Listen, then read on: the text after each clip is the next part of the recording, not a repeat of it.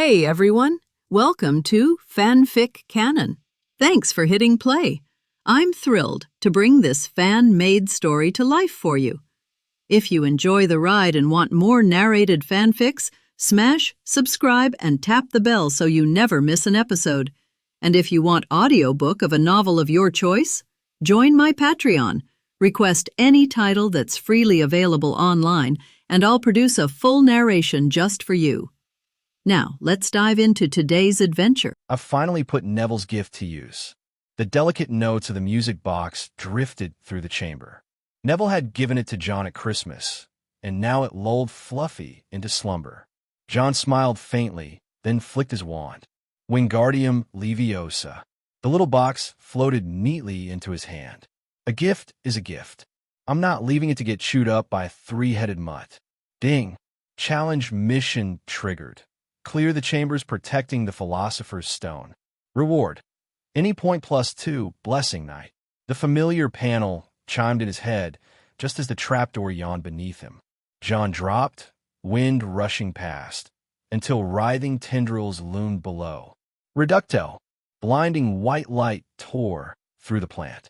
He muttered another levitation charm and slowed his fall, touching down lightly among twitching vines. The broken tendrils knit themselves together again, writhing hungrily. Devil's Snare, Sprout's handiwork, figures she didn't expect anyone to blast their way through.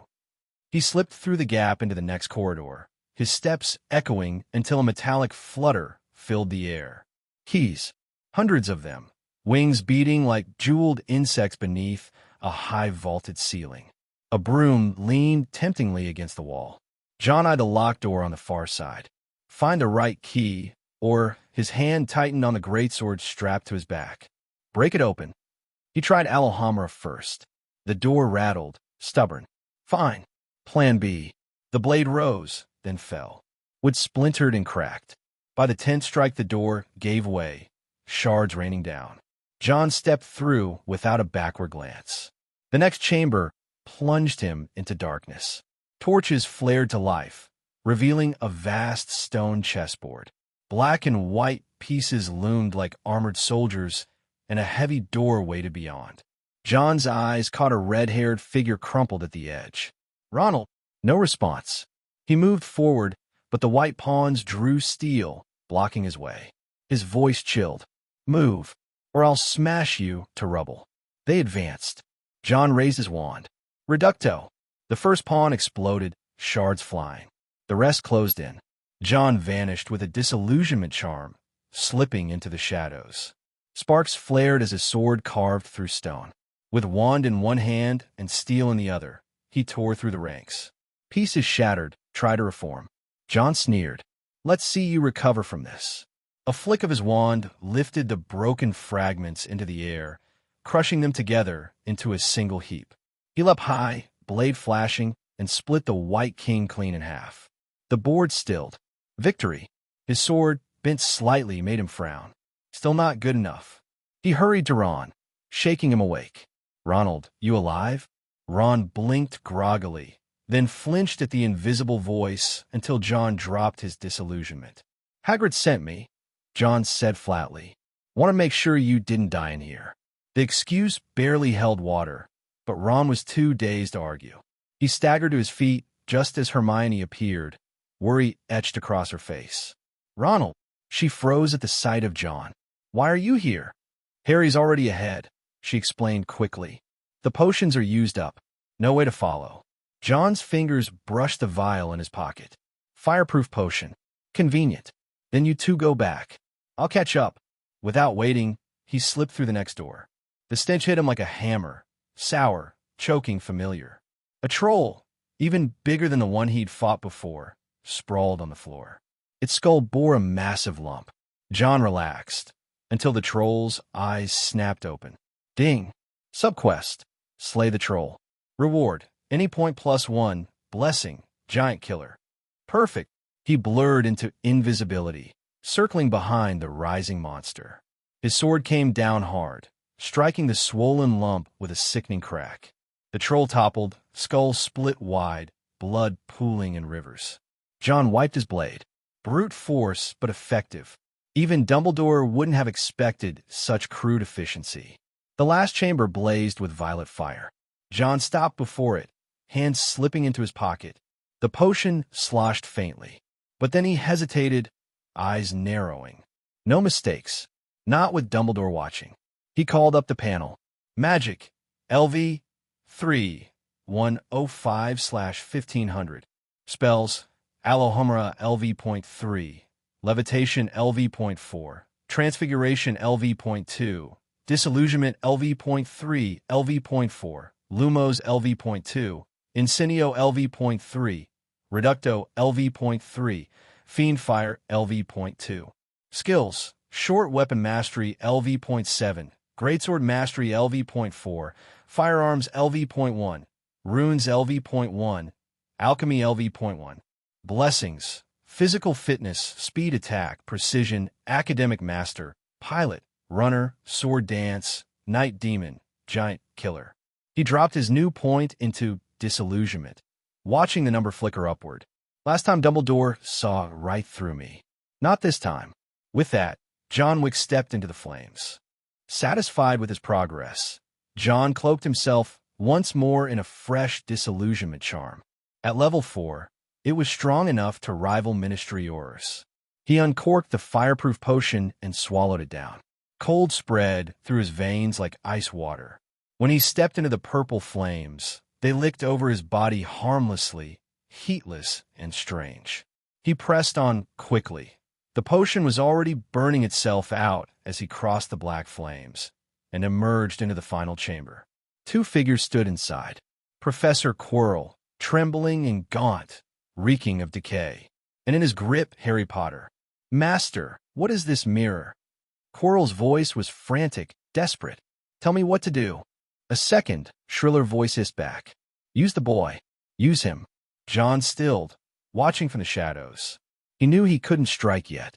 Voldemort hadn't revealed himself. Harry was shoved before the mirror of Ariste. His mind raced. Snape was protecting me. Quirrell's the traitor. In the glass, his reflection winked and slipped a glinting stone into his pocket. The Philosopher's Stone. Only Harry knew it was there. I see myself shaking hands with Dumbledore. Harry lied, voice steady despite the terror. And Gryffindor, winning the House Cup. Quirrell's face twisted with fury. He shoved Harry aside. The mirror mocked him with silence. Liar, the shrill voice screeched.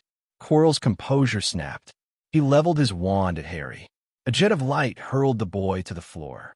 Give me the stone. Harry gritted his teeth. Said nothing. Let me handle this, Quirinus. You're useless, the high voice hissed.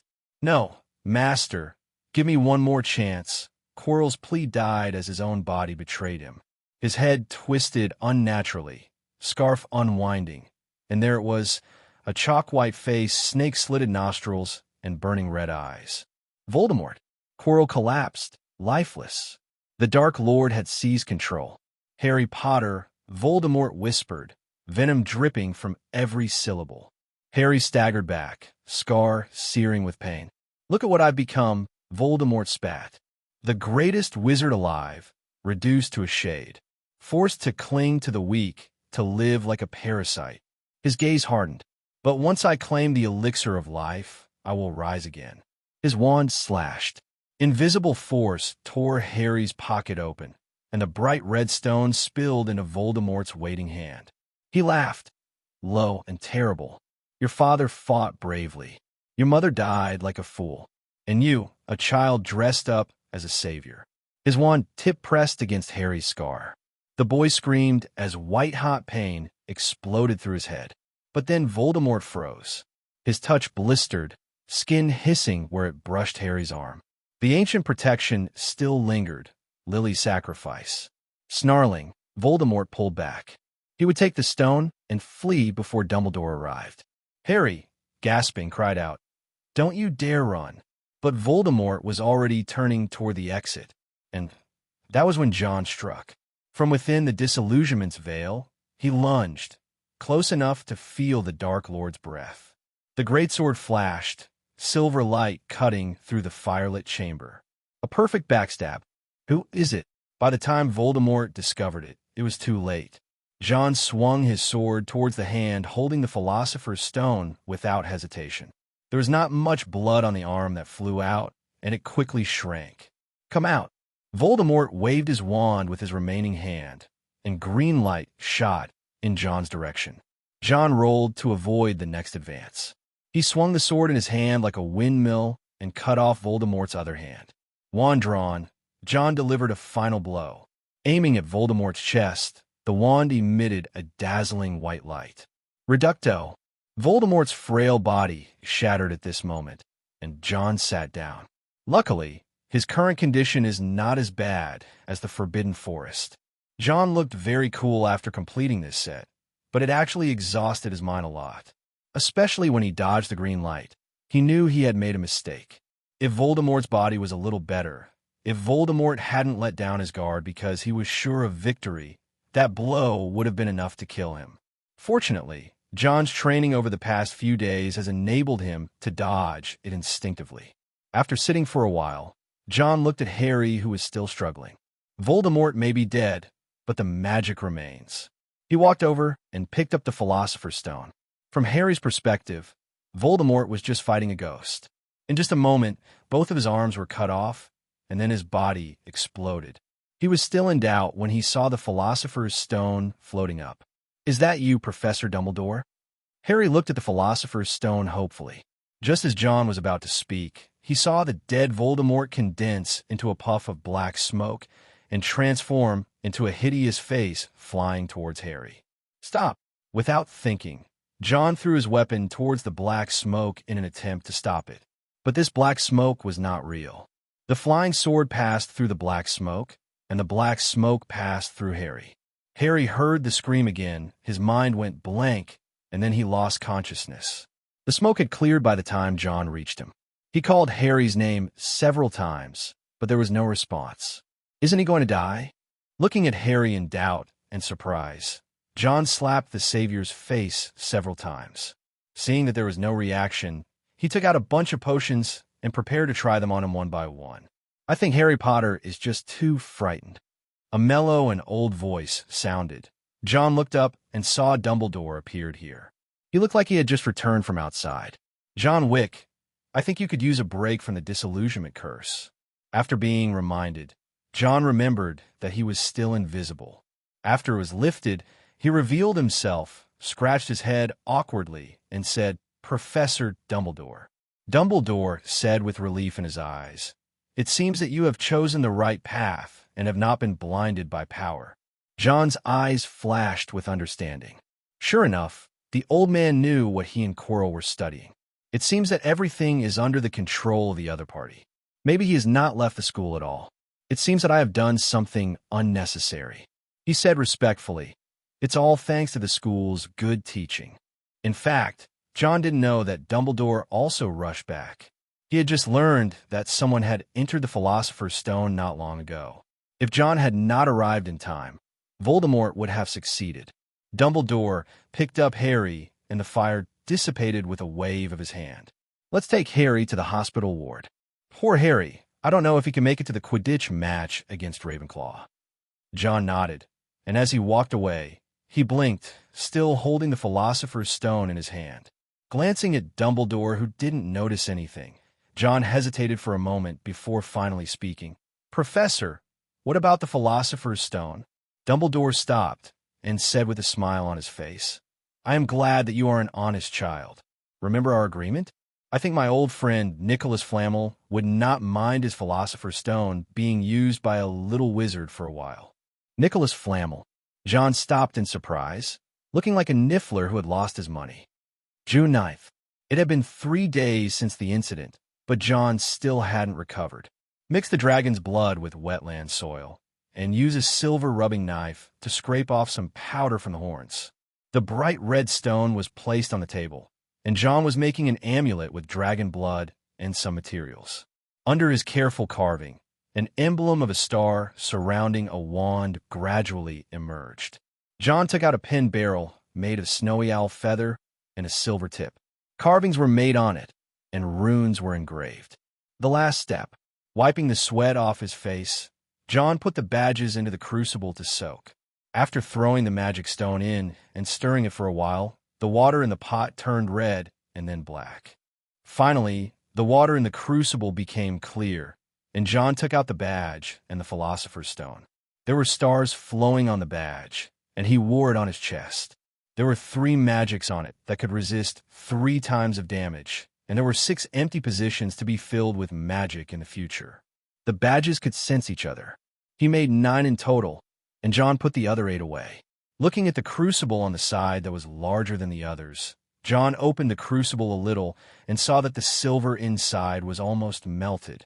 Then he threw in the dragon's blood and the remaining unicorn horn, closed the door, and waited until it melted completely. He poured the silver liquid into the prepared mold, and a sizzling sound continued to be heard. After it cooled completely, Jon knocked open the mold, and a silver sword appeared inside. Throw the cooled sword back into the crucible and throw the Philosopher's Stone in at the same time. Jon nervously watched the changes that occurred in the crucible from time to time. I sold everything I could to get this little bit of mithril. I must not fail. Under the extremely nervous gaze, the changes in the crucible stopped. He opened the crucible with great anticipation, but the situation inside made his face freeze. Failed. The sword in the crucible turned golden, which was the effect of the Philosopher's Stone turning stone into gold. But Jon didn't want to turn stone into gold. He wanted to improve the quality of the sword. Disappointment showed on his face. Jon sighed and said, "Even if we have the Philosopher's Stone, it is still too difficult to refine the level of Gryffindor's sword." Jon took out the golden sword, thinking he could sell it for some money. I glanced at the time, and it was already time for the year-end banquet. Jon had no choice but to put his things away, put the Philosopher's Stone in his pocket, and walked out of the room of requirement. Today is very lively. Inside the auditorium, Harry came out of the school hospital, but he was a little depressed after learning that the team lost the match against Ravenclaw because of his absence. The green and silver of Slytherin adorned the Great Hall, and they had won the House Cup for 7 years in a row. Jon sat in the Slytherin seat, glanced at Malfoy's arrogant look, and then looked at Gryffindor, who was 160 points lower than Slytherin. If it weren't for Malfoy, it's hard to say who would have won. Dumbledore was giving a speech, and when he mentioned Slytherin's first place, Slytherin erupted in thunderous cheers and stomping of feet, with Jon also contributing. Yeah. Well done, Slytherin." Dumbledore nodded in agreement. Just when everyone thought he was going to declare victory, he changed the subject. However, several recent events must also be taken into account. The hall fell silent. Slytherin felt something was wrong, and Malfoy's smile faded. Dumbledore cleared his throat. "I have a few final marks to distribute. Let me see. By the way, first, Mr. Ronald Weasley, for winning the most exciting game of chess at Hogwarts in many years. I award Gryffindor House 50 points for this.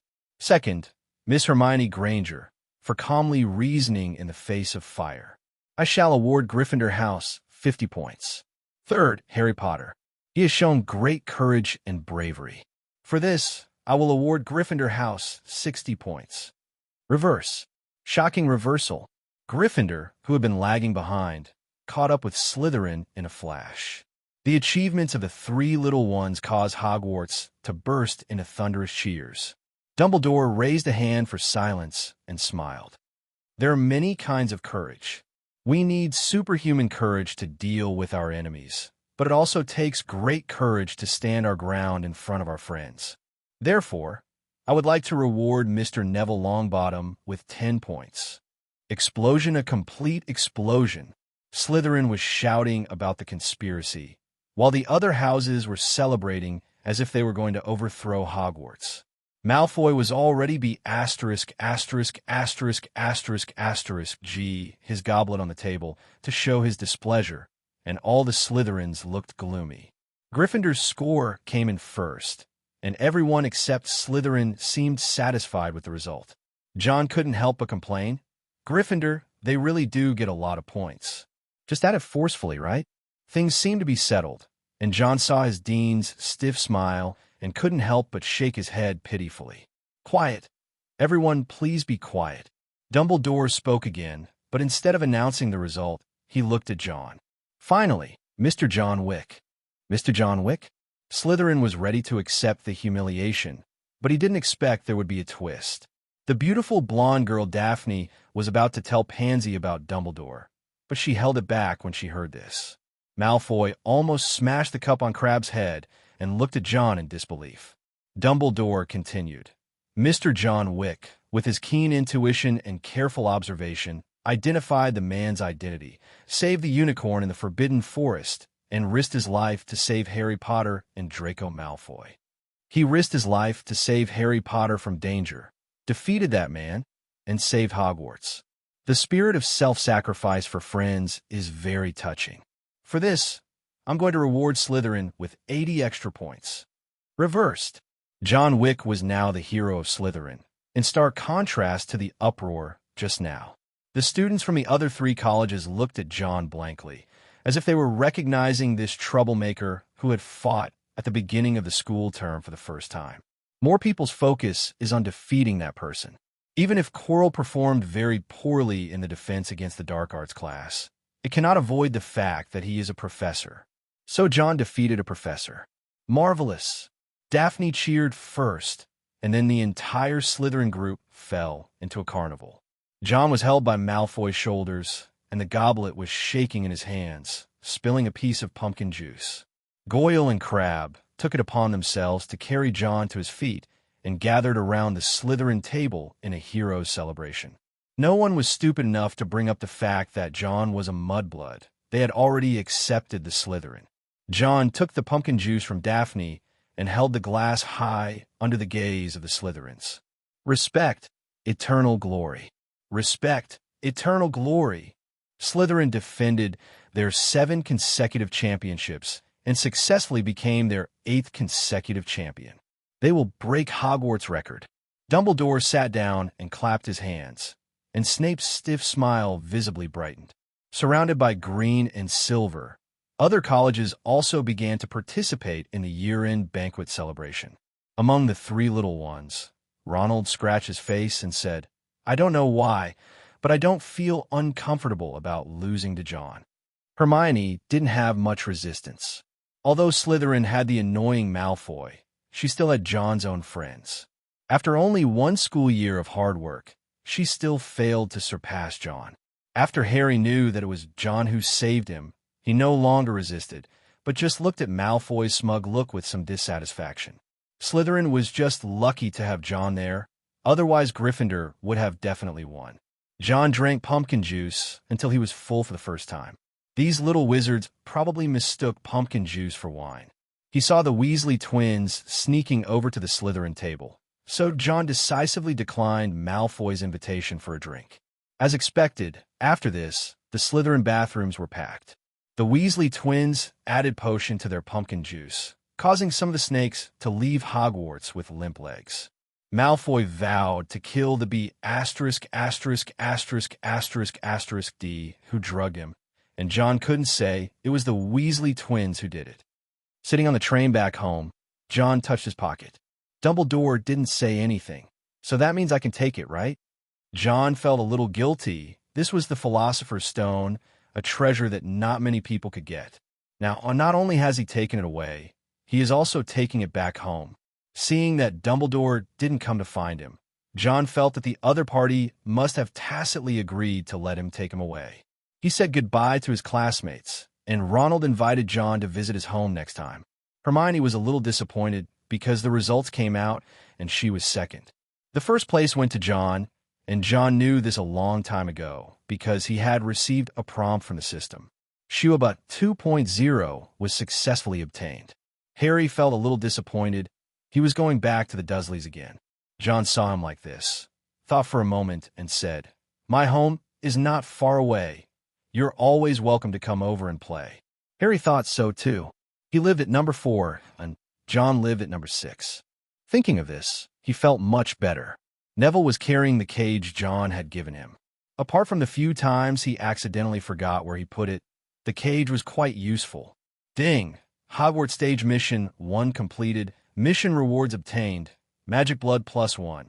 Any point +2. The moment the train started, John heard a system prompt.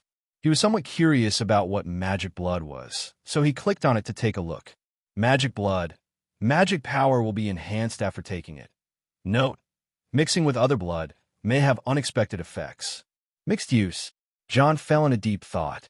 This other blood should refer to the blood of magical creatures. This Jon does have one, and he hasn't used up all the dragon blood in his body. But this thing looks a little dangerous. If I use it, will it cause other effects? I don't want to be invited to the Ministry of Magic for tea, just because I drank something weird at home. Never mind, let's go home first. It has been almost a year since Jon left home, and he is beginning to miss home. The train rumbled into King's Cross Station, and Jon stepped off. On platform 9 3/4, a wizened old guard manned the partition, allowing only 2 or 3 people to pass at a time. This is to prevent a large number of people from walking out of a solid wall at the same time, which would be too conspicuous. Jon was constantly greeted by people, mostly Slytherins and Gryffindors. Slytherin was honored because of Jon, while Gryffindor felt that the old Sorting Hat was definitely broken. Harry received the same treatment as him. People kept pushing past him and greeting him.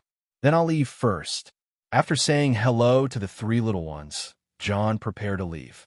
He ran headfirst into the partition wall and returned to the Muggle world. Jon walked toward his parents. Mr. and Mrs. Wick had been waiting for a long time. Not far away from them were the red-haired little girl Ginny and Mrs. Weasley. As for how Jon knew their identities, because after Harry came out, the little girl kept screaming, which made Jon deeply understand the power of fangirl. You must be John Wick, right?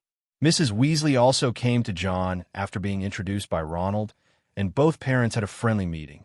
The Grangers also came over, except for the Dursleys, because they didn't want to be associated with wizards. Dudley, who was behind the Dursleys, saw Jon coming out and looked terrified. Jon gave him a kind smile and pointed at Harry, indicating that this was the person he was protecting. If Harry was having a bad time, he wouldn't mind revisiting the past with Dudley. The summer vacation is always full of joy. Watson Wick felt that his son seemed out of tune with the summer and always stayed in the basement. Jon, you have been in wizard school for so long. Haven't you learned any magic? Watson Wick asked the question for the 11th time without giving up. Jon looked at his old father helplessly and said, I told you that young wizards are not allowed to use magic in the Muggle world. Seeing that his father was still unwilling to give up, Jon said viciously, Do you want to see your son sent to Azkaban? Watson smiled awkwardly and muttered, It's not that serious, is it? Isn't there a law to protect minors in the wizarding world? Jon just gave him a look and told him that if he came to the basement to disturb him again, he would have to secretly give his father some sleeping potion. At this moment, he was holding a tube of blood-red reagent in his hand, with dots of patterns that looked like fire dragons flowing on it from time to time. Magic blood. He is studying how to use it. However, while he was studying, he also reached out to the magic wand. Tracing thread, a device used by the Ministry of Magic to monitor underage wizards. It's like a monitoring system strapped to your body. Before leaving Hogwarts, young wizards are given a letter warning them not to use magic outside of school. It was as cryptic as the Hogwarts admissions roll, but Jon wanted to see if he could dismantle the trace. This way he wouldn't have to worry about being warned when using magic. If it were anyone else, they might not be able to do it, but Jon is a man who possesses alchemy. Although the level is not high, the tracking thread used by the little wizard will not be too sophisticated, so it is just right for him to practice. Jon immediately started studying the wand. Tracking thread is a form of surveillance or magic. The notice that Hogwarts students receive when they leave school is actually used to extend the duration of the tracking thread.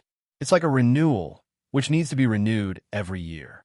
It can be seen that the magic content in the trace thread is not high. Moreover, the effect of the tracking thread is not that good. It is mainly used to monitor the place where magic happens. As long as there are adult wizards around, it will not be counted on the students. In pureblood families, it is not strange for young wizards to use magic, and the Ministry of Magic will not come to them. In Jon's opinion, this was more like a means to restrain young Muggle wizards. Isn't this clearly telling Muggle-born wizards to stay put and do nothing? Jon was a little unhappy. He admitted that privilege would always exist wherever one was, and it was normal for pure-blood families to have advantages over muggles. But I feel very unhappy when I'm targeted like this. After his research, he finally succeeded in taking out something similar to a transparent silver thread from the wand. Using silver tweezers, he gently pulled it out and put it into the test tube. Then Jon took out another wand. This is the wand he made using materials obtained from the Forbidden Forest. It looks similar in appearance, but in fact it is not as sophisticated as the one made by Ollivander. Cherry wood and unicorn hair, 11 inches. He intended to use it as a spare wand. Now it's foolproof. Taking out the magic blood, Jon shook it and prepared to take it. This thing was originally silver, but it turned red after adding dragon blood. He opened the lid and there was no smell inside. Jon frowned and said to himself, "This thing shouldn't taste like orange juice." Jon knew he would have to drink it sooner or later, so he made up his mind and drank it with his eyes closed. The magic blood flowed down the throat into the body, and it felt like drinking a bottle of magic potion. His body began to heat up. He covered his throat with his hands. His face turned red, and his expression was extremely painful. The reagent slipped from his hand and fell to the ground and shattered. Watson Wick, who was about to come in to ask for the 12th time, heard the noise and walked in. "Oh my God, Jon, what's wrong with you?" Watson rushed over and was burned as soon as he touched Jon's body. He saw that Jon looked miserable and tried to cool him down. With Jon as the center, a wave of magical power spread out in the surroundings. Everything in the basement floated up. "Get out. Get out now." Jon's remaining sanity told him that he couldn't let Watson stay here, so he waved his hand. Even though he didn't use a magic wand, he made Watson float away. "Jon, lock the door and don't come in." Jon's skin turned red all over, and the entire basement was messed up by his magic fluctuations. The Wicks could only stand outside and worry. The magic is increasing. Jon's pain gradually faded as he became more aware of his body. Some young wizards would experience a magical outburst when they were young, but Jon had never encountered this situation. But he felt that he was in a state of magic rampage. In this state, Jon felt like a god walking on earth. No need for a magic wand. He can control everything with just a thought. Under his control, the things around him kept changing, sometimes turning into a kitten, sometimes turning into a puppy. An owl flew over the roof, where there had been a chair. He tried his best to control himself, but the magic power continued to flow out. The grass outside the house was growing, and huge fruits were growing on the apple tree. "Stop!" Jon pounded his hands on the floor, screaming like a trapped animal. The basement gradually returned to calm. Everything floating in the basement came crashing down, and Jon lay there gasping for air. Ding! The magic blood ends. Gain the fire dragon's characteristic blessing. Fire swallowing, deterrence, hardening, dragon language. Fire swallowing. Increase affinity to fire attribute magic.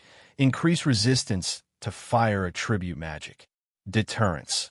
Increases deterrence against lower-level creatures. Hardening. Increased resistance to impact. Dragon language. Learn the language of dragons. Jon's body regained control, and he seemed to have a serious fever. The clothes on my body were wrung out of water. Jon held himself up and cast a cleansing spell on himself. He cursed inwardly with lingering fear. The system didn't tell me that this process would be so difficult. If he had known this earlier, he would not have used it at home. Now the basement is ruined. Although the process was difficult, the rewards were huge. Not to mention the 4 fire dragon characteristics. The increase in magic power is also very considerable. Magic, level 3, 635/1500. Spells, Alaho opening, level 3, levitation, level 4, transfiguration, level 2, optional dragon form, disillusionment, level 4, luminescence, level 2, blazing flame, level 4, shattered to pieces, level 3, fiendfire, level 3, occlumency, level 3. Skills, short weapon mastery, level 7, greatsword mastery, level 4, hot weapon mastery, level 1, rune mastery, level 1, alchemy mastery, level 1. Blessings, physical fitness, speedy attack, precision, academic master 2.0, pilot, long-distance running, sword dance, night demon, troll killer, night fire swallowing, deterrence, hardening, dragon language. In addition to the blessing, the magic power increased by 500 experience points, and the 2 fire attribute spells were also upgraded. John guessed that this was due to the presence of the Fire Eater, and that there was also a change in the Transfiguration spell. The Transfiguration spell has not been upgraded, but there is a dragon shape option. However, when John clicked on it, it was gray, which meant he had to wait until the level of the Transfiguration spell was raised. The next level up from the Transfiguration spell is the Animagus, a spell that allows a person to transform into an animal. There are currently 7 known legitimate Animagus, including Professor McGonagall, the head of Gryffindor. I guess once the Transfiguration spell reaches level 4, I might be able to transform into an Animagus. It is very difficult to upgrade the Transfiguration charm. At least John hasn't used the Transfiguration charm for a long time after he reached level 2. With 4 points left from his first year of randomness, John looked at his skills and clicked on runes and alchemy respectively. After the 2 skills are upgraded, they turn gray and you have to wait until enough accumulation is made before you can upgrade to the next level. After another click of acclimacy, John decided to keep the remaining 1 as a precaution. The system is not omnipotent. Cleaning the basement was just a matter of moving the magic wand. John walked out under the worried gaze of his parents, and naturally he could not avoid being examined by his parents all over his body like a rag doll. Stopping his father from checking if his little brother was still there, John signaled them not to worry. After John repeatedly assured them that there would not be a next time, the couple gave up the idea of going to the hospital for a checkup. Luckily, we removed the trace. Otherwise, the Ministry of Magic would have already caught up with us. Just as John was feeling extremely relieved, he saw an owl flying past the window and heading toward another house. If John remembered correctly, it was number 4 Privet Drive. Harry, who had only been back for a few days, used the method taught by Hagrid to make the Dursleys no longer dare to boss him around. He abided by the school rules and regulations and did not use magic. To scare people, he just took out the magic wand for the sake of showing his intention. But even so, he actually received a warning letter from the Ministry of Magic. He was a little confused. Was it not possible to scare people with a magic wand? As the instigator of everything, John remembered that Harry's wand seemed to have a tracer as well. He was fine, but Harry had to take the blame. John silently said sorry. It's true that you can't keep your eyes peeled for trouble while you're still at home. After drinking the magic blood, John felt that the whole world became clear. It was as if magical elements flashed before his eyes from time to time. Although he could not see the real objects, he could feel their existence. The effect of magic blood is greater than I thought.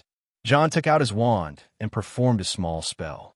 John was startled by the gushing flames that surrounded the basement, and he barely managed to control it. A fire spell to create a fiend fire effect. The flame of level 4 is so blazing and terrifying. If it were a level 4 fierce fire, it would be even more devastating. He had the urge to upgrade Li Hua, but after thinking it over he gave up. It is difficult to control the raging flames of level 4 with level 3 magic. If you control the fierce fire, it might burn down the house. There are a lot of things missing from the basement now. The chair that turned into an owl has been taken out by Watson as a decoration. Basil saw such a lifelike owl and thought John kept other owls in the basement. John tried to change these items back after they were transformed by the magic, but failed every time. The rampage of magic has unleashed all my potential. Except that the animals cannot move, everything else looks just like the real thing. John felt that if he could maintain this state, he could even defeat Voldemort himself. But unfortunately, this state is something you can only encounter by chance. In the magic world, there's a creature called Obscurus, which is derived from a little wizard whose magic power is out of control. This thing is extremely dangerous. A wizard who gives birth to an Obscurus is called an Obscurus, and Obscurus generally do not live long.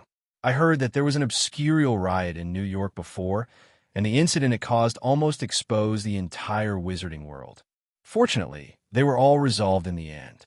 Jon needs to control every use of magic blood, otherwise he may become silent. At that time, the loss will outweigh the gain. After Jon upgraded his alchemy to level 2, he became more proficient at it, especially with the help of the Philosopher's Stone. Taking out one of the 9 badges that had been refined, Jon carefully carved runes on it. Thurisas. This is a rune with reflective properties and also has the effect of adding a little luck. After the engraving was completed, a layer of light flashed on the badge, and then quickly returned to normal. Using the Philosopher's Stone and Dragon's Blood as the ink for carving, the effect is very good. Nodding with satisfaction, Jon put the badge on his chest. The badges that looked like a galaxy added a touch of mystery to him, and he planned to keep the remaining 8 badges to engrave other runes. "Jon, someone wants to see you." Mrs. Wick's gentle voice sounded, and Jon felt strange when he heard it. "Someone else came to see me. Could it be Harry?" The wand tapped on the table, and the things placed on it were returned to the suitcase in an orderly manner. After finishing everything, Jon walked out of the basement. He had expected it to be Harry or some old classmate or something.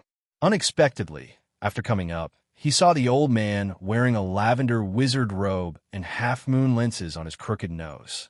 Dumbledore. Dumbledore was very humble. He toured the house and expressed his feelings from time to time, especially when he saw the decorative owl. A gleam of wisdom flashed in Dumbledore's eyes. "Professor Dumbledore." Jon's heart tightened, and he ran over quickly. Dumbledore noticed his reserved look and smiled. "Minerva is right. You are very talented in transfiguration, Jon." Hearing this, Jon felt a little embarrassed, as if he had been caught doing something wrong. This level of transfiguration skill surprised even Dumbledore. He used to be a professor of transfiguration, so he could naturally see that this skill surpassed most people. From his perspective, this owl could at least put many aurors to shame. With a probing look in his eyes, Dumbledore was curious about how Jon did it. Harry received a warning letter from the Ministry of Magic's Misuse of Magic office a few days ago. He felt very aggrieved. Blinking, Dumbledore thought of the way Harry looked when he received the warning letter. Jon pretended to know nothing, but he couldn't help but put his wand back nervously. Dumbledore whispered, "Don't be nervous. Some clever wizards always have special methods. Harry will be fine. It's just a small warning." As he spoke, he used 2 fingers to indicate how small it was. This made Jon feel relieved. He thought that the title of Savior should allow Harry to gain special privileges. It seemed that Dumbledore came here because of the commotion he had caused a few days ago. Jon invited Dumbledore to sit down. Mrs. Wick brought a cup of tea and some freshly baked cookies. Excellent craftsmanship. Dumbledore took a bite of the cookie and immediately praised it highly. Mrs. Wick saw that the old man was enjoying his meal, and she also looked happy. After chatting for a while, Dumbledore got down to business. "Jon, the Philosopher's Stone has been with you for some time." When Jon heard this, he understood that he was here to ask for the Philosopher's Stone. Although he was a little reluctant, Jon nodded honestly and said, "Okay, Professor Dumbledore, I'll get it right away." No, Jon." Seeing that he had misunderstood, Dumbledore waved his hand and said, "My old friend, there is no need to worry. The Philosopher's Stone has been announced to be destroyed. You still have 1 holiday to possess it." "Then what is this?" Jon was confused. If he wasn't here for the Philosopher's Stone, then why was he here? Dumbledore smiled mysteriously. "My old friend heard that there's a young wizard who is very interested in alchemy and wants to meet him." "Old friend?" "Nicholas Flamel." Jon stood up with some excitement, and Dumbledore was not surprised to see him so excited. He is a living legend of alchemy, the only person in the world who created the Philosopher's Stone. Thinking that his old friend was ready to die, Dumbledore felt that he also wanted to leave some stories for the wizarding world. Well, a successor might be a good storyteller. "Jon, if you don't have any other plans for the holidays, maybe we can go on trip abroad." "Of course. That requires your parents to agree to it." "Disagree?" "Impossible." Jon agreed almost without thinking. If you ask who is the real master of alchemy in this world, it must be Nicholas Flamel. Jon's magic sword wasn't ready yet, so how could he let this opportunity go? After discussing it with his parents for a while, Watson passed it easily, but Mrs. Wick was not so easy. When Mrs. Wick heard that he was going abroad, she became worried. "Help me quickly. This is my wife." "That. It costs more." Finally, after eye contact between John and Watson, John agreed to buy Watson some super bubble gum and chocolate frog, and also asked Basil to deliver letters to Watson's friends and Tom to perform at the party. Mrs. Wick finally relented, but she required him to write a letter home every week. "If you don't write back, I'll tell your uncles." This was the threat Mrs. Wick made to John. When John thought of those uncles, he felt that the threat was too cruel. Mrs. Wick is a Slav, and her brothers are the kind of people who wrestle bears with their bare chests in winter. When John was 5 years old, he went to his grandfather's house and saw with his own eyes his uncle taming a brown bear. In order to please their nephew, they also planned to take John to the mountains to hunt. If Mrs. Wick had not scolded him, John would probably be an experienced hunter now. After agreeing a time with Dumbledore, John returned to the basement to pack his things. In fact, there are not too many things, but the magic stone and materials must be carefully kept. After playing frisbee with Tom, John saw Dumbledore in a new outfit. Dumbledore suddenly had the urge to try a Muggle cruise. What else could John do? It seemed that the plan to take the Portkey abroad could only be realized next time. Crossing the English Channel, the cruise ship arrives from the UK to France. Pyrenees Mountains. This is the natural border between France and Spain. Beauxbatons Castle is located in the middle of the mountainous landscape, creating a magical paradise. If you ask British wizards which is the best magic school in the world, they will tell you Hogwarts without hesitation. If you ask a French wizard, they will tell you that the British guy is talking nonsense and Beauxbatons is the best magic school. The magnificent and romantic castle is the French people's favorite French palace, and the magical gardens and fountains surround the school. When the breeze blows, there may be forest fairies singing in the garden. "Professor, why are we here?" John was a little depressed, and Dumbledore said he would take him to find Nicholas Flamel. When he arrived, he first went to the Paris Opera House to take John to listen to a touching opera, and then went to a ladies' hat shop to buy himself a favorite ladies' hat. This was their third stop in France, Beauxbatons Castle, which was also the magic school in France. Dumbledore smiled at John and said, "John, of course the pursuit of knowledge cannot stop, but we are on vacation now." Walking into the gate of Beauxbatons School, in the garden, the tall woman seems to be the female version of Hagrid. "Dumbledore, Alan Maxim, the current headmaster of Beauxbatons.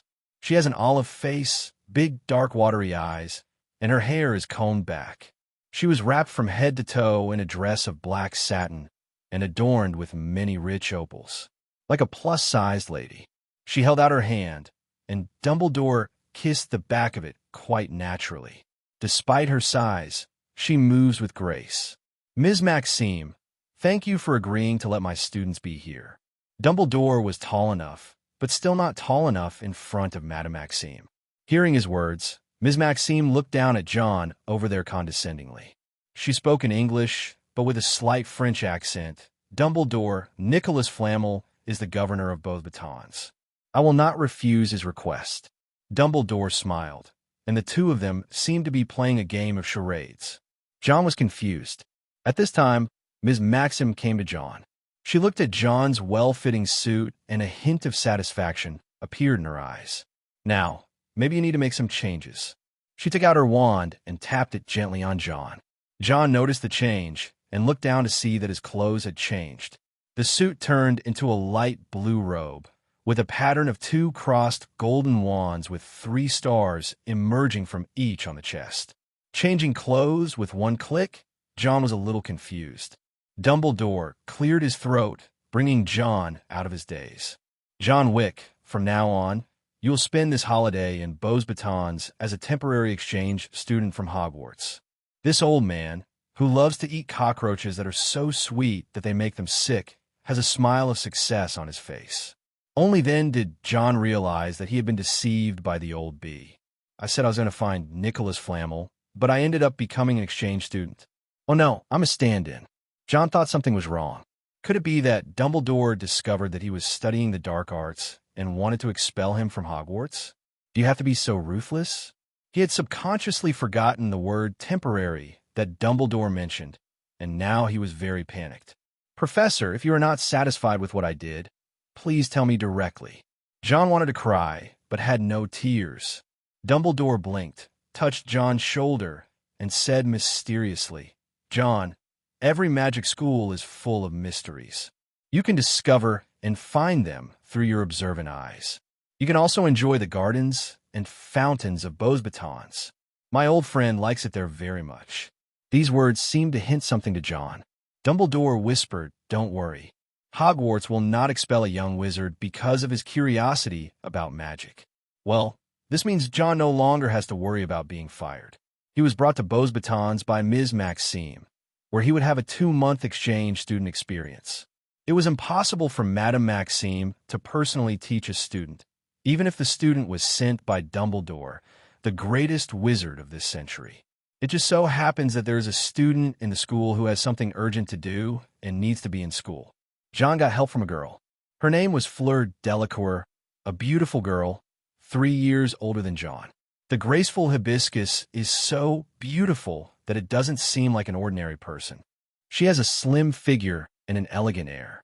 When she walks, it seems like she is floating on the ground, and a faint silver light seems to emanate from her body. She has waist-length silver hair, big blue eyes, and a set of perfectly white teeth. John came to his senses only when she walked in front of him. He searched his mind and felt that there was only one word that could be used to describe this girl. It's really bling-bling, just like what Duong added. He said this very sincerely, but Furong looked confused. What is Bryn Bryn and what is Duong are the same.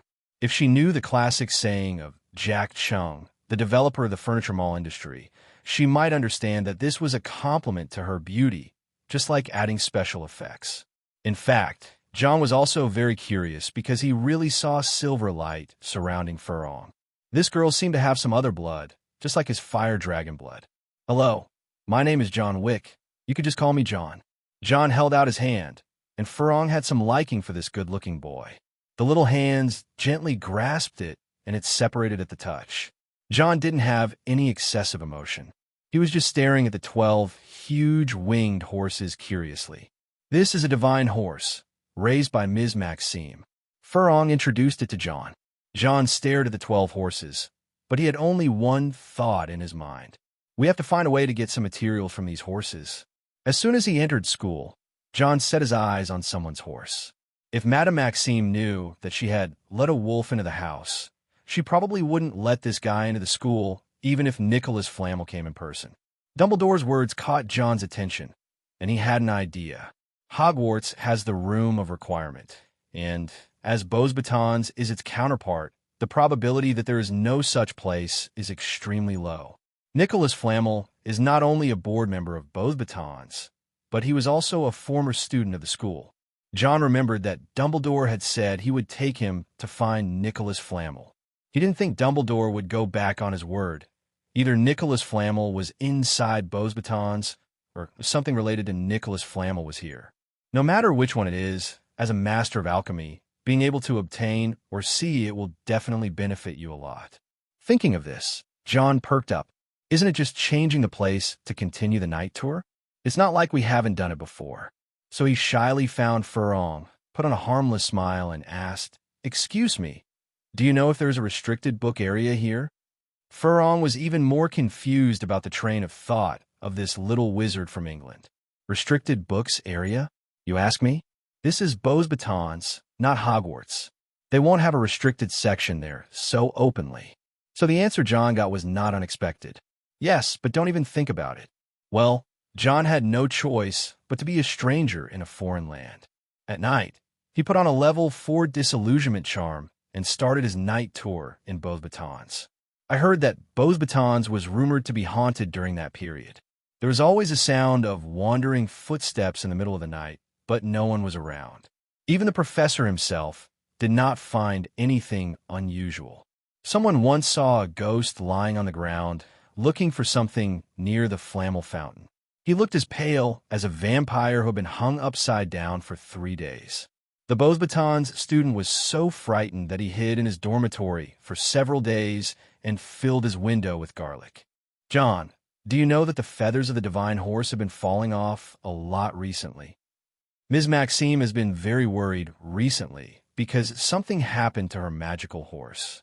I don't know if it's because of the competition for a mate or because of depression, but the divine horse is shedding fur like crazy.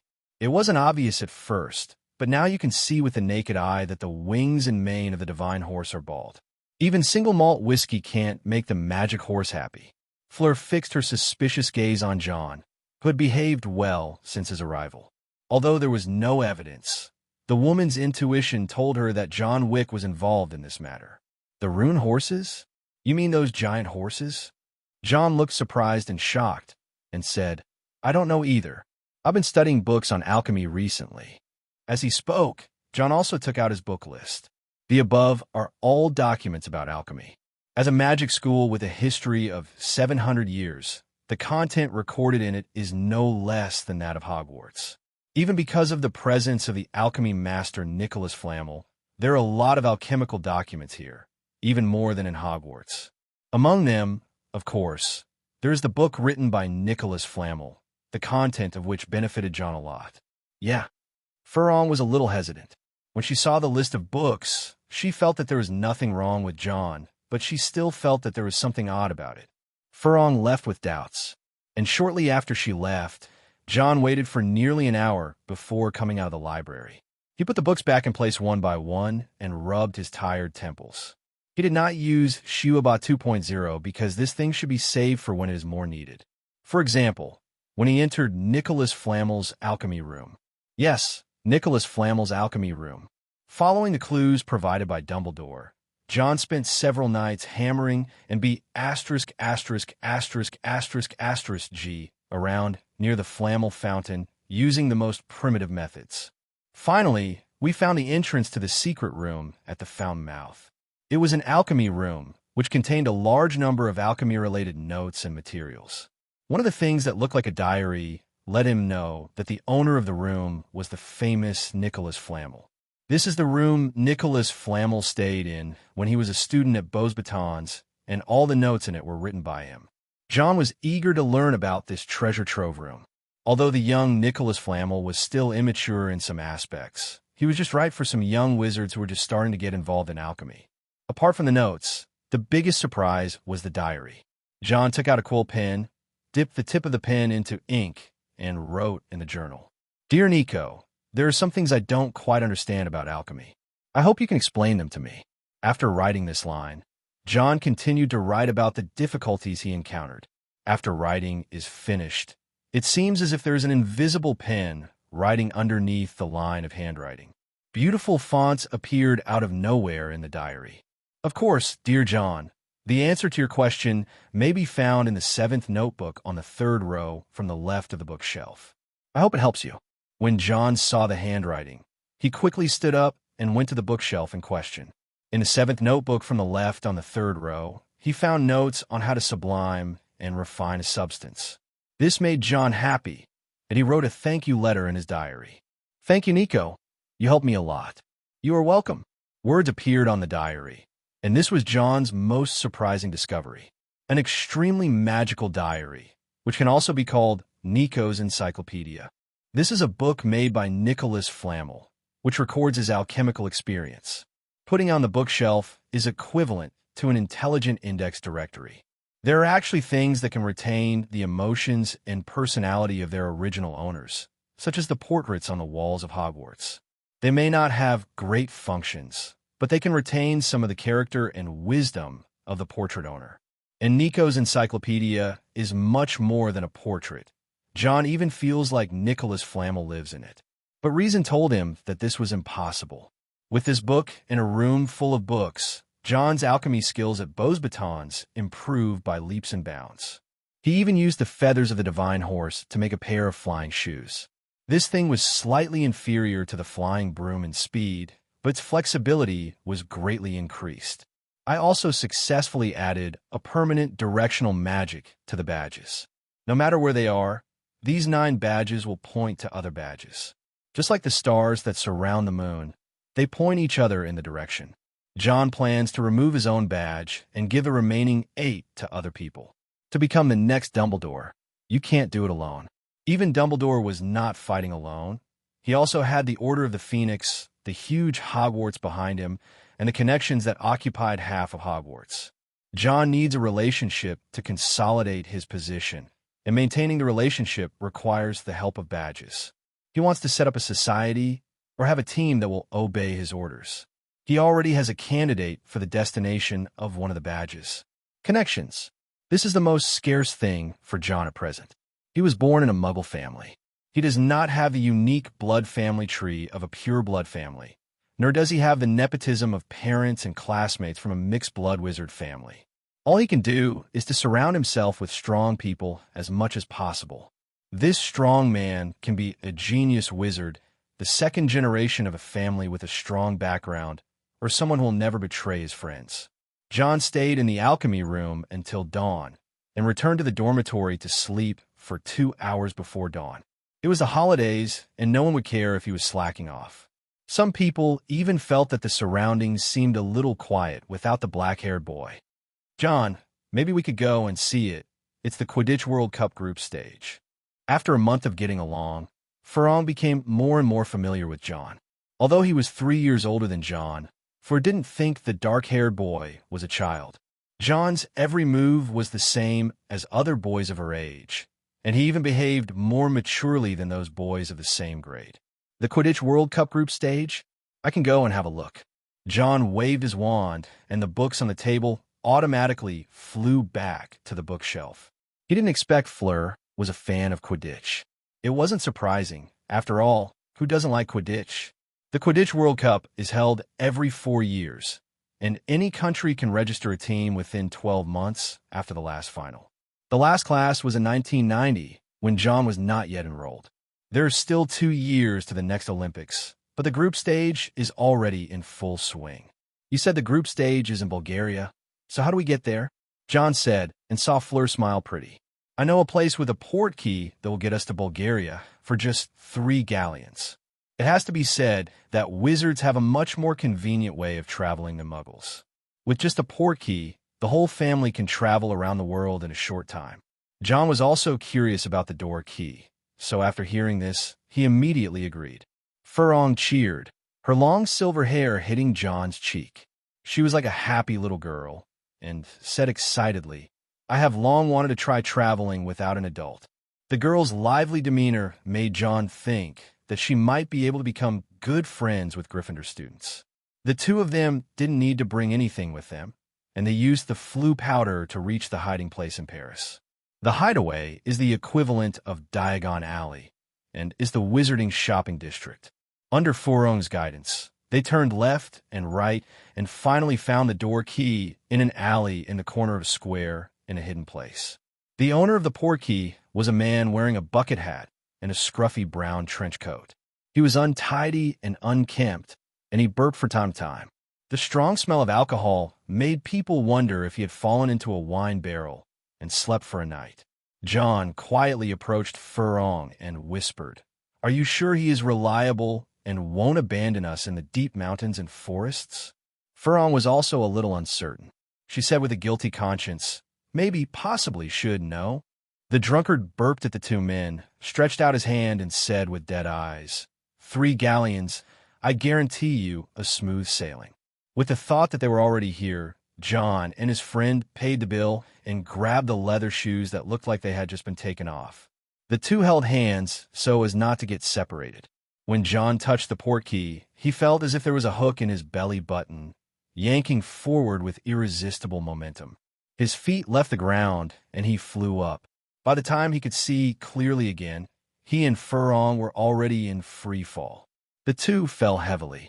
Jon rubbed his aching waist, stood up, looked around, and said, This doesn't look like a place where Quidditch would be held. I must kill that damn liar. Furong's beautiful face turned dark at this time. It was an unstable door key. They were sent directly to some unknown forest. Jon had a headache because the port key was gone, which meant they were thrown into the deep mountains and forests, possibly a deserted place. Hopefully we can find someone to ask for directions. Everything was fine when I came here, and I can't go back. I can't do it anymore. I need a rest for a while. Furong sat on the ground without any ladle-like image. Jon stopped, and beads of sweat appeared on his forehead. They walked in the forest for at least 3 hours, but during these 3 hours, there were few people, not to mention animals. Jon now missed his flying boots very much. If he had known that he would end up in such a damn place, he would have brought them here. Point me. His wand pointed north, and Jon checked the direction.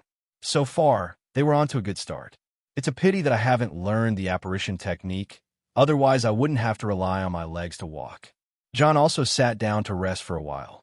He picked some harmless-looking fruits from the tree and handed them to Furong.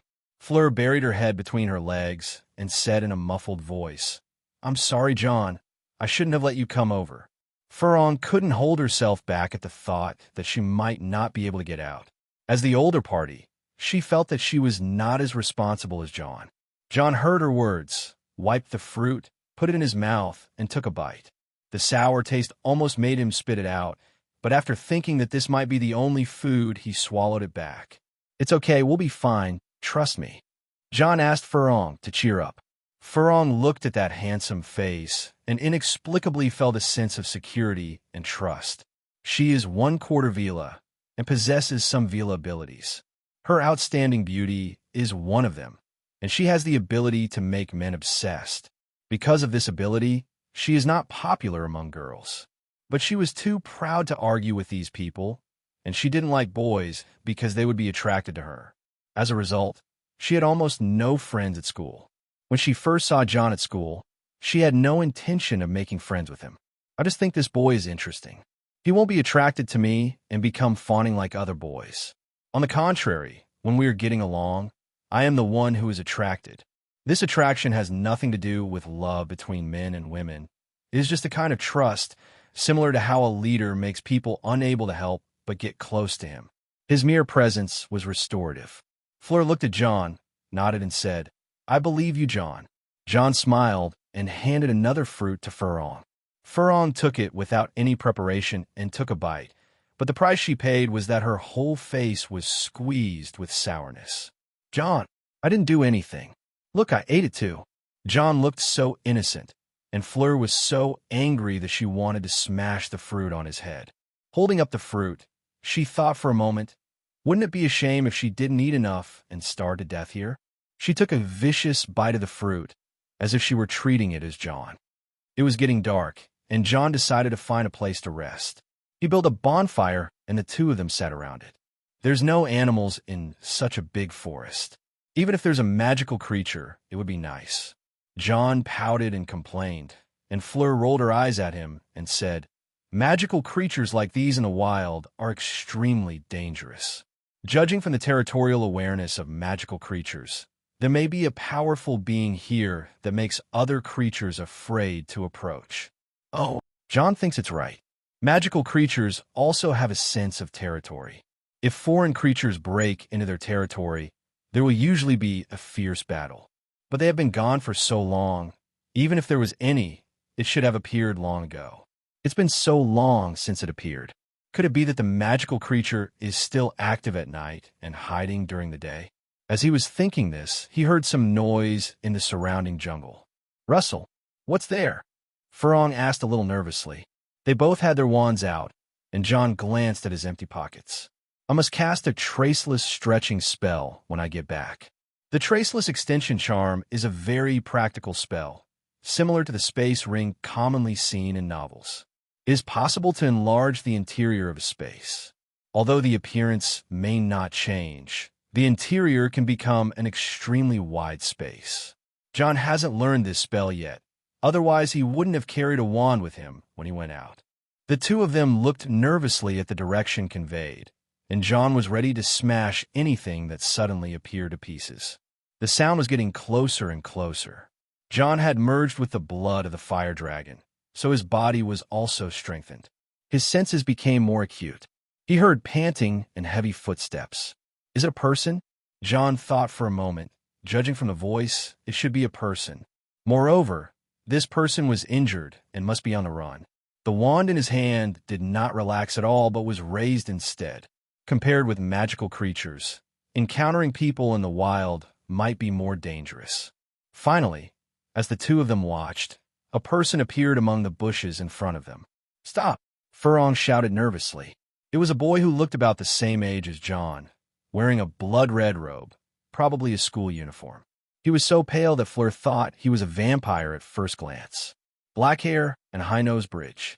If it weren't for the golden eyes that were faintly revealed through the messy hair covering her left eye, Furong's attack would probably have been launched.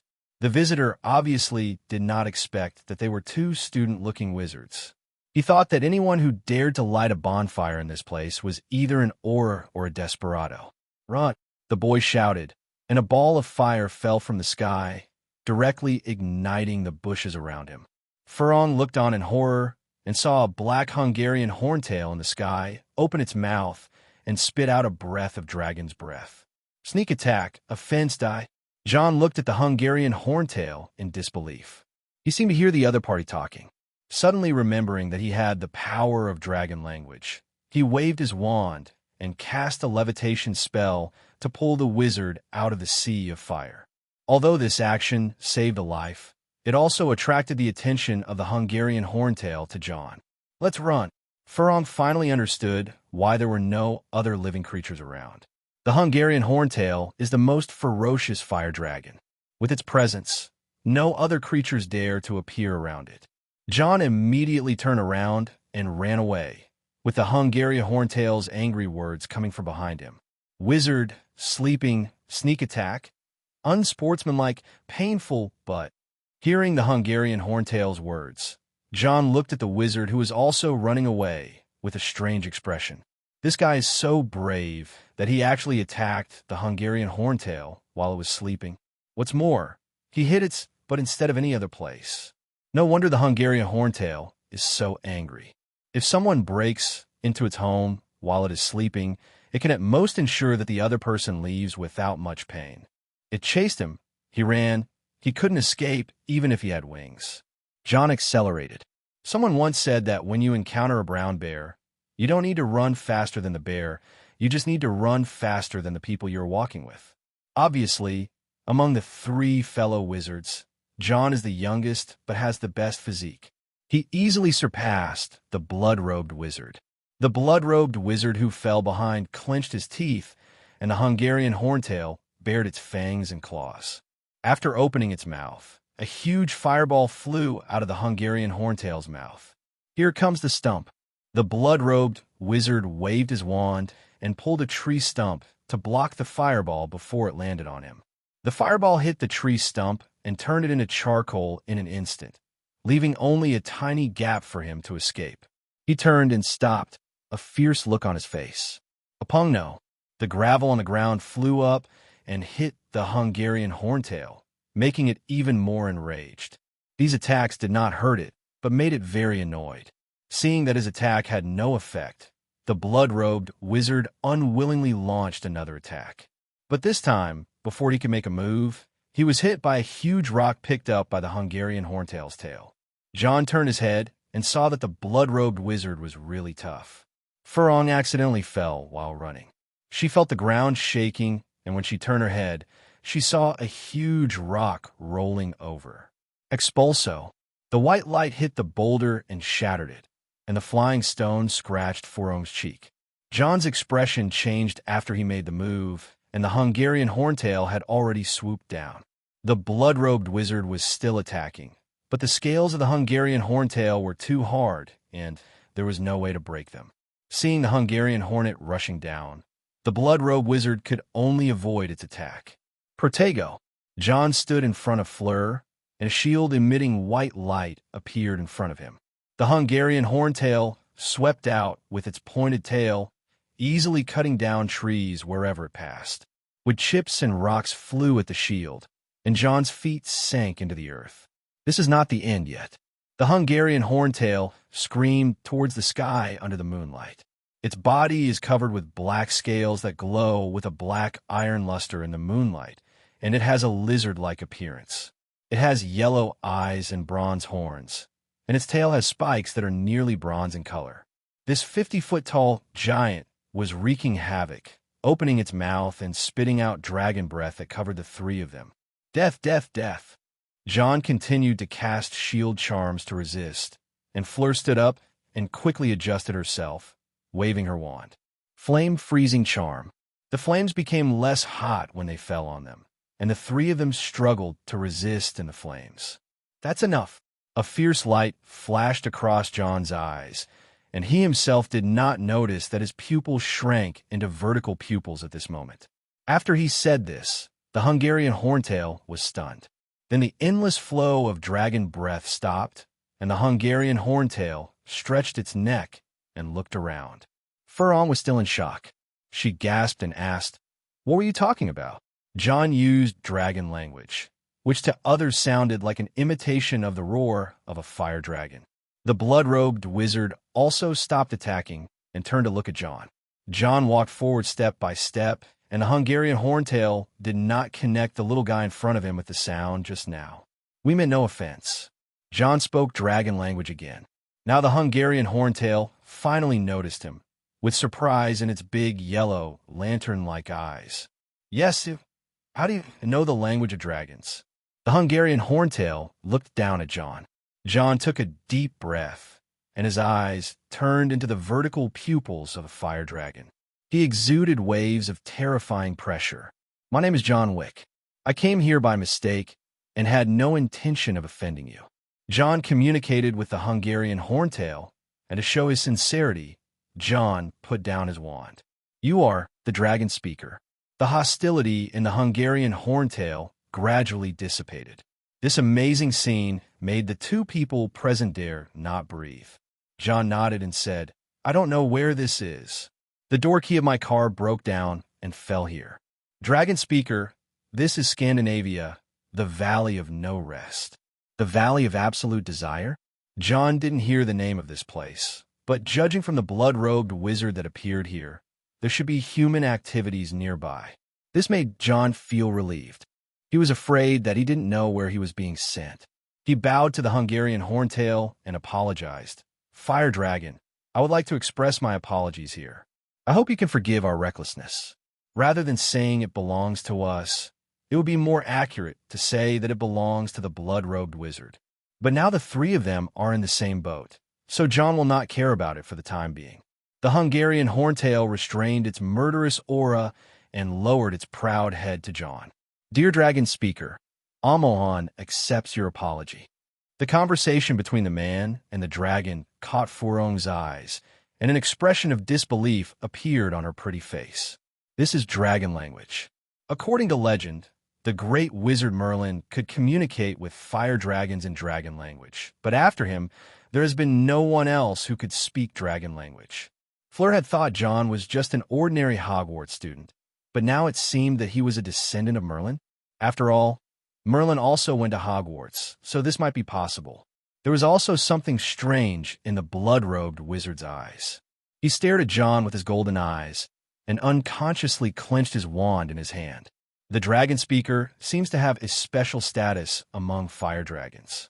After knowing that Jon can speak dragon language, Amohan did not launch any more attacks. After much persuasion from Jon, Amohan finally forgave the person for attacking him. At the same time, Jon also learned the whole story. Originally, Amohan was staying well in the Valley of No Breath, but then this blood-robed wizard who looked like a vampire suddenly appeared and attacked Amohan without any explanation. You have to know that even dragons have basic physiological needs. This is where both humans and dragons are relatively vulnerable. This made Amohan lose all his sleepiness, and he chased for several hours. Amohan left, and the crisis for the three people was resolved.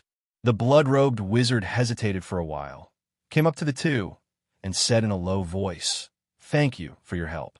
If it weren't for you, we wouldn't be dragged into this." Furong snorted. The blood-robed wizard glanced at her and sneered. "I didn't ask you to get involved." "You." Furong was very angry at his attitude. "Well, anyway, it's a good thing to see a living person." Jon comforted Fleur, then walked to the front of the blood-robed wizard and extended his hand. "John Wick, a student of Hogwarts. Come here from Hogwarts." The blood-robed wizard was a little surprised and stretched out his hand to shake it. Heinrich Edgar, Durmstrang's student. Durmstrang? John was surprised. He didn't expect to be here. I heard that this place has a bad reputation because they are not friendly to mudbloods, and it is also one of the few schools that accept dark magic. More importantly, the Dark Lord Grindelwald, who once dominated Europe, came from this school. John had heard Malfoy say that he had boasted that he was going to go to Durmstrang, but Mrs. Malfoy didn't want her son to be too far away. I didn't expect that we would be so close to crossing Europe. John was speechless. If this door key seller dared to cheat me again, he would be thrown into exile. Furong, who was standing by, was startled when she heard the last name Edgar and exclaimed, "Edgar, the dark magic family." Not many families would openly use black magic as a label, but Edgar did. Each of them is an extremely crazy person, and they also like to pursue challenges from the strong. Once, an Edgar sent a letter of challenge to Grindelwald, and after being defeated by Grindelwald, he became Grindelwald's loyal subordinate. Therefore, Edgar is also known as the Deputy of the Strong, and only those who are strong enough can conquer Edgar and use him. Like a challenge? John suddenly realized, no wonder he was so desperate as to touch the fire dragons, but he really has some skills. After the three of them met and got to know each other, John also knew where he was. Scandinavia, and Durmstrang School is also here. Edgar, can you take us out of here? John asked. Heinrich looked at John. He had a soft look and pale cheeks which reminded John of Malfoy. Heinrich suddenly said something surprising, praising, "You are very strong." Thank you for the compliment. John responded modestly. But Heinrich didn't mean that. He stared at John, took off the glove on his right hand, and threw it at John's feet, saying, "I challenge you to a duel." Duel? John was stunned, and Fleur said angrily, "We saved you. I know. You are a dragon speaker, just like Merlin." Heinrich stared at John and said word by word, "Defeat me, and I will tell you how to get back." Fleur moved closer to John and whispered in his ear, "It seems like he's got his eyes on you." He didn't know if it was an illusion, but John always felt that there was some gloating in Furong's words. Furong smiled, feeling that she had finally avenged herself for the sour fruit. Of course, she was not afraid that John would lose. The way he dealt with the fire dragon just now was enough to show John's strength. Being targeted by Edgar is not a good thing. They are extremely crazy. If John didn't agree, Heinrich might really let them continue to wander here. In order to go back as soon as possible, John had no choice but to agree. Duel. He thought of Professor Flitwick, a professor of short stature who was a champion in dueling tournaments. John and Heinrich stood back to back, both walking toward the back with wands in their hands. They counted in their mouths, and when it reached 10, they both attacked at the same time. John is faster. He has the blessing of quick attack, and he starts with a smash to pieces.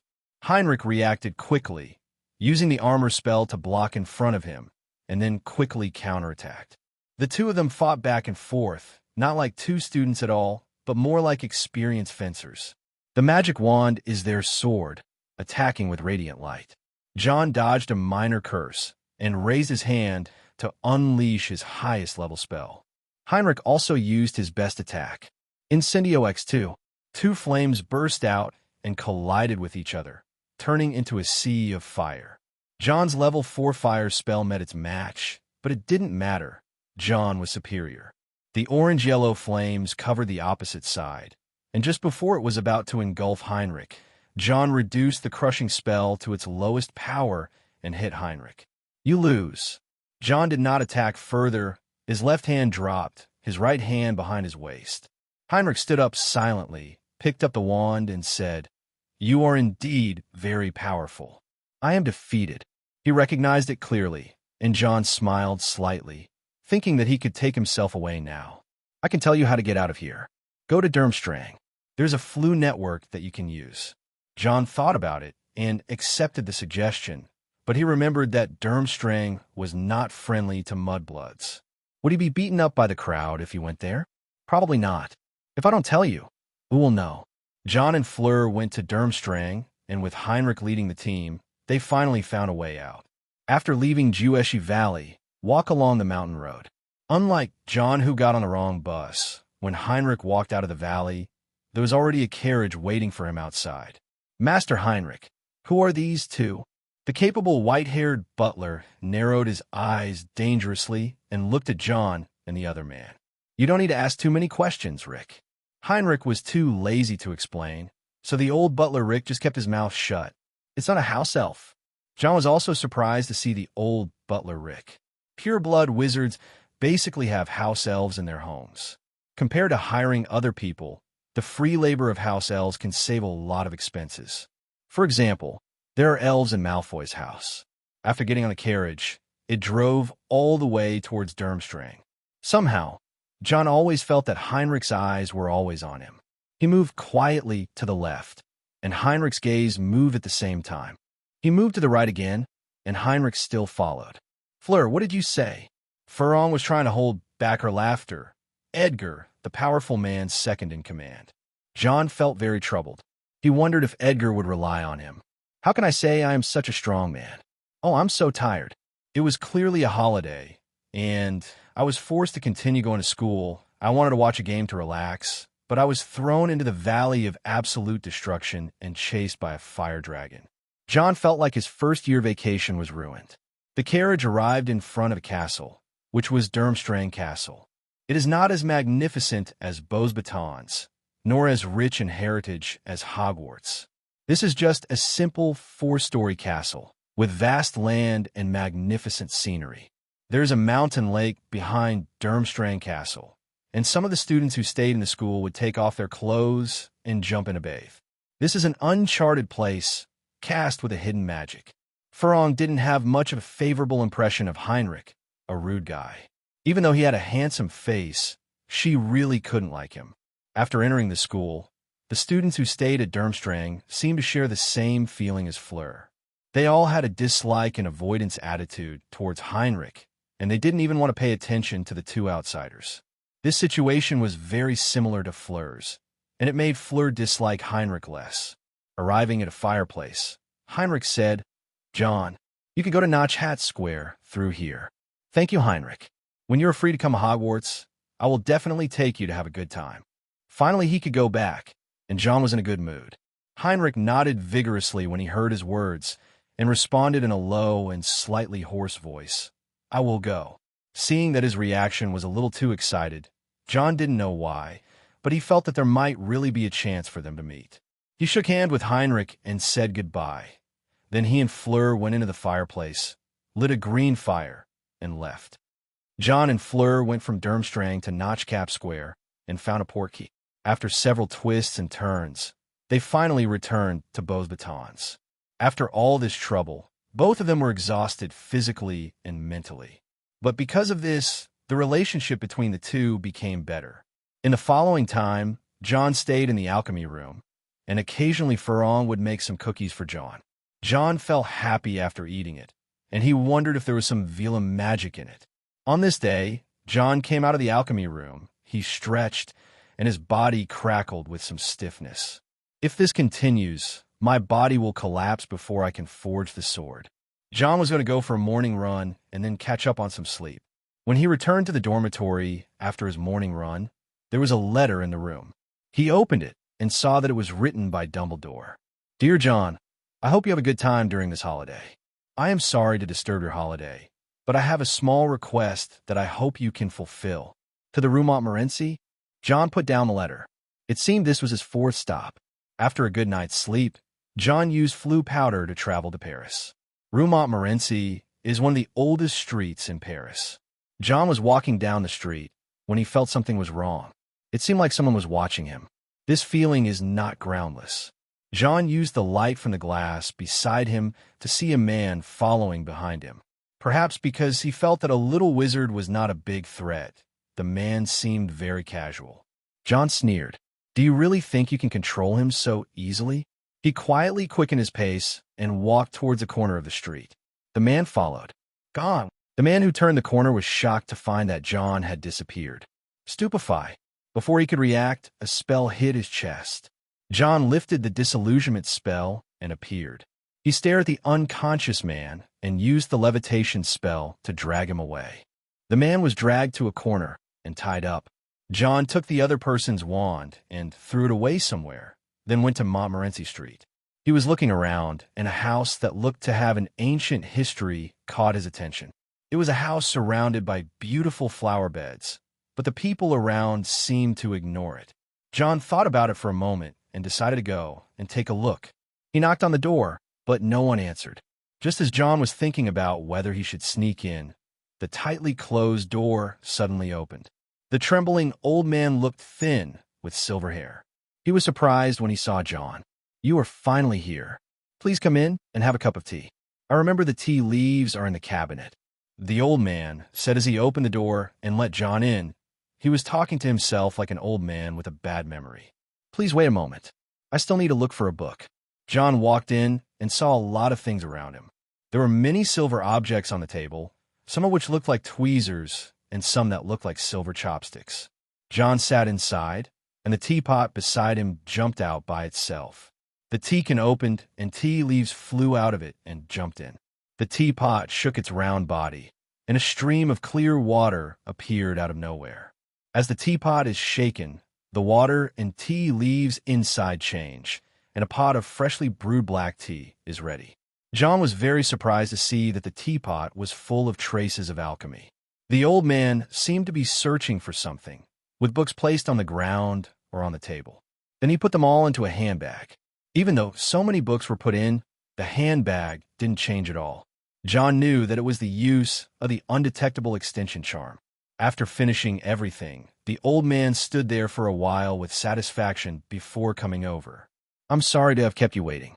These things have been away for so long that sometimes I can't even remember where I put them." The old man stretched out his hand to shake hands with John. Seeing his trembling appearance, John also touched it lightly and carefully. As soon as it was touched, the old man's hand felt as fragile as a cookie that had been left out for a long time, causing him to cry out in pain. John was so scared that he thought he had been too harsh. "It's okay." The old man looked at John's worried expression and said, "Hello, John Wick. My name is Nicholas Flamel." Nicholas Flamel, whom John had always been thinking about, appeared in front of him. He didn't look well, at least from John's point of view. This body was on the verge of breaking. "I should have taught you myself, but events this year delayed me for a long time. However, my diary tells me that you are very talented." Nicholas Flamel handed the bag containing all the books to John with a smile on his face. The diary was made by him personally. It not only had a projection of the young Nico, but also allowed remote communication with Nicholas Flamel. These books were given to John by Nicholas Flamel, and they contained some of his notes and insights after he became immortal. John pondered for a moment and said, "Is it because of the Philosopher's Stone? He is not a fool. Nicholas Flamel is now like he is giving his last words." Judging from what Dumbledore said about announcing the destruction of the Philosopher's Stone, Nicholas Flamel should be about to end his immortality. Nicholas Flamel shook his head and said with a smile, "Child, everyone will die. If it weren't for you, the Philosopher's Stone would have been destroyed in June." He was indeed dying, and the elixir he left behind was only enough to last for 1 year. This great alchemy legend who lived for 665 years was about to end his long life. If John had not appeared, he might not have thought of accepting a student. Through Dumbledore's introduction and the information fed back from the diary, he felt that John was the most suitable person to inherit his legacy. John felt a little lost. He thought he had finally found a teacher who could teach him alchemy, but he didn't expect that they would be separated as soon as they met. This is the former home of Nicholas Flamel, who was to have lived out his life in seclusion in Devon. After accepting the handbag, John felt even more depressed. "Teacher, who is that person outside?" Thinking of the man he met today, John asked his questions. Nicholas Flamel smiled when he heard the title. Although they had just met, the two acted like teacher and student who had been together for a long time. "That's a Death Eater. Even though Voldemort was defeated, he's still watching for his next rebirth." Nicholas Flamel's expression turned serious when that name was mentioned. The old man had lived through 2 eras of the Dark Lord, and he knew very well that Voldemort's desire for immortality was so morbid that it could only be described as such. Even though it has been 12 years since his fall, his followers are still searching for Nicholas Flamel, intending to resurrect their master. Nicholas Flamel temporarily separated from his wife and returned to his old home in order to teach his student John. John also lived with the teacher during the remaining vacation time. He greedily absorbed the knowledge of alchemy. The old man's erudition was not limited to one field. He had a master-level understanding of runes, spells, and magical animals. As time went by, John was like a sponge, absorbing everything. Nicholas Flamel was very satisfied with this student. Alchemy required talent and a persistent and unfading pursuit of knowledge. John possesses both of these qualities, and he sees a reflection of himself in this student. The same pursuit of alchemy and thirst for knowledge. The Philosopher's Stone in John was destroyed. John didn't feel it was a pity to have the only man in the world who could create the Philosopher's Stone by his side.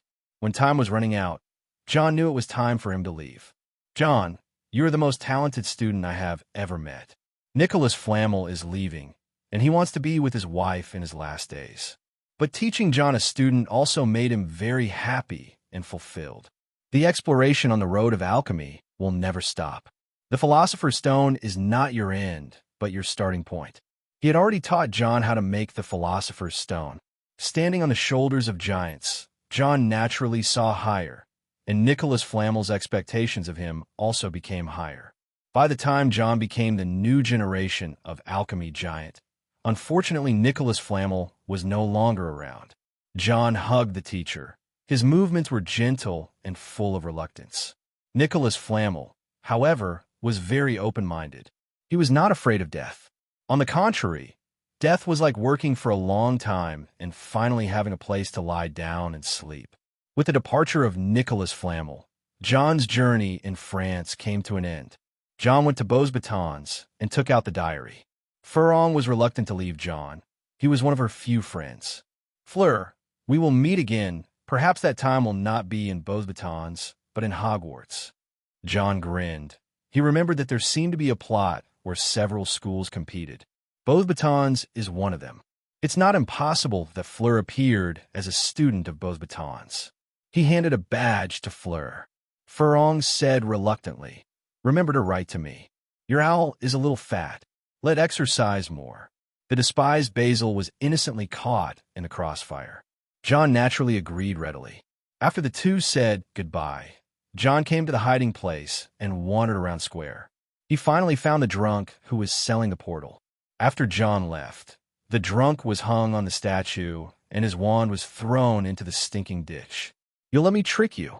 John was vindictive, and after being cheated out of 3 galleons, he hung the drunk man on the hook for 3 days. "John, you're back. Your mother hasn't been looking well these past few days." John returned home after a month away. Watson was happy to see him back, but then he looked at the kitchen cautiously. "You didn't do what you promised your mother, but I know you must have been delayed by other things." Although Watson usually acts like a child, he is never confused about important things. Mrs. Wick's mood was a big deal to him. John's heart grew heavy when he heard this, and he spent the last week studying at Nicholas Flamel's house. The place was cast under a Fidelius charm, and the owl couldn't find its location, so the letter-writing process that was required every week was not carried out. This really P**************** D off Mrs. Wick. She seldom got angry, but when she did it was hard to appease her. The last time Mrs. Wick got angry and had a cold war with Watson for a week, John ended up having to live on bread with all kinds of sauces. John shuddered at the thought of Watson's poor craftsmanship. Fortunately, he came back after making preparations. When he came to the kitchen, he saw Mrs. Wick, who had a cold face and was silent. The beautiful and generous Mrs. Wick acted like a little girl when she was angry. John looked at her coldly and gave her a flattering smile, and took out the perfume he bought in Paris from his suitcase. "This is the perfume I bought for my mother in France." John shamelessly started to act cute and looked at his mother pitifully. Mrs. Wick was originally angry with John for not writing to her, but after seeing this scene, her anger subsided in less than 3 seconds. However, as a mother, Mrs. Wick still criticized John harshly. "Little John, you are still young. How can you forget to write a letter to your mother when you go to such a dangerous place in a foreign country by yourself? John accepted the criticism and nodded his head in a manner exactly like Watson. Watson was watching from outside, showing a look of satisfaction that the boy was teachable. After making his mother happy, John returned to his room, and Watson brought him a pile of letters. These are all sent to you by your friends. It's just that one of the owls is so old that it has hit the mailbox several times. Watson put the letter down and left because he heard Mrs. Wick's warning of danger because he was wearing leather shoes upstairs. John opened the top letter, which was from Hermione. It listed a long list of books that Hermione had read during the holidays. John picked out Hermione's letters and read them one by one. The last letter mentioned Harry. Hermione wrote to Harry, but there was no response during this holiday. After reading them, John picked up some others. There were letters from Ronald and Hagrid, and there were actually 3 letters from Malfoy. He opened them all and read through them one by one. Except for Malfoy's, all the others mentioned Harry. They had received no response to the letters they had sent Harry, asking if John knew anything. Harry hasn't been captured by the Ministry of Magic? John thought about his own magic outburst that day and began to worry that Harry might have been captured by the Ministry of Magic. After all, he was the one who took the blame, so John decided to go and see what happened. Hiding the unicorn hair wand at home, John walked downstairs with the wand. By acting coquettishly, John got a freshly baked apple pie from Mrs. Wick. After finding a random box to pack it up, John came to number 4, Privet Drive, and knocked on the door. Who is it? What a coincidence. A little fat man opened the door. Dudley smelled apple pie and opened the door before his mother could. I thought it was a big surprise that could make up for the feast ruined by Harry a few days ago. It turned out to be a big surprise, but the surprise was much bigger than the joy. It's you, John Wick, Dudley screamed loudly. The fat boy had quite a lot of lung capacity. Petunia Dursley, who was originally wondering who it was, heard Dudley's scream and hurried out to check. Seeing John, she had not forgotten that this child had appeared at King's Cross Station with Harry's group of wizard friends. Harry's uncle Vernon Dursley also came out. He was probably in his 40s, so fat that he didn't even have a neck, but he had a big beard. Seeing John, Vernon Dursley's expression fell, and he yelled, "How dare you guys come to my house?" Ever since he saw the warning letter the Ministry of Magic sent to Harry a few days ago, Vernon knew that these little wizards were not allowed to use magic outside. So he was not afraid of John at all and yelled at John to get out. "Mr. Dursley, I think you are mistaken." John smiled, being polite. "My current identity is the child of the owner of number 6, Privet Drive, which means I am your neighbor's child, and I am knocking on your door." Vernon was stunned by his words. John continued to talk to himself. "I don't think Mr. Dursley would have the basic courtesy to kick out a neighbor with a gift, would he?" Vernon looked carefully and found that John had indeed come with a gift. The rich, sweet aroma of apple pie made his beloved son drool. Vernon's expression changed several times, and finally he said with a dark face, "Since you are not that annoying group of people, then come in." John smiled slightly and handed the apple pie to the sullen-looking Penny before entering. "Hurry up and sit down, then stay for a minute and you can go." Vernon didn't look at John well. John glanced at Dudley, who was unpacking an apple pie and eating it, thinking how much the father and son looked alike. "Where's Harry?" "Harry? Don't mention that guy to me." Vernon knew John had bad intentions. He locked Harry up tightly with iron bars, leaving a trapdoor to deliver meals to Harry 3 times a day. He had already made up his mind to prevent Harry from going to school, and no one could change his mind. Vernon stood up while pinching his watch and issued an order to evict them. "You can leave my house now. You guys should never enter my house again." His attitude made John frown, and the politeness he had maintained slowly disappeared. John showed no intention of moving, so Vernon wanted to rush him away. John grabbed Vernon's stubby index finger and twisted hard. Vernon suddenly let out a scream like a pig being slaughtered, and Petunia was startled and hurried over. She saw her husband kneeling in front of John, whimpering as one of his fingers was being pinched. "Mr. Dursley, I think you may have misunderstood something." "Misunderstanding? There is no misunderstanding. If you don't leave, I will call the police." Vernon Dursley was about to send him away, but John lost his patience and said coldly, "I'm not just Harry's classmate. My father has dealings with Mr. Finn Wallace. You know, there are other ways to deal with some people." Finn Wallace. Vernon didn't even bother to scream when he heard the name. He's the boss of a London gang, someone the police can't control. Vernon, who originally thought that there was nothing to be afraid of as long as wizards couldn't use magic, was now panicked. If what John said was true, then it would be easy for the other party to deal with him. "Sorry, please forgive my rudeness." Vernon forced a smile and said, "Harry is upstairs." "Very well, Mr. Dursley. Please allow me to go up and meet my friend." John released Vernon's finger, letting him nod as if he had been pardoned, and then walked aside to check if the finger was broken.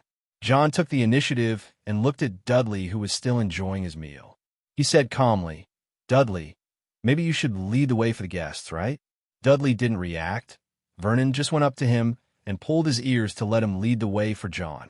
Dudley cried out in pain, but still reluctantly took John upstairs. After arriving at the door of Harry's room, John looked at the door that was sealed with only a trapdoor left for delivering meals and fell in a deep thought. "I remember that the UK also has child protection laws. It was him. He destroyed my father's business a few days ago." Dudley was afraid of being affected and hurriedly explained. After a year of absence, Dudley's fear of John had not diminished in the slightest. John curled his lips. He didn't have a pencil with him now. Stepping forward, he asked Dudley to open the door. Harry had never had such a bad birthday. His birthday was ruined by Dobby the house elf, and he was locked up. He even felt that he would never be able to return to Hogwarts in his lifetime. Harry looked out through the gap in the iron plate of the window with some despair. Hedwig had lost some weight due to the bad food for several days. Looking sick, Hedwig turned away angrily. Just at this moment, the door that only opens twice a day was opened. Harry looked up and saw John walk in. "John!" Harry was extremely surprised. John frowned when he walked in. This place was indeed a bit too narrow. The sealed windows didn't let in much sunlight, and John greeted Harry. "Harry, Hermione and the others said you didn't reply to their letters, so I came to see you." John walked over to Harry's bed and sat down. He asked oddly, "Why are you locked up?" Harry got angry when he mentioned this matter. He said with full resentment, "A house elf broke in. He told me not to go to Hogwarts, and then he caused trouble. Uncle Vernon knew that I was not allowed to use magic outside of school. Oh my God, you don't know how I got through all this time." Harry found someone to talk to and poured out his troubles to John. When John heard this, he immediately felt strange. "The house elves are giving you trouble?" He was puzzled. House elves generally would not attack wizards, let alone come to other people's homes to cause damage. Could someone have instructed this? John wondered if someone was trying to frame Harry on purpose. Could it be Malfoy? When it came to who could be the possibility, Harry's first choice was Malfoy. John was speechless. You two really love and hate each other. The possibility of it being Malfoy is not high. If it was Malfoy, he would probably have already written a letter to John to show off. This possibility is denied. If it wasn't someone's orders, then it could be that the house elf took the initiative on its own. John didn't understand how a house elf got involved with Harry. Only old, wealthy wizarding families had house elves.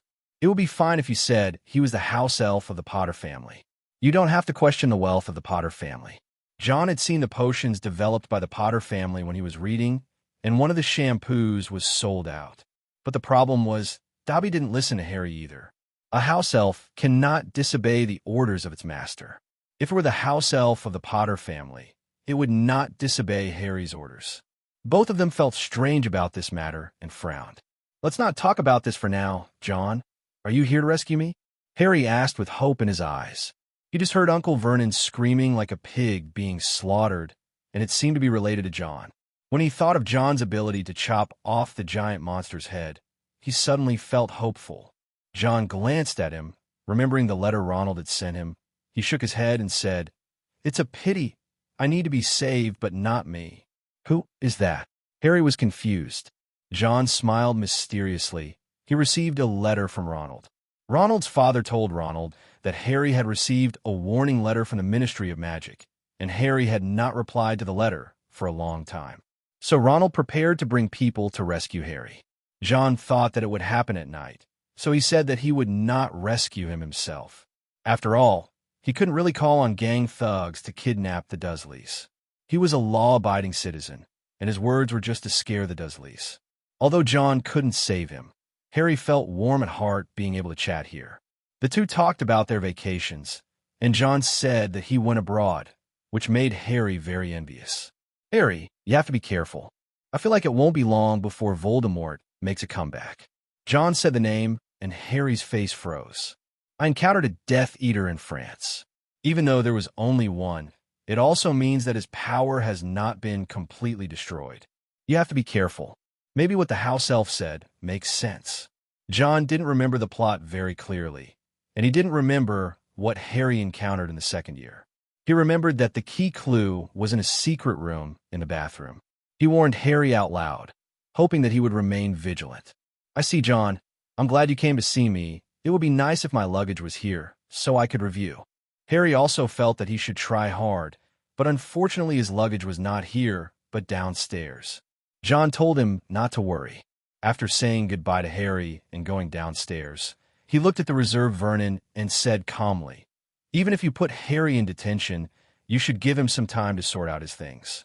Vernon nodded hurriedly when he heard this. "I'll move his things up right away." He was really afraid of this little wizard who was the same age as Harry. Even though he couldn't use magic outside, he could still call on gangs to make him unable to sleep or eat.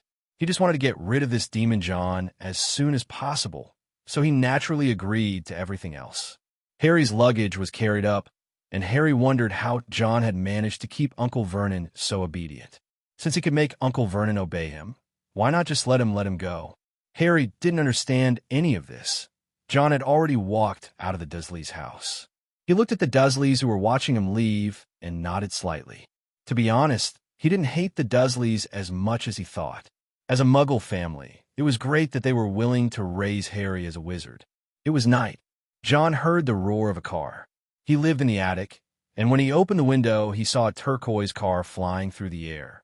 The car drove up to the Dursleys' window, and Jon saw 3 red-haired heads inside. It goes without saying that this is the Weasley family. Jon stroked his chin and said, "This car is made from a Muggle car and magic. It's great alchemy." This flying car was probably not made by the Weasley twins, as they don't have that level of alchemy yet. Jon remembered Ronald saying that his father was the head of the misuse of Muggle artifacts department at the Ministry of Magic, and seemed like the most likely person to have built this car. "Interesting. Ronald has invited me to his house. I'll go there sometime. Maybe we can exchange some ideas about alchemy." Jon watched as the people in the car pulled Harry up. Because of Jon, Harry's luggage was left in the room, and they got in the flying car and left directly. When Vernon Dursley woke up the next day, he saw the roar coming from the open window. He even suspected that it was Jon who did it and asked the gang to remove the windows of his house overnight. This made him unable to sleep well for several days, and Dudley was even confined to his house. Penny was afraid that her precious son would become an offer that could not be refused. This caused Dudley to suffer a lot, and he didn't even have the chance to go out and bully other children. And none of this has anything to do with Jon. He was writing a letter to a man called Ben Abbott. Since Jon realized that it would be difficult for him to make a magic sword similar to the Sword of Gryffindor in a short period of time, he turned his attention to enchantment. This Ben Abbott is a swordsmith, and Jon is asking him to make a custom greatsword. A reply from the other party arrived a few days later, agreeing to help Jon make a sword. Of course, Jon would also pay the reward and send the necessary mithril and some wood. All he had to do was wait 2 weeks, and he would get a brand new sword. The list of books needed for the 2nd grade of the school was sent over.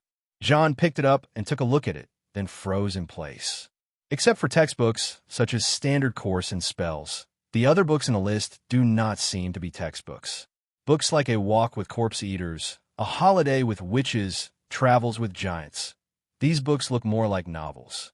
Jon remembered that these books seemed to be on the list of books Hermione sent him. He still remembered that Hermione said the contents of these books were very interesting and recommended Jon to read them. Could Hermione predict the future? After wondering for a while, Jon decided to let it go. He set up an alchemy room in the basement and during this time he refined some things. Maybe I can find time to sell it. Although they could be considered a middle-class family, they could not afford the huge expenses of alchemy. John decided to be self-reliant, and it would be best if he could find a partner to make the products himself and have the other party sell them. This person must be professional. After all, what John has in his hand is not a prank prop like the Weasley twins, but a real magical item with lethal power. John thought about it and realized that there were no such professionals around him. Perhaps you can find it in Diagon Alley. Good morning, Kix. Reaching out and picking up the cat that was rubbing against his feet, John looked very satisfied with the furry cat. The cat called TT meowed, and 3 more cats came running out. They gathered around John's feet, and John took out the cat food he had brought with him. Tom wagged his tail and turned around in circles with some dissatisfaction. He said he would take me for a walk, but he ended up feeding the cat here. An old lady was walking slowly towards them with cane. John saw her and greeted her, "Good morning, Mrs. Fig." Arabella Fig smiled when she saw John. No one knew that this ordinary-looking old lady was actually a member of the Order of the Phoenix. She was a squib, and Dumbledore asked her to look after Harry. Half a year ago, Mrs. Fig added one more person to her care list. "It's John Wick in front of you." Dumbledore came in person. He wanted to get to know this student. Mrs. Fig had a good impression of John because the boy always came to take care of her cat. His love for furries was just like Dumbledore's love for sweets. And that was why Dumbledore was determined to let John become the temporary holder of the Philosopher's Stone. John didn't know that he might have to thank the old lady in front of him, so he rubbed the 4 kittens separately. It's better to have a cat outside. It won't suddenly turn into an older cat lady. After John satisfied his furry obsession, he was about to leave when he found that someone seemed to be watching him. "Watch me." His first thought was Death Eaters, but that was quickly rejected. The last Death Eaters he encountered were because they were looking for Nicholas Flamel, but this time he didn't think they would come all the way to spy on him. He was not the savior Harry Potter, so there was no value in monitoring the Death Eaters. He stood up with a normal expression. Tom stopped circling. John said goodbye to Mrs. Fig and took Tom for a jog. Gone. After leaving Privet Drive, John noticed that the sense of surveillance had disappeared. He felt somewhat confused, and when he went for his morning run the next day, that sight appeared again. This time John saw it clearly. It was a guy who wrapped his whole body like he had a skin disease. By the time I jogged out of Privet Drive, the man hadn't caught up with me. Is it to monitor Harry? Considering that Harry had already left, John still found that unlikely.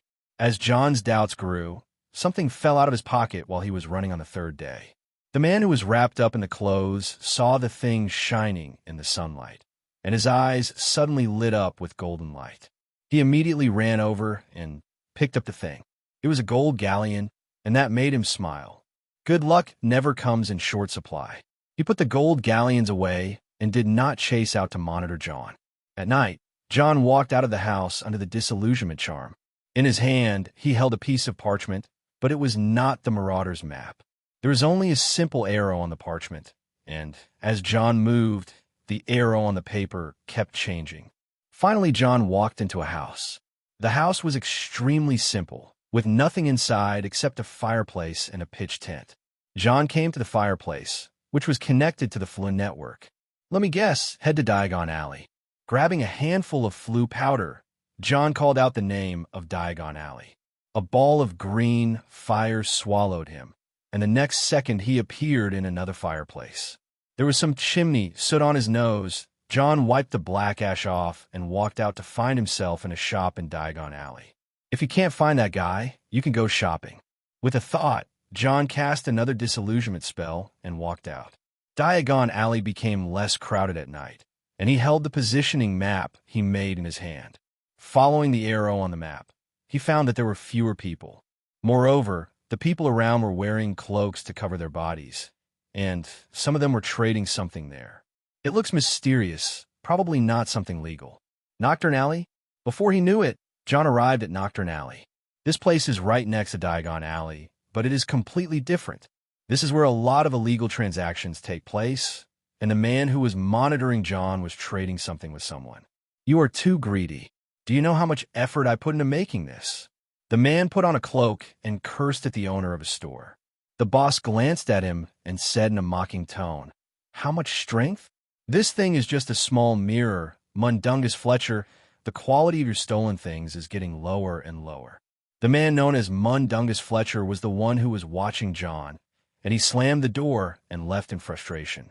But he didn't dare to get angry and rob the Beauxbatons antique shop. "I had to leave here by myself." Mundungus walked outside, ready to go to the leaky cauldron to relieve his sorrow and see if there was any dumb guy who could make him some money. What an unlucky day. Dumbledore told me to pay more attention to that kid, so I didn't have time to steal things. Harry Potter is fine, but why would this kid do that? Mundungus complained in a low voice. Instead of spending time on surveillance, you might as well make more money yourself. Before he could put his plan into action, he felt his wand pressed against his lower back as he passed a path leading to Nocturn Alley. "Don't move. If you want a hole in your stomach, just pretend I didn't say anything." Mundungus' legs trembled with fear, and he said in a trembling voice, "Calm down. I still have a few galleons on me. You can take them." He cursed in his heart that he was unlucky and was being robbed by others. He wanted to take the opportunity to use his wand to escape, but before he could touch the wand from his waist was pulled away. Physical disarmament. It was all over now, and Mundungus dared not move. John led him to the corner of the alley and whispered threateningly, "It seems you are not honest." Mundungus smiled and said, "No, absolutely not. I was just a little too scared." John didn't believe what he said at all. He lowered his voice deliberately, which made Mundungus unclear about John's identity. John now knew who had asked him to come and monitor him. He had never expected it to be Dumbledore. He thought about it and decided that it should be to protect himself. John had encountered Death Eaters in France, and perhaps because of that, he asked the person who was monitoring and protecting Harry to take care of him as well. John's own guess was actually pretty accurate. John is no longer the same person he was before. He is the inheritor of Nicholas Flamel's intellectual legacy. Not to mention what the future holds. Nicholas Flamel's experimental manuscripts alone are enough to drive some people with bad intentions crazy. Now that he knew he was not a Death Eater, John no longer had the intention to deal with him. But he suddenly had an idea and thought that he might be able to use this person to open a business in Nocturn Alley. Just when Mundungus thought he might end up dead on the street today, John said, "Want to make some money, Mundungus Fletcher? Make money." Mundungus didn't expect that someone would pay for robbery. He couldn't understand what the other party meant, but he knew that if he didn't agree, he would probably be in big trouble. "I have a few props that I need you to help me with. After they are sold, we'll split the profits 20 to 80. Although not all of John's props are lethal, some of them were made when he was studying black magic. Diagon Alley will not buy this kind of thing. It can only be sold in Nocturn Alley. You just need to answer yes or no. I won't force you." Although John said this, his wand pricked Mundungus's waist and caused pain. He nodded hurriedly, wishing he could nod his head off. John smiled and took out several dangerous props from the small bag he carried with him. "In 3 days, I need to see the golden galleons." After leaving these words, John moved the wand from Mundungus' waist. Mundungus felt a sense of relief and hastily picked up his disarmed wand. He looked at the props, and suddenly a golden light flashed in his eyes, and even the fear he had just felt disappeared. What a wonderful thing. Old Borgin will surely be interested in it. He looked around and quickly put the thing carefully in his arms. John saw all of this, but he did not leave. Instead, he watched Mundungus turn around and return to Borgin and Burke's antique shop. When he came out again, he had a lot more galleons in his hand. He hesitated for a moment, then divided the galleons into 2, thinking that perhaps he could hide some of the one portion. But just as this thought came to his mind, he felt a familiar, tingling sensation in his waist again. He was so scared that he quickly put the money down. John took out 20% of the money that was put down and said, "As I said, 20 to 80 split. If you want to continue, use this to contact me." John threw out a piece of parchment, and Mundungus hesitated for a moment before picking it up. He stood there for a long time, not daring to move. Only after he was sure that John had left did he show his relief at surviving the disaster. Looking at the gold galleons that were more than what he earned from stealing, he fell into deep thought. 2 weeks later, John received a package from America. The long package was tightly wrapped in a wooden box. He couldn't wait to take out the crowbar and open the box. As the 6 nails were removed, the wooden box was opened.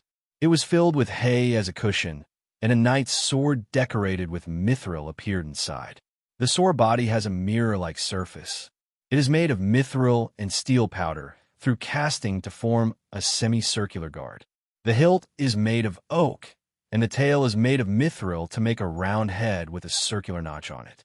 This sword is made using the 3-piece method, and the sword body is straight, hard, and not easy to break. The more John looked at it, the more he couldn't let it go, and he immediately started waving it around. The center of gravity of the sword is at the 2nd finger, making it smooth and easy to swing. It can be held with both hands or wielded with one hand. John specifically asked him to leave the tail longer so that the characteristics of a great sword can be brought into play. After the whole process, John stopped with great satisfaction. It's a pity that it's not in Hogwarts, otherwise he would go find a training ground to try it out. There's a gap on top where the mithril is, which is perfect for enchanting. John immediately prepared to enchant it first. He fixed the sword body and carved words on the mithril guard with a carving knife. By knocking on it one by one, he finally succeeded in enchanting it with a fire spell based on runes. Fehu is represented by the ox, which symbolizes the harvest and also wildfire. Take out the magic wand and enchant it. The moment the enchantment was successfully completed, John clearly felt that the sword had changed. He activated the runes on it and cast a fire spell. The words lit up with a red light, and the sword was instantly ignited, turning into a flaming sword. Sword of iron and fire. I feel more like a witch hunter. If he put on a set of Viking armor, John felt that he could play the role of a witch hunter. Putting away the flame, John gathered up the sword and stuffed it into his bag. Although this small handbag looks a bit like a women's one, John is not picky when there is a ready-made prop. Let's give a name. Let's call it the Iron Wick Sword. Thus, the Iron Wick Sword was born.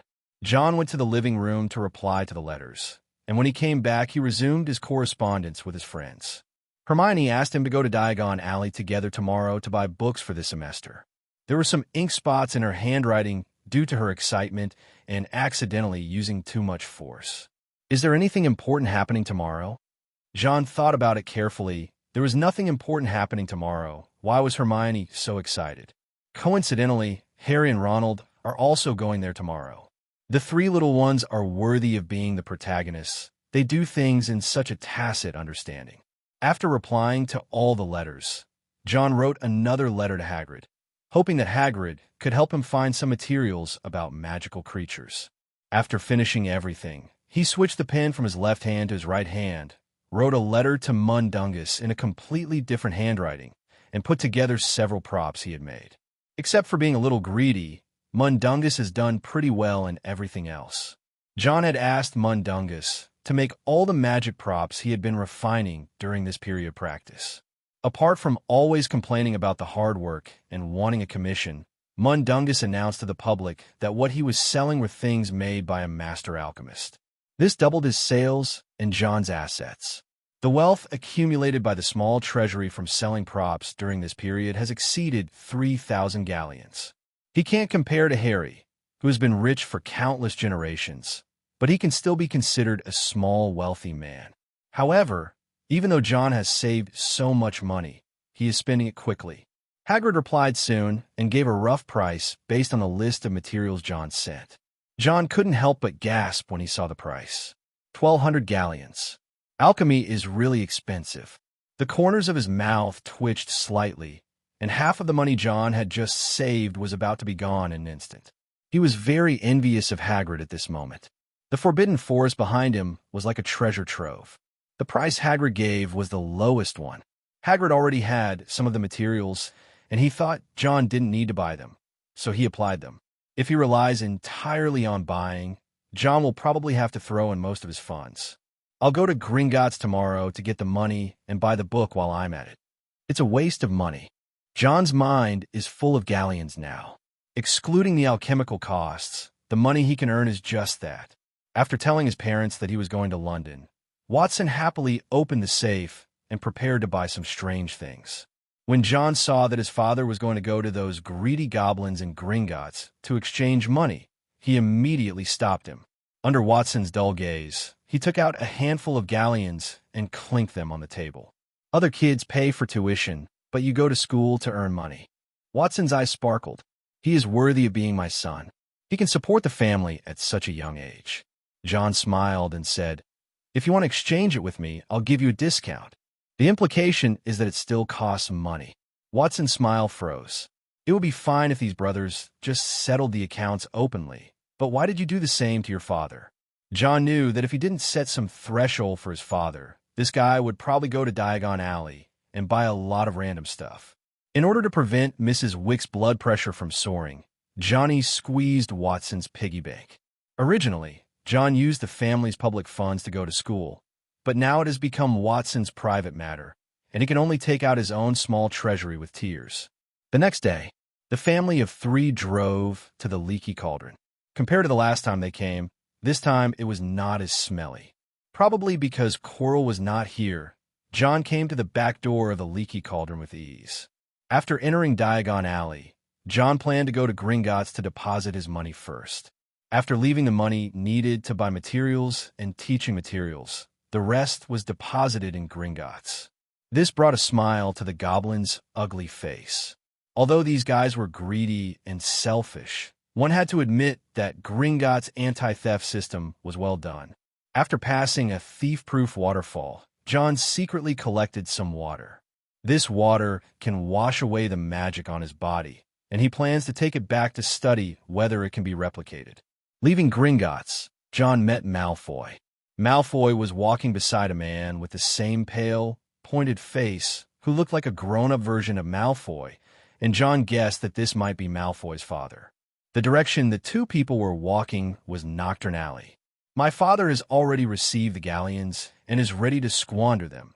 Even Mrs. Wick has been taken away. John was just about to go to Nocturn Alley, and after casting a disillusionment charm on himself, he followed the Malfoys.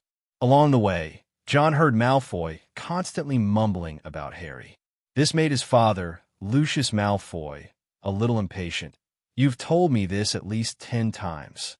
Mr. Malfoy glanced at his son, stopping him from continuing. Little comrade Malfoy really loves Harry deeply. John was deeply moved upon seeing this, and following the 2 people, John came to the Borgin and Burke antique shop where Mundungus once went.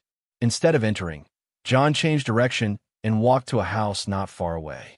Mundungus has been living a very comfortable life recently. Apart from monitoring the children, he no longer needs to go out and steal. He just needs to wait for the Daily Mail. To this end, he exchanged his tattered suit for a more respectable set of adornments. God, I look like a businessman now. While admiring himself in front of the mirror, Mundungus noticed out of the corner of his eye that the door of his house was opened. He was startled, drew out his wand, and shouted, "Who's there? Come out quickly." "Mundungus, you have now dared to wave your wand at me." The deep and hoarse voice made Mundungus feel like he was falling into an ice cave. He quickly threw down his wand, clasped his hands together, and said humbly, "Sir Johnny, I didn't mean to offend you. I just thought there was a thief." Snort. Johnny Silverhand. This is John's identity in front of Mundungus. He never showed his true face. He found a seat and sat down. He glanced around and said, "This is the store you bought. It looks like you spent a lot of money." No. Sir Johnny, you don't know that the best place to get 500 galleons is here." Mundungus felt a little aggrieved. He really didn't lie to John this time. He took great pains to get this place. Although it is small, the location is very good. "Well, you'd better fix this place up soon, Mundungus. Business is more rewarding than stealing." John was just trying to pressure Mundungus. He knew that he couldn't make a lot of money just by retailing. So he asked Mundungus to buy a store and prepare to open a Silverhand Johnny store. Mundungus had begun to get used to the days when he no longer had to hide from place to place, so he naturally didn't want to see such a good life disappear. He immediately promised that he would make sure this place was well managed. After he finished speaking, he waited for John's next instruction, but there was no movement. This Mr. Johnny Silverhand is good in every way except that he likes to leave without saying hello. Mundungus began to renovate. He felt that perhaps, after working under Sir Johnny Silverhand, he could become someone like Borgin and Burks. John left only after seeing that he didn't say anything rude. After exiting the shop, John began walking towards Diagon Alley. He saw the Malfoy father and son coming out of Borgin and Burks. It seemed that they had sold the things they had. Just as John was about to leave, he saw a familiar figure coming out of Borgin and Burke. Harry. John was stunned. Why was Harry in Nocturn Alley? Harry was quite frightened when he first arrived at Nocturn Alley. He saw shrunken human heads being sold in the shop opposite Borgin and Burke's, and a large cage was filled with giant spiders. Two ragged wizards were whispering to Harry, and Harry felt creepy. He ran along the road, constantly straightening his glasses as they fell off. The wizards here were interested in the little guy who broke in Nocturn Alley. John followed him and saw some wizards approaching Harry secretly. An old witch grabbed Harry's hand and smiled a creepy smile with moss-covered teeth. "You're not lost, are you, dear?" Harry backed away slowly. The old witch was icy cold, and in her other hand she held a dish of what looked like dead man's fingernails. He was terrified, his heart pounding, and the old witch approached him. "I'm fine, thanks. I just want to leave." Harry resisted the old witch's approach. John came out when he saw this, and the old witch was aggressive and even wanted to share the dead man's nails in her hand with Harry. "Harry, what are you doing here?" The sudden voice startled the old witch. When she turned around, she saw the handsome John and immediately smiled sinisterly. But John narrowed his eyes dangerously, and the moment the old witch turned around, his left hand swung out a whip like a poisonous snake and smashed the other's plate. The old witch screamed and was about to explode when she saw the wand pointed at her eyeballs. "Get out, or I'll make you blind." John's cold voice sounded, and the old witch felt a chill on her back. Just at this moment, a tall figure in the crowd walked towards this side. "Harry, John, what are you doing here?" Hagrid came over and saw the old witch, and immediately cursed, "Get out of here, you shameful thing." Reaching out to pull Harry away, Hagrid led him away forcefully. The old witch didn't dare to stop him as she was threatened by John. Walking out of Nocturn Alley, Harry saw the familiar white marble of Gringotts. Hagrid led the two into Diagon Alley and helped Harry clean the soot off his body. After knowing that Harry got lost, Hagrid could only say that Harry was too careless. "John, why are you there too?" Hagrid was surprised that John was also in Nocturn Alley. John certainly wouldn't say he was going there for business.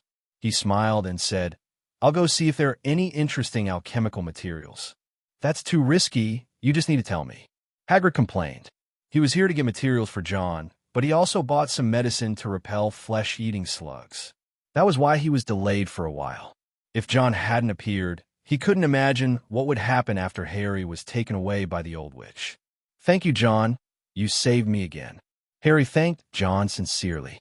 John shrugged. He was just passing by. "John, you don't know. I'm living at the Weasleys now. It's amazing." When this incident came up, Harry remembered that he and Weasley had been separated, and he became anxious to find the Weasley family.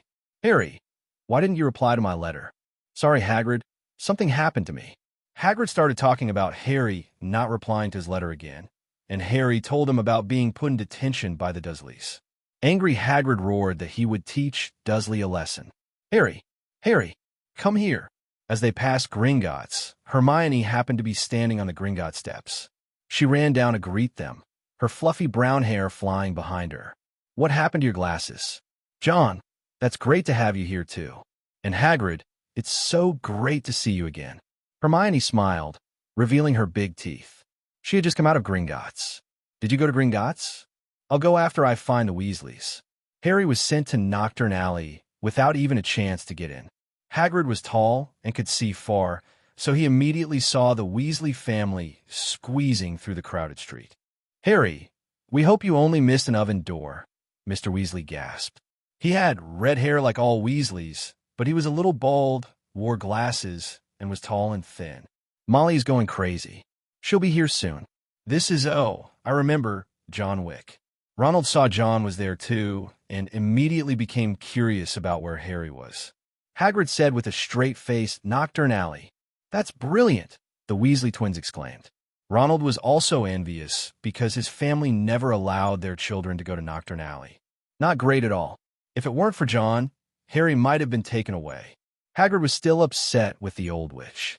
This further aroused the curiosity of the Weasley twins, and they pestered Harry to tell them about his heroic deeds. "Harry, oh dear, I'm so glad you're okay."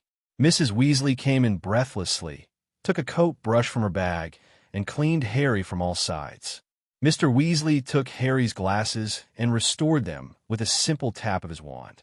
The little daughter in the family was surrounding Harry, sweeping the dust for him with her mother. "I have to go now. See you at Hogwarts." Hagrid was a little overwhelmed by Molly's enthusiasm, so he had to leave as soon as possible. "Oh, John, thank you so much. You're a great friend." Knowing that it was John who showed up in time to help Harry, Molly liked this good-looking boy even more. Even Ginny came over to say thank you, and John touched his nose and said that he just happened to run into them. But soon Molly seemed to treat John as her own child, and her enthusiastic attitude made John a little overwhelmed. "Ahem, I've already been at Gringotts. I'll just wait for you outside." John saw them about to go in and quickly found an excuse to get away. After waiting at the door of Gringotts for a while, John saw Mr. Weasley and Hermione's father coming out arm in arm. They would meet at Flourish and Blotts in an hour, and now Molly was going to take Ginny to buy clothes first. The four of them strolled along the winding cobblestone street. "John, you're going abroad? That's so enviable." When Ronald heard that John was going to France, he also wanted to go there. "Where did you go in France?" "Paris." Hermione knew John had mentioned it in the letter, but hadn't said where specifically. John thought for a moment and said, "I went to Paris too. There was a drunkard who sold portkeys in a hidden place. He gave me a bad portkey, and I was chased by a dragon." "Ha ha, John, you're really humorous." Ronald laughed heartily, thinking that John was teasing them. Even Harry and Hermione thought John had a great sense of humor, not knowing that it was all true. John was helpless. No one believed him when he told the truth. The four of them visited many places in Diagon Alley and arrived at Flourish and Blotts an hour later. The place was already crowded with people, and huge banners were hung on the windows upstairs. "Gilderoy Lockhart? I seem to have seen this name before." Harry felt that the name was very familiar. Hermione cheered and said happily, "We can meet him in person. I mean, almost all the books on the list were written by him." John felt a little numb at the sight of the long, crowded line, and he saw Draco Malfoy. The three little ones were separated by the team, and John reached the second floor with his extraordinary physique. Harry was taking a picture with Lockhart as he watched Malfoy grit his teeth. "No way. You're still envious of this." John leaned over, looking speechless. Malfoy was so startled that he almost fell, but John caught him and saved him. "Look at that Harry Potter. His tail is almost up in the air." Malfoy was very unhappy with Harry's limelight, but he didn't know that Harry just felt socially dead. John saw his jealous look, shrugged, and prepared to go by the book. But when he found all the books, he saw Mr. Weasley and Mr. Malfoy arguing. The Weasley twins next to him cheered loudly. If Malfoy could defeat that big family, they would probably have rushed forward as well. What is this all about? John watched as Mr. Malfoy's eyes were bruised by Mr. Weasley's grabbing of a copy of Toadstools. Hagrid came over and separated the two entangled people, and Mr. Malfoy made some harsh remarks, throwing the book into Ginny's cauldron. They are quite sensible and know not to use magic. It seemed like the two men were fighting fiercely, but in fact, neither of them used magic. John knew that both of them were afraid of being in trouble with the Ministry of Magic. After all, using magic was not the same as an ordinary fight. "Oh my God, is there a fight here?" Watson exclaimed. Then he remembered that his son seemed to want to buy some more books. When she came over, she saw books scattered all over the floor, and Mrs. Wick was looking for her son anxiously. John watched Mr. Weasley being scolded by Molly like a son. He finished buying his things and said goodbye to Harry and the others. When saying goodbye, John saw an old book similar to a diary in Ginny's cauldron. Thinking that the Weasley family seemed to use old books, he didn't think much about it. His family was muggles, and John couldn't use flu powder to leave. The family spent a day in London before returning. John returned home and started tinkering with the materials. The materials Hagrid bought for him were also mailed to him in the following days. These books are very well written. John closed the book written by Gilderoy Lockhart. The story in it was very interesting. Especially some of them contained some magical principles, so John read them all. Could it be that the defense against the dark arts professor is capable this time? Judging from Lockhart's fascinating story, this man is very experienced and is probably a very good teacher. It gives me some anticipation. Putting the book on the table, John took out a piece of dragon tooth powder. This thing is a fire dragon's tooth, and it contains a slight toxin. He mixed dragon tooth powder with other things to make a sticky liquid and applied it to the iron wick sword. After being evenly applied, the iron wick sword turned a little black, and after a while it turned into a mirror surface. Use Dragon Fong to coat him with a layer of magic-breaking effect, but I don't know what the actual effect will be. John enhanced the iron wick sword's magic-breaking ability so that it can damage the scales of magical creatures even if it encounters one. He reached out and touched the sword. It was sharp and tough. Putting away the sword, Basil brought him a lot of letters. Some were communication letters he sent to various alchemy masters, and some are letters sent by rune experts. These are the results of his continuous efforts during the holidays. He wrote letters to various experts to raise questions and solve problems, and he even did not let go of pharmaceutical experts. This is because he was accumulating connections in advance. In the magical world, the support of predecessors is indispensable. Nicholas Flamel also told him that he needed to communicate better with others instead of working in isolation. It has to be said that John's status as a Hogwarts student brought him a lot of conveniences. Many of these experts were students from Hogwarts. They are also happy to help students from their alma mater. Dear John, I am very excited about the improvement of the Wolfsbane potion you proposed. I hope to meet you in person, Dharma Alex Belby. Wolfsbane potion? I can go check it out. Alex Belby, a student from Hogwarts, is working on the Wolfsbane potion. When John was looking for it, he was interested in his Wolfsbane potion. He remembered that the Wolfsbane potion could keep a werewolf sane after turning into a werewolf. Thinking that werewolves were also pitiful people, John sent some of his thoughts over. I didn't expect the response to be so great, and Dharma Alex Belby wanted to meet me in person. The location is St. Mungo's Hospital for Magical Maladies and Injuries. John thought about it and decided that it would be no harm to meet him once, as it would be a good opportunity to expand his network. Putting the letter down, he picked up the last one. After opening it, the expression on his face turned sad. Mr. and Mrs. Flamel passed away. They didn't let John go because they wanted John to remember how they looked when they were alive rather than how they looked after they died. John was very sad that such a good teacher passed away. There was no funeral or grand ceremony, only a friend, Dumbledore, as a witness. St. Mungo's Hospital for Magical Maladies and Injuries. John arrived here. It wasn't in Diagon Alley, but in a red brick department store in London called Tao Tao and Company. Enter the hospital.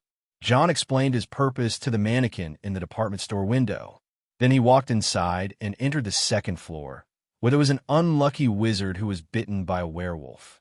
Next to the wizard, a thin man was recording the pain the man was experiencing at the moment in a very serious manner. He is Dharma Alex Belby, and he is observing the various reactions to a werewolf bite. John leaned over to take a look. The man was in pain, and his wounds were sealed with distilled water and silver. Silver cannot heal werewolf bites, but Dittany provides enough nutrition for the patient to survive the initial pain. Alex Belby was taking notes when he heard the noise and turned to look. Who are you? He thought it was a kid from nowhere and immediately said with impatience on his face, I am busy now. Please leave. John smiled at that. John Wick, it's nice to meet you, Lord Dharma Alex Belby. John Wick. Damo Alex Belby paused and looked at John in disbelief. Are you the student who wrote to me? He thought it was a 7th grader, and that being able to point out things he hadn't noticed must be a talent. I didn't expect that he had talent, but it was too monstrous. Although John is much taller than his peers, He looks like he is only in the 3rd or 4th grade. Forgive my ignorance, Mr. Wick. Damo Alex Belby's attitude changed, and he became extremely enthusiastic. The other party invited John to visit his estate, and John naturally accepted. After observing the unlucky wizard in front of him for a while, John made an appointment with Damo Alex Belby for the next letter conversation, and then walked out of the 2nd floor. He saw a familiar figure in the hospital and asked in surprise, "Neville." A lost Neville was walking in the corridor, and when he heard John's voice, he looked over. "John, are you sick? Why are you here?" Neville was a little nervous. He was very afraid that his good friend would get sick. John shook his head to indicate that he was fine, but it was Neville's presence that made John feel strange. "What are you doing here?"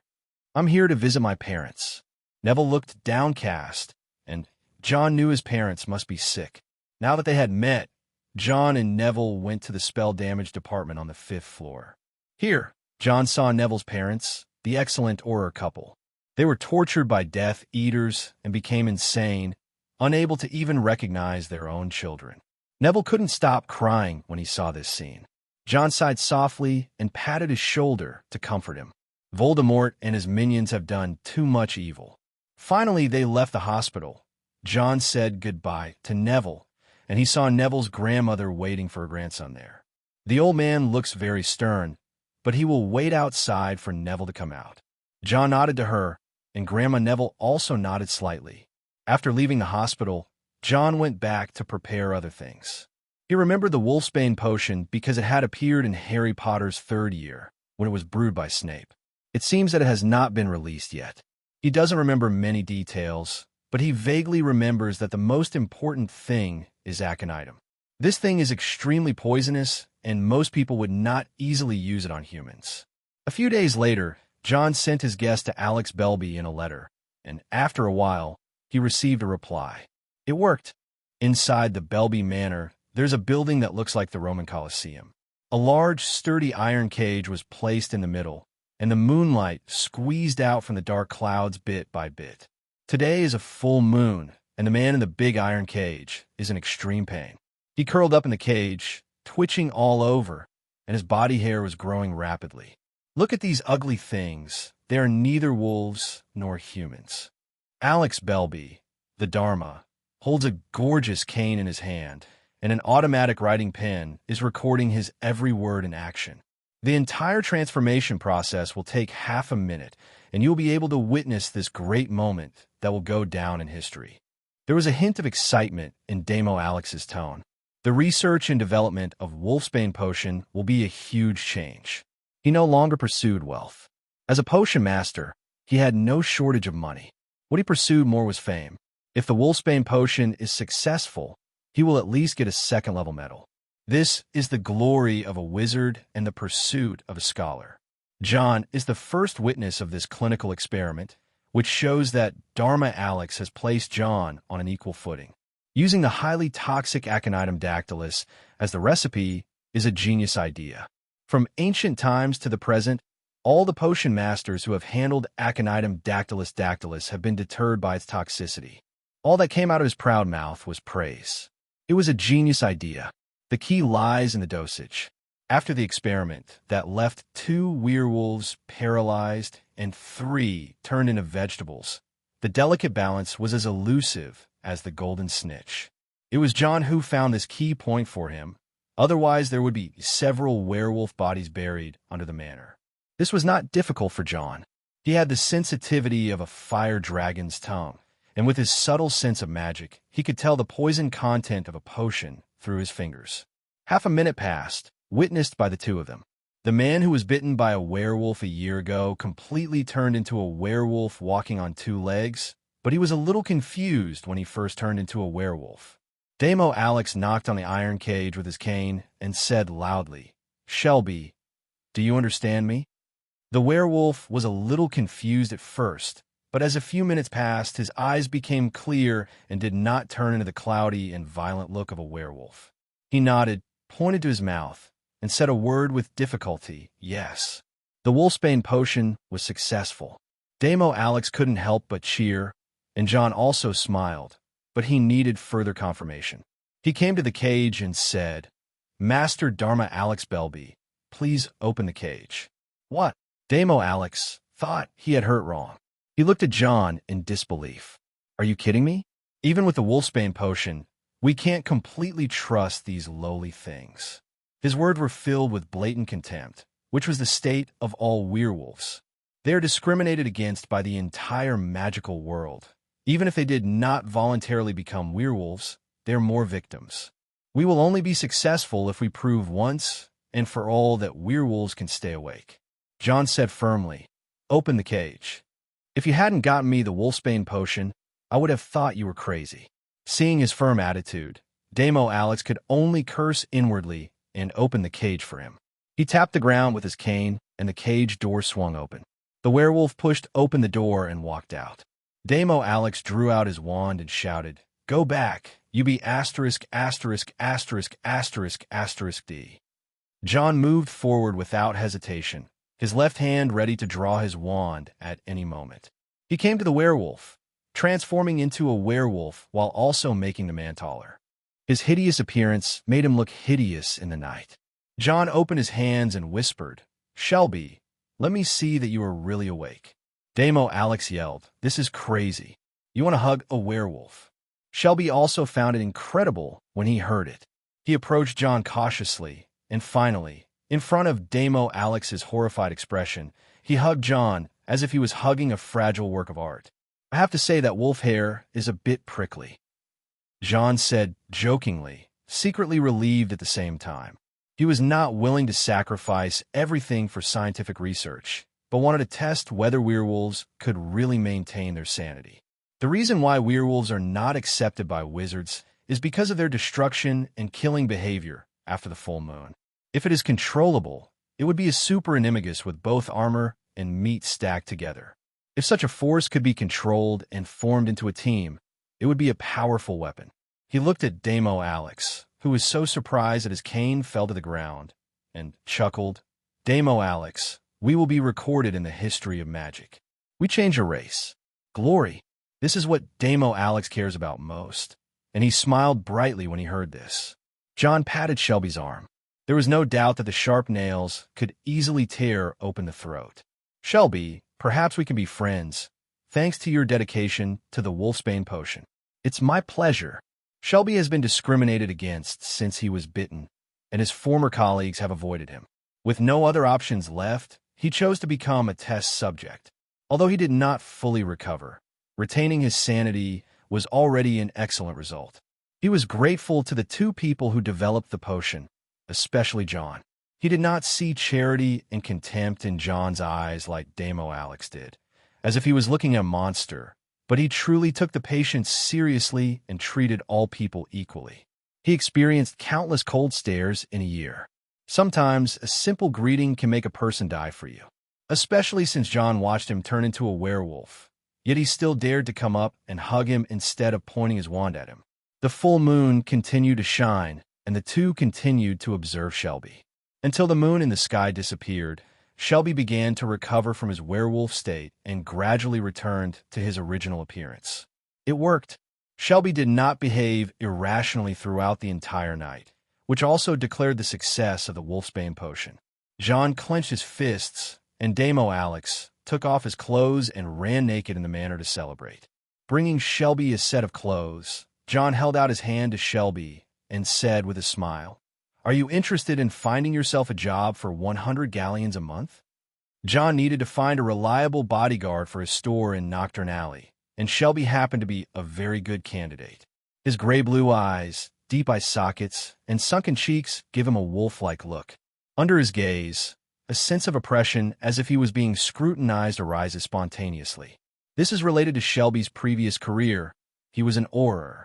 After being bitten by a werewolf while on a mission, the Auror lost his job and became a wanderer.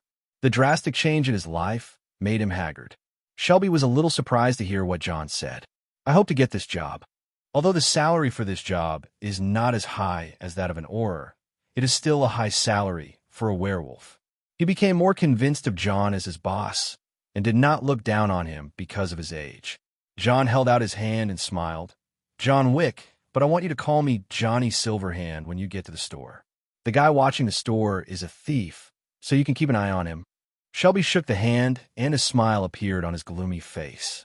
Dommy Shelby, I think that's what I'm good at. The two of them worked together happily, and on the other side, Alex, who was a Dharma master, also worked happily with John after he came back from running naked.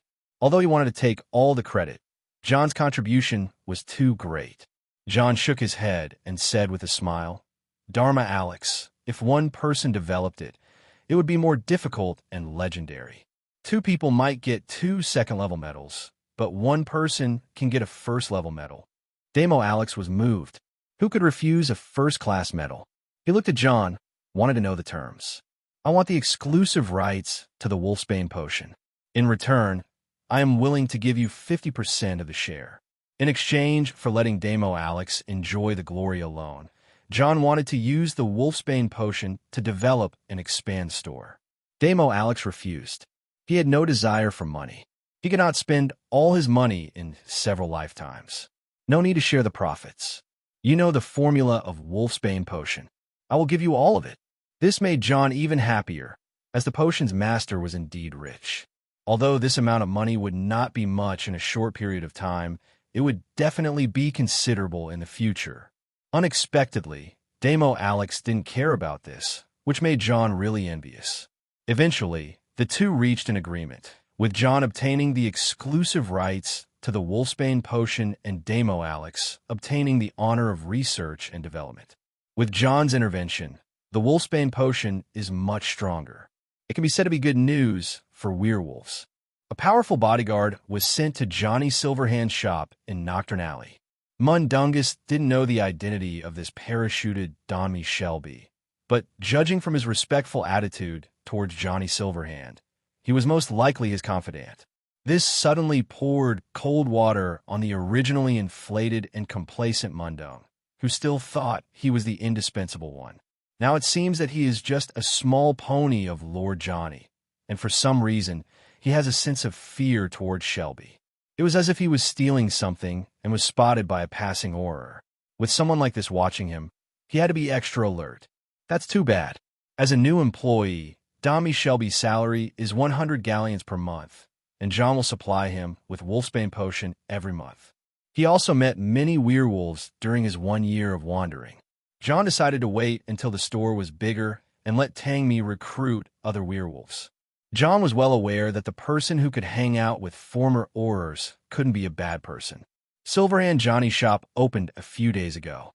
Although the business is not very good, it is not a problem to earn 200 galleons a day. When more people know about this place in a while, this business will only grow bigger. Especially after Damo Alex's first-level medal is issued, the reputation of his Wolfsbane potion will spread, attracting more werewolves to buy it. A regular Wolfsbane potion costs 30 galleons and allows you to suppress your bloodlust when you turn into a werewolf. The refined Wolfsbane potion costs 80 galleons and allows you to recognize your loved ones and stay in one place when you become a werewolf. The top-level Wolfsbane potion costs 150 galleons. Your appearance will only be changed and you will be unable to use magic, but your consciousness will still belong to you. The 3 Wolfsbane potions not only meet the minimum needs of werewolves, but also enable them to escape from the current situation of being discriminated against. The top-level ones are the most time-consuming, and it is very laborious to refine one that could be completely preserved as it was before the transformation. This is the model John provided to Shelby, and it made Shelby willing to die for him. The start of school is getting closer. Harry's living at the Burrow had left John quite alone. All he did now was counting the golden galleons and giving away the golden galleons. There is never enough money to spend, and alchemy is too expensive. But the progress was very smooth. He engraved a second rune on the Iron Wick sword and created a magic circuit for Iron Wick. As long as the circuit is activated, the magic on the sword can be used without using John's magic power. Of course, the magic generated by these circuits needs time to accumulate again after being released and is not of much use except for being able to deal with emergencies. John was practicing magic that day, but his transfiguration skill never got upgraded, which gave John the urge to upgrade it with any points. Should I read more books on transfiguration? He had been craving for the dragon form for a long time and estimated that he would have to reach level 4 to unlock it, so he had to give it up for the time being. Someone broke in? Jon frowned. He had set up a sensing magic prop in the basement, which would give him an early warning if someone broke in. Pointing his wand at a corner of the basement, Jon said coldly, "Do you think I can't find you?" A pair of protruding green eyes were the size of tennis balls, and two bat-like ears drooped back. Jon acted decisively, using the transfiguration spell to transform the desk in the corner into a cloth strip to tightly wrap the object that appeared. House elf. After it was done, Jon was stunned. "Ah," the house elf screamed. "Dobby is here to see John Wick, friend of Harry Potter." Dobby tried to break free, but the cloth wrapped around him tightly, muffling his screams. "Dobby?" The house elf. Jon remembered Harry's complaint, and he said in a deep voice, "Who sent you here? Do you want to know Harry's whereabouts through me?" "No, it's not. Dobby wants John Wick to protect Harry Potter." After saying this, Dobby realized that he was almost about to say something bad about his master. He wanted to punish himself, but he was tied up tightly. He could only bang his head against the wall repeatedly, cursing to himself, "Bad Dobby, bad Dobby." "Stop." Jon had a headache, so he had to control the cloth strips to tie Dobby's head as well. Without putting down his wand, Jon approached Dobby, his expression becoming serious, and asked, "You said Harry would be in danger. How did you know that?" When he asked this, Jon saw fear on Dobby's face. He wanted to hurt himself, but couldn't. He had a headache. These house elves were overreacting. He had to change the way he asked. "What do you mean by danger?" "A conspiracy, a dangerous and terrible conspiracy. The most horrible thing will happen in Hogwarts." Dobby screamed, and Jon lifted the spell, causing Dobby to fall to the ground with a plop. "Then why did you ask me to protect Harry again?" Putting down his wand, Jon stared at the house elf who had broken into his house. Dobby sniffled and said, "Dobby heard that John Wick was a powerful wizard and that he protected Harry Potter." I admit that I protected Harry, but it was too much to protect a powerful wizard." The corner of Jon's mouth twitched slightly. Who spread this rumor? He was just a rookie with level 3 magic power. Glancing at Dobby, he said helplessly, "If you really want to protect Harry, you should tell me the name of the master of the conspiracy." As long as he had the name, and it involved Harry as the savior, Jon could write to Dumbledore. With a White Lord around, he didn't believe anyone could hurt Harry. "Dobby can't say that, bad Dobby, bad Dobby." Dobby began to hurt himself again, and Jon had to tie him up again. He couldn't completely believe Dobby's words, but if Harry was really in danger, he would help. "I will investigate this conspiracy, assuming it is true." Dobby was extremely grateful, and Jon waved his hand. At the same time, his eyes fell on Dobby, who was wearing an old pillowcase and looked both pitiful and funny. "I have some old clothes. If you don't mind, you can wear them." Jon's words made Dobby scream. Dobby is so grateful to John Wick. He is just as respectable as Harry Potter. House elves can only be free when their masters give them clothes to wear. He couldn't accept Jon's kindness, but it elevated Jon to the same level as the savior Harry. Well, maybe a little shorter. Dobby snapped his fingers and disappeared with a bang, able to cast spells wandlessly. Staring at the spot where Dobby had left, Jon cast the spell here, and Dobby moved in and out freely. It seems that the protection mechanism I set up is not enough. He decided to make some extra spyglasses to prevent similar incidents from happening again. As time went by, and as Silverhand Johnny's shop became stable, it was time for Jon to go to school. September 1st. Watson brought the children into King's Cross Station early, and this time he deliberately bumped into the platform pillar at 9 3/4. The result is also obvious. He is not a wizard.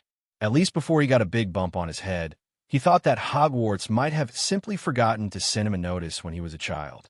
Mrs. Wick was entertaining customers in the beauty salon, and Jon could only watch his father hitting a wall with disgust. "Okay, Dad, I have to leave now." Watson, frustrated, had no choice but to watch his son leave. He rubbed the big bump on his head, and then, bang! Oops! Ouch! The two screams left Watson stunned. The two little wizards looked at the impassable wall in confusion. They were dumbfounded. Harry was puzzled. Why can't I get through? I don't know, but we're going to miss the train. Ronald doesn't know either, but time waits for no one. They were extremely anxious because the passage was closed and they couldn't pass through, which also meant that they couldn't take the train to Hogwarts. Suddenly, Ronald had an idea. Car, we can drive and fly to Hogwarts. He thought of his own flying car, and Harry still had some concerns, but then he thought that if he was late and was expelled from Hogwarts, that would be the worst. The two of them got to work right away, and when they found the Weasley family's flying car and were about to start it, a hand rested on the window. Hey, I think you guys need help. Harry and Ronald stared blankly at the man in the hat who suddenly appeared. Watson Wick smiled confidently. I am an uncle, and people call me the Canary Wharf driving god. The Hogwarts train is running on the track. Harry and the others are not on the train. Hermione searched every carriage, but couldn't find Harry and Ronald. John put down the chocolate frog in his mouth after hearing this. He thought for a moment and wondered if he had missed the train. Maybe he missed the train. It's no big deal. Just write a letter to the school, and they'll send someone to pick him up. Putting the chocolate frog in his mouth, John looked at Neville. Neville has been a little depressed since he visited his parents during the holidays. Neville, are you okay? He asked Neville, who froze for a moment before nodding. I'm fine, John. I'm glad you're okay. Here's some toffee. Would you like some? Stuffing the toffee into Neville's hands, John thought of Neville's parents, the injuries caused by the curse. The unforgivable curse. He thought of the Cruciatus curse he had used before and felt that it would be better for him to use it less often. As John thought about it, his thoughts drifted out the window. He saw a dark spot approaching, and John froze. He rubbed his eyes, as if to reconfirm what he saw. A familiar flying car was speeding past the Hogwarts train, screams coming from it. Mr. Wick, you're flying in the wrong direction. Not that, that's falling. John watched the flying car fall from his eyes and disappear through the tunnel bridge where the train passed. He said to himself, I seem to see Dad just now. If he saw it correctly, there were 3 people in the flying car just now. Harry, Ronald, and their father Watson Wick. His expression was a little stiff. John didn't expect his father to be so bold that he dared to drive a fast car. Does he think this thing is the same as a car? We can only pray that Harry and Ronald can have an intact body. John folded his hands together in prayer, leaving Hermione confused. What? Canary Wharf, Car King? I forgot to tell you that there are more boats than cars there. Glancing at the fidgeting Hermione, John was considerate enough to forget what had just happened. Hermione, don't worry, Harry and the others will be fine. After saying that, John silently added in his mind, probably. Thank you, John. Hermione also felt that she was too nervous. Harry and the others wouldn't be so stupid as to not write a letter to the school, right? Harry and Ronald regretted why they trusted this adult who seemed so reliable. John. Ronald was so scared that he kept calling John's name. He felt that only John could save them and make this crazy uncle stop. Harry had hit his head on the roof of the car for the 10th time. The material of this car was really good, and it didn't break at all. Of course, Harry's brain would probably fail even faster. Compared with the two of them, Watson was extremely excited. I saw him holding the steering wheel with one hand, and with just a slight movement, the car speed increased to 200 miles per hour. Long live the Canary Wharf car god. With a cheer and 2 weak and helpless screams, they drove past again. Unlike the first years, the second years did not enter Hogwarts from the Black Lake, but changed their location. On the muddy road outside Hogsmeade Station, carriages without horses were lined up waiting. At a glance, there are at least hundreds of carriages here. The absence of a horse in a carriage gave the thing a certain weirdness. What pulls this car? Hermione was full of curiosity. She and John were sitting in the same carriage. It's a thestral, a magical creature of wonder. John stared at the thestrals in front of the carriage, and he was reminded of this species, which seemed to be seen only when faced with death. Could it be Quirrell? John suddenly realized when he remembered that he had witnessed Quirrell's body being taken away by Voldemort. A carriage could seat 4 people. After Neville got on, the blonde girl got on before Ernie Macmillan. Hi, John, long time no see. Although she tried hard to pretend that it was not intentional, Daphne's act of stealing the carriage still exposed her purpose. John also smiled and greeted her when he saw her. Although they were in the same dormitory, he rarely interacted with other Slytherins.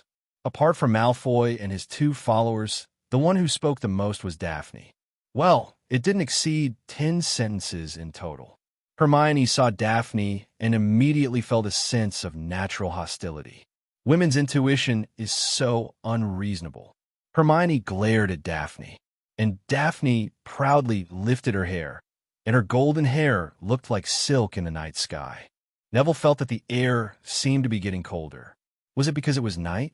The inside of the carriage was dark, and there was a faint smell of mold and straw.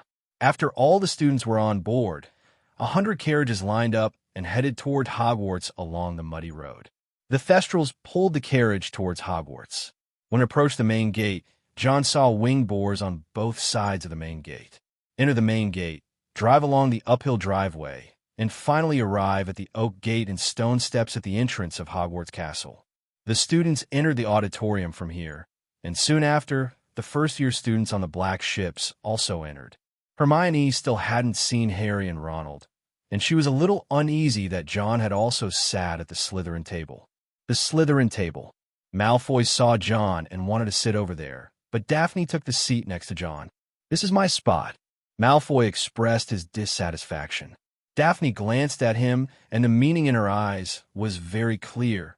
"Get away from me." Ahem, maybe changing position will give me a better view. Thinking of Daphne's pure-blood family, which was as ancient as his own, he swore that he was just too gentlemanly. Malfoy changed direction and sat across from John, and John said to him, "Draco, you've grown taller." "Really? I also think I'm a lot taller." "How much taller?" Malfoy was really happy when he talked about this. To be honest, his height has never been able to support his aura. He always felt that if he had the same height as John, he would definitely be able to suppress the annoying Scarhead Potter. John stretched out his hand and gestured a long way, thought about it, and then shrunk it to the height of 2 fingers and said, "About this much." By the way, John is also taller, about 2 fingers taller. But Malfoy was still very happy, and he told John about his great plans for this semester. "My father promised to donate a batch of Nimbus 2001s to the team. When I become a Seeker, we will definitely be able to suppress Potter. Rich and inhumane." Malfoy's super double move directly allowed the Slytherin team to turn the tables and become the host. What John didn't expect was that Malfoy was really good at using the back door. I don't think it's necessary to take a backdoor in your sophomore year with your skills. To be honest, Malfoy's flying skill was pretty good. Although not as good as Harry's, he was still one of the best among other students. Malfoy was very pleased with John's words, and he felt the same way, but unfortunately Mr. Malfoy did not think so. The sorting began, and John saw Ginny from the Weasley family at first sight. Her red hair was so eye-catching. Snape was nowhere to be found, and John probably went to catch Harry and the others. After all, apart from Harry, who else could make Professor Snape do it himself? John soon found out the answer, because Professor Snape walked into the Great Hall with a gloomy face. "John Wick, follow me." Malfoy could feel the low pressure of his dean at the moment, even across the length of the table. He couldn't help but ask in a low voice, "What did you do?" "I have never seen Professor Snape so angry. Please don't let us lose points." John thought about it, and felt that he didn't do anything, and he was a well-behaved person. "I don't know. I'm leaving now." John left the Great Hall under Daphne's worried gaze. He was called to Snape's office, a place filled with many bottles and jars, the contents of which were either valuable potion ingredients or tissues cut from certain creatures. John was here and saw his living father. Well, he knew where he had offended Professor Snape. Other sons betray their fathers, but here it is the father who betrays his son. John couldn't help but hold his forehead with his hand. Looking at Professor Snape's murderous eyes, he felt that he could still be saved. "I don't think I'll lose any points for this, right?" John asked sincerely, which made Professor Snape's face darken even further. "John Wick, your Muggle father broke into Hogwarts illegally and damaged an extremely rare Whomping Willow." The corners of Professor Snape's mouth twitched, as if he was incredulous at the idea of a Muggle driving a flying car. He opened today's Evening Prophet with great effort and said sarcastically, and 6 or 7 muggles saw an old sedan flying over the post office building. This already involves the statute of secrecy, and even Watson Wick, a muggle, entering Hogwarts is a serious violation of school rules. John also felt that this was a bit serious when he heard it. Even Professor McGonagall and Dumbledore were alarmed. Harry and Ronald were trembling with fear. As for their father Watson, he also realized that he seemed to have done something to harm his son. "Professor, if you have any problem, come to me. Don't make things difficult for the children." Watson stood up with great dignity, making Harry and Ronald feel that this adult was very reliable. Professor McGonagall arrived with a serious look on her face. She raised her wand, and Harry thought she was going to turn herself into a dumb snuff box. However, Professor McGonagall simply lit the fireplace and asked everyone to sit down. "Explain." Professor McGonagall looked like he had caught them for a night out last school year. Harry and the others felt they could still salvage the situation, so they said, "It's not our fault. It's the partition wall at the station that won't let us in." He explained that there was a problem with the partition wall, and Professor McGonagall's lips turned pale, and he said coldly, "Why don't you send an owl to send us a message? I believe you have an owl, right?" Harry was speechless. It just occurred to him that he could do this. Professor McGonagall looked at Watson Wick, opened his mouth slightly, but still said nothing. "This is a student's parent and should be handled by Dumbledore." Dumbledore's smile disappeared when he arrived. He said to Watson Wick, "I'm sorry to see you again in this way, Mr. Wick. It's all my fault, Professor Dumbledore." Watson felt ashamed. Watson sighed. "I shouldn't be affecting my children, right? Mr. Wick, if you were a student, I would write to your parents, but now I will arrange for someone to send you home. I hope you won't mention this to anyone else." This is good news. At least Watson doesn't need to be cast under the forgetfulness charm. The news that muggles drove flying cars into Hogwarts also needed to be blocked.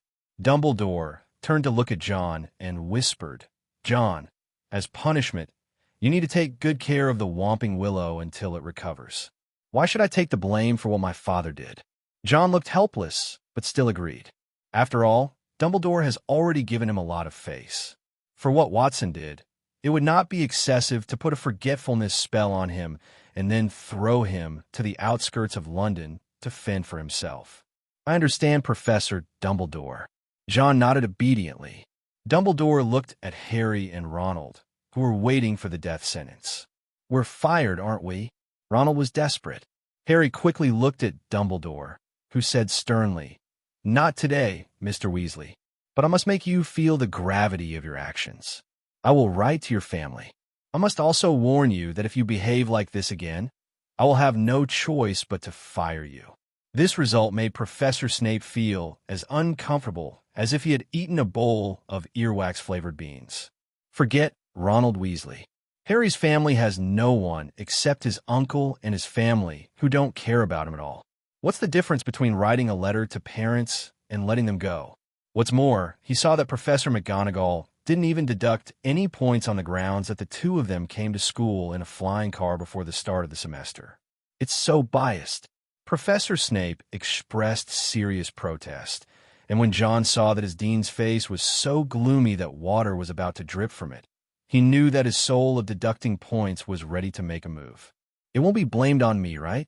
He was the only Slytherin student present, and Harry and the other two were Gryffindors under the charge of Professor McGonagall. "Send Mr. Wick to the station." When Professor Snape saw John's expression, his face turned gloomy and he was about to get angry, but finally his tone turned into a sarcastic one. John was not going to make himself bored, so he took his father Watson Wick to the station. Hagrid was waiting inside the station. When he saw John coming, he waved hurriedly. "Hagrid, thank you for your help." John was relieved when he saw it was Hagrid. He said sincerely, "If my father is too noisy, you can just knock him out, thank you." The filial behavior caused Watson Wick to protest, and Hagrid smiled awkwardly and said that he would never do that. Faced with Watson's dissatisfaction, John directly defeated the enemy with one move. He said calmly, "I will write to my mother." Now Watson was completely quiet. When he returned home, He was greeted by Mrs. Wick, who had received the letter. I heard that after that day, Watson took a week's sick leave and didn't dare to go to work.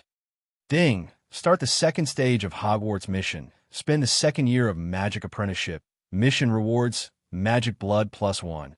Any point +3. Ding! Trigger the cultivation task. Take care of the Whomping Willow until it recovers. And get the blessing. Botanist. Botanist. Improve the success rate of plant cultivation. Ding! Trigger the challenge task. Maintain the first place in the grade until the end of the semester. Get any point +1. Blessing. Hardworking and studious. Diligent and studious. If you study for more than 2 hours continuously, you'll get a 1-hour bonus for improving efficiency. You just turn on the system now. Are you trying to see if I'll be fired? After John sent his father away, the second phase of the Hogwarts mission began. He seriously suspected that the system was turned on at this time because he might be fired. Fortunately, everything is fine. Dumbledore is not Headmaster Phineas Nigellus Black. If he were Headmaster, 3 students would have to leave here today. After all, he is unique in being rated as the most annoying principal in history. John missed the dinner, so he had to go to the kitchen to see if he could get some dinner. The Hogwarts house elves feel honored to serve Mr. Wizard. After John got his dinner, he did not return to his dorm, but went to the room of requirement. After walking back and forth across the huge tapestry 3 times, John entered the training room. I haven't been here for a while, and a layer of dust has accumulated here again. Using magic to sweep the dust out of the window, John pulled the iron wick sword out of the briefcase. At the same time, he took out the flying boots and put them on his feet. The wide shoes became fit after putting them on his feet. There was no discomfort on my feet. It felt as if I was not wearing any shoes. The feathers of the divine horse are even lighter than spider silk, and they have a levitation spell added to them. John's heels clicked together, and 2 wings sprouted from the sides of his shoes. With one light leap, he reached a height of 3 meters, his little wings flapping to keep him afloat. Holding the iron wick sword, John chanted a spell towards the blade. I'm a fire dragon. As the spell fell, the spell on the sword glowed red, and flames ignited along the sword. More than a dozen huge, human-shaped targets fell into the air in the training ground. John held the flaming sword and chopped them down with one blow, separating the human-shaped targets cleanly and neatly. At the same time, flames will burn from the wound where the cut was made.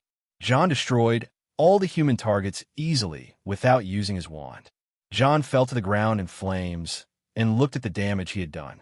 He shouted to the training ground, hard mode. This training ground has 4 modes: training, intra-level, difficult, and master.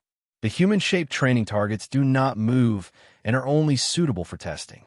The first step is to have a target dodge, and the second step is to have a puppet-like attack puppet. John had tried the difficult mode before, but was unable to pass it due to the quality of the sword. Now, with a new weapon, John decided to see if he could beat the enemy. As the order was given, the human-shaped target was taken back, and 5 wizard-like puppets walked out of the fireplace.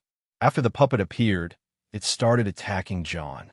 One of the 5 puppets that appeared rushed out, slashing at John in the face with a wooden sword in its hand. John raised his sword to block, then turned sideways to release the force and slash the puppet in the waist. It's faster and more damaging at the same time. Turning back to the doll that was cut in half, John looked at the blessing he had gained by clearing a level at the end of the previous school year. Knight, the power of the sword is greatly increased when holding it with both hands. When used with a mount, the power can be greatly increased again. One blessing took 2 large steps, and John secretly thought that it was worthy of the blessing he got at the risk of his life. We fought the puppet last semester. Not only was he cut in half, he was almost knocked to his knees by a sword. Although it is a wooden sword, the sword in the puppet's hand is very hard and heavy, and it can make a hole in the ground with just a swing.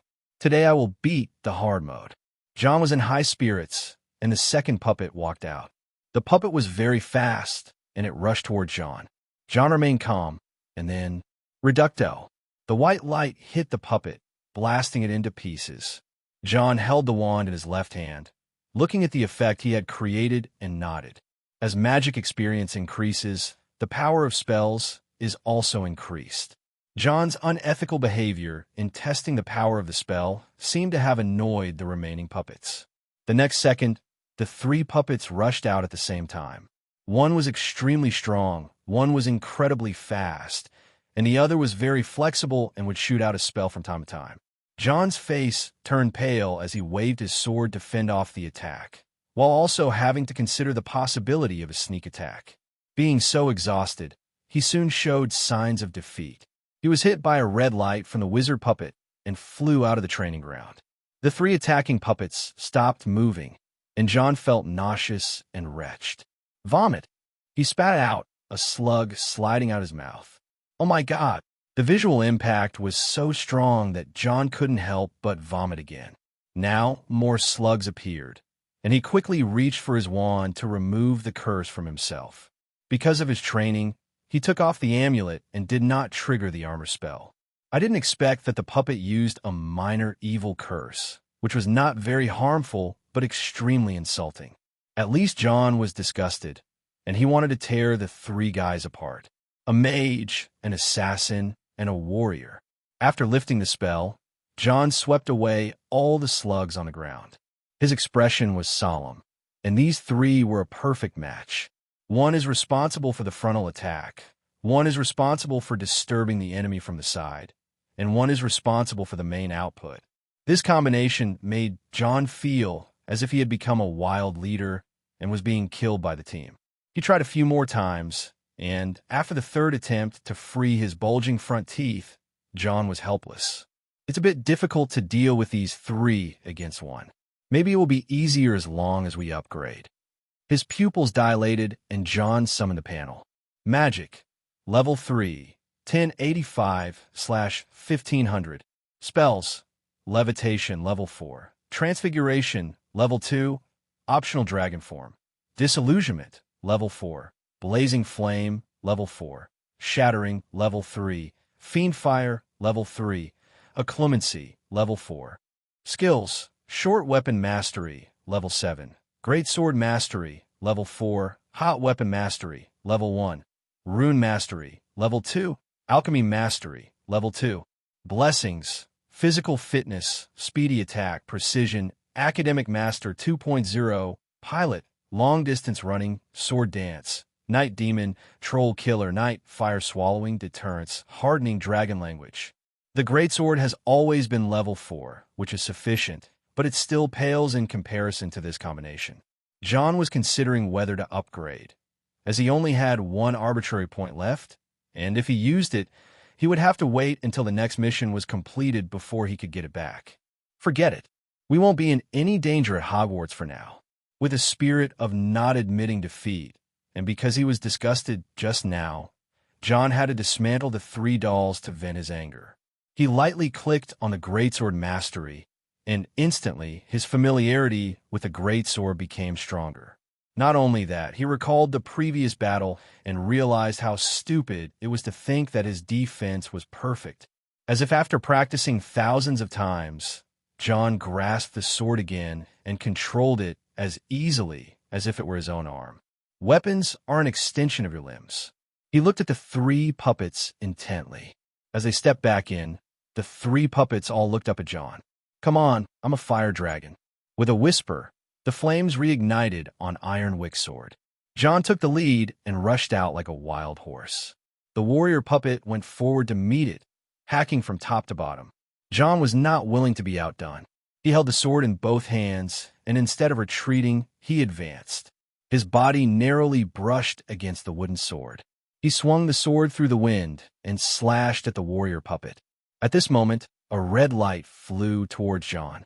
He stomped his right foot on the ground, and the red light flew past the sword. Then there was a sound of breaking wind from behind. It was the assassin puppet's sneak attack. Jon slashed with his sword and adjusted it, blocking the attack with his sword on his back. The warrior reacted and attacked again. Jon used both hands to push the assassin away and swung the sword in his hand from top to bottom, cutting off the warrior puppet's sword-holding hand. The wizard puppet attacked again. Jon seized the opportunity to draw his wand and cast the armor spell to block the attack. At the same time, He rotated his body with his left foot as the fulcrum and swung out the greatsword in his right hand. The hilt of the sword slid across his palm and was grabbed by the tail just as it was about to slip out of his hand. As a result, the sword suddenly extended a certain distance, just enough to pierce through the assassin puppet that was approaching from behind.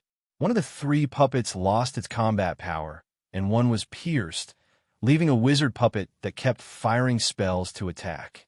Jon saw this and used the armor spell to resist, and at the same time, he cast a spell to hit the approaching one-armed warrior puppet, causing it to follow the assassin's footsteps. Between attack and defense, Jon gradually approached the wizard puppet. Although the mage can also move, he is too slow compared to the assassin. Jon kicked off a spell and fired a ball of white light backhandedly, hitting the wizard's body and blasting him away. Pursuing the victory, Iron Wick's sword pierced through the body of the wizard puppet, and the scorching flames instantly ignited it. Finally, I clear the level. Jon felt a breath of anger dissipate from his chest.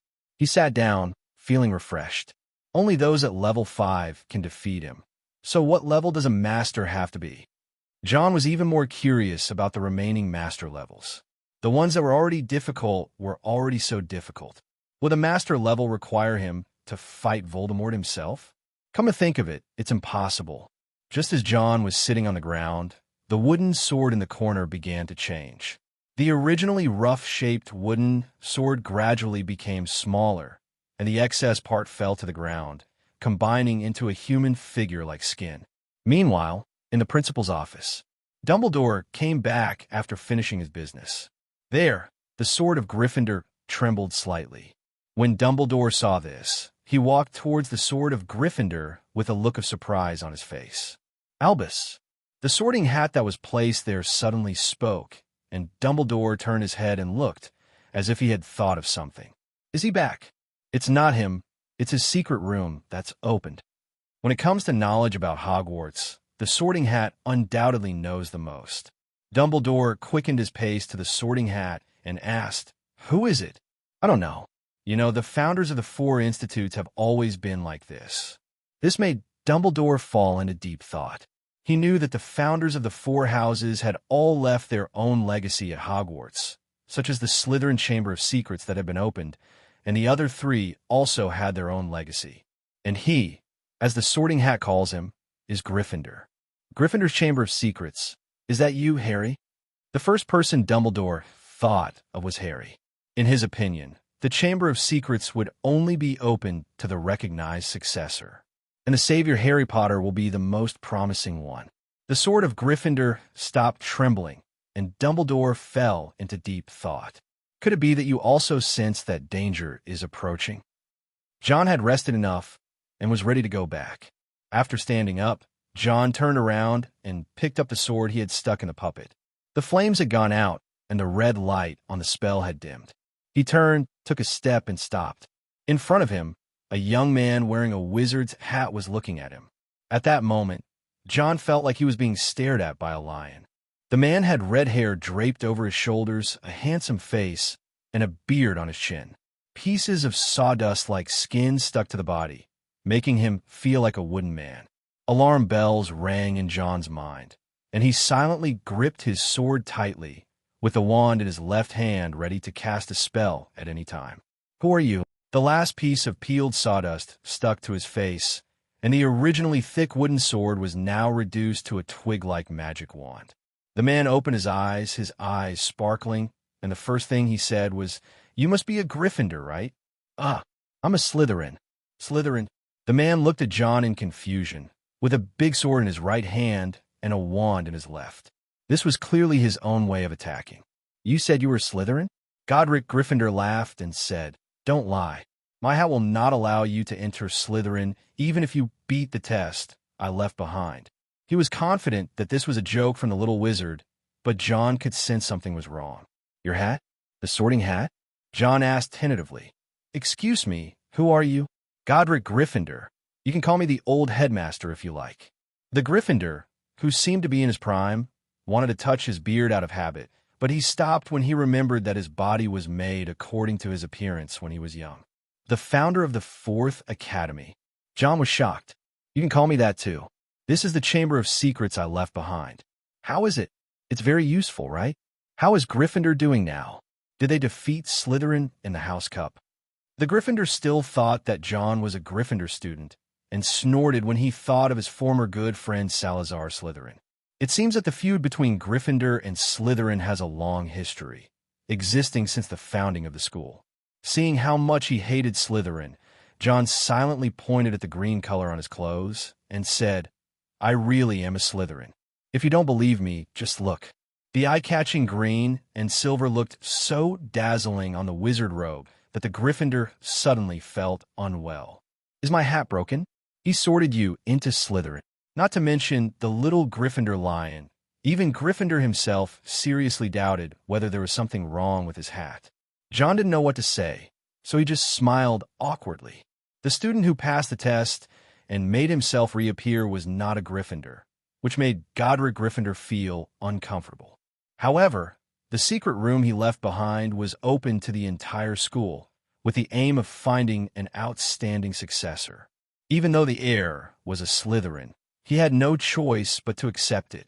"Well, you have passed the test and are eligible to inherit my estate." Gryffindor waved his wand gently, and the fallen puppet returned to normal and walked into the fireplace, and 2 chairs appeared out of thin air. He sat in one of the chairs, his wand in his hand like a branch. "As long as you complete my next test, I will give you the power you seek." John sat opposite silently. After hearing this, he hesitated for a moment and asked, "I want to ask, if I accept your test, will I be expelled from Slytherin?" Gryffindor said disapprovingly, "Isn't it just right to expel him? Pure-blood families generally don't lack money anyway." "Well, head of Gryffindor, I'm Muggle-born." The Gryffindor was shocked. "It was okay for you to be a Slytherin, but you were a Muggle-born. What happened in Hogwarts during the time I was away? Was there a Muggle planted in Slytherin?" Feeling that the amount of information was overwhelming, Gryffindor said he needed to sort it out, and the more he thought about it, the more he felt something was not right. Did Gryffindor and Slytherin switch names? He glanced at John again, and the more he looked at him, the more likely it seemed. It turns out that Godric Gryffindor has a big boy personality. He and Salazar Slytherin are one brave and one calm. One pursues adventure, and the other desires magic. The two were opposites, but also best friends, and even if they parted ways later, it was a peaceful breakup. Godric Gryffindor simply gave up thinking about it and said, "Don't worry, my legacy will be exposed to the whole school, and you will not be expelled." All right. John was relieved to hear that he would not be fired. Although the inheritance was very good, if he was fired, Voldemort would be expelled after his resurrection. There are 3 tests: the bird in the forest, the lion in the mountain, and the brave swordsman.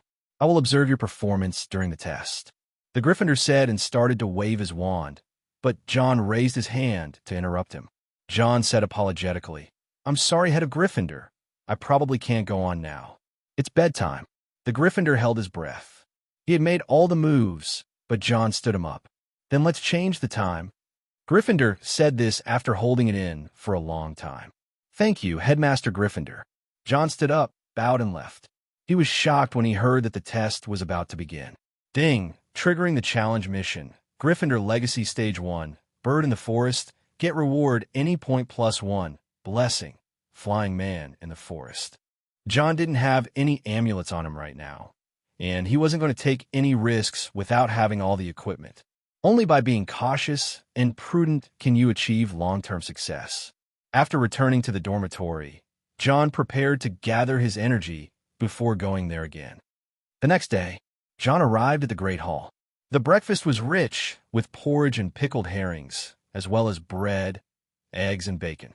Although eating pickled herring in the morning feels like eating snail noodles with white porridge, John's stomach has become as strong as iron after so many years. He was eating bread and porridge, and a blonde girl sat next to him. Daphne stared at John's handsome profile and laughed for no apparent reason. She said casually, "John, do you know that our defense against the dark arts professor is Gilderoy Lockhart? My mother likes him very much." John drank a mouthful of porridge and ate it with some chopped bacon, and said calmly, "I read his book. It is indeed well written, but I don't know how good his teaching is." Changing the defense against the dark arts teacher every year has resulted in uneven levels of achievement among students in this course. John didn't know what the school was thinking. Why were they so stubborn? Couldn't they just change the name and teach the same course? Wouldn't it be the same to call it Counteraction of the Dark Arts? Voldemort cursed the defense against the dark arts professorship. What does that have to do with me being the professor of countermeasures against the dark arts? I don't know whether the curse is true or not, but it is true that one professor is consumed every year. Professor Quirrell in the previous school year was not serious in teaching. John later learned the dark arts from him and knew that Quirrell was quite capable but was just hiding his shortcomings on purpose. Malfoy came over with 2 followers. He found John excitedly and said, "John, Potter and the annoying Weasley got into trouble this time. They drove a speeding car to the school. It's a pity that you were not in the Great Hall yesterday." The news spread quickly, and that night the Gryffindors celebrated Harry's reckless behavior. Harry also realized that he had done something stupid, and the price he paid was that Hermione was angry. As the smartest one among the 3 little ones, Hermione couldn't believe that someone could be so stupid. She read Sailing with Vampires in a huff. As a book lover, she was completely fascinated by the book and was full of admiration for the author Gilderoy Lockhart. Today the postman arrived and hundreds of owls crowded into the auditorium, creating a chaotic mess in the sky above. An old owl flew towards Gryffindor, and when it tried to stop, it dove into Hermione's milk jug. Errol, this old owl belonged to the Weasley family. Ronald rescued it and saw the red envelope in its mouth. Howling letter. Now it was time to watch something interesting. John saw Malfoy turn around, as if he was going to watch a great drama. "Ha! A howling letter. Weasley's going to be in trouble." Malfoy gloated, and the follower next to him cooperated by making crying gestures. Ronald held the howler letter and was reluctant to open it. Neville whispered, "You'd better open it. It's even worse if you don't. My grandma sent it to me once, but I ignored it, and the result was—" Neville shuddered at the thought of that horrible scene. Ronald swallowed hard, knowing without thinking that the outcome would be horrible. He opened the howler letter with trembling hands. The huge roar inside shook the entire auditorium. John watched a handful of ash fall into his porridge, and he calmly moved it to Malfoy. Malfoy enjoyed the scene of Weasley suffering from a life worse than death with relish, picked up the porridge and took a sip, but there was too little porridge, so he finished it in just 2 or 3 mouthfuls. The first class was History of Magic. John went to see the Whomping Willow that was hit by his father before class.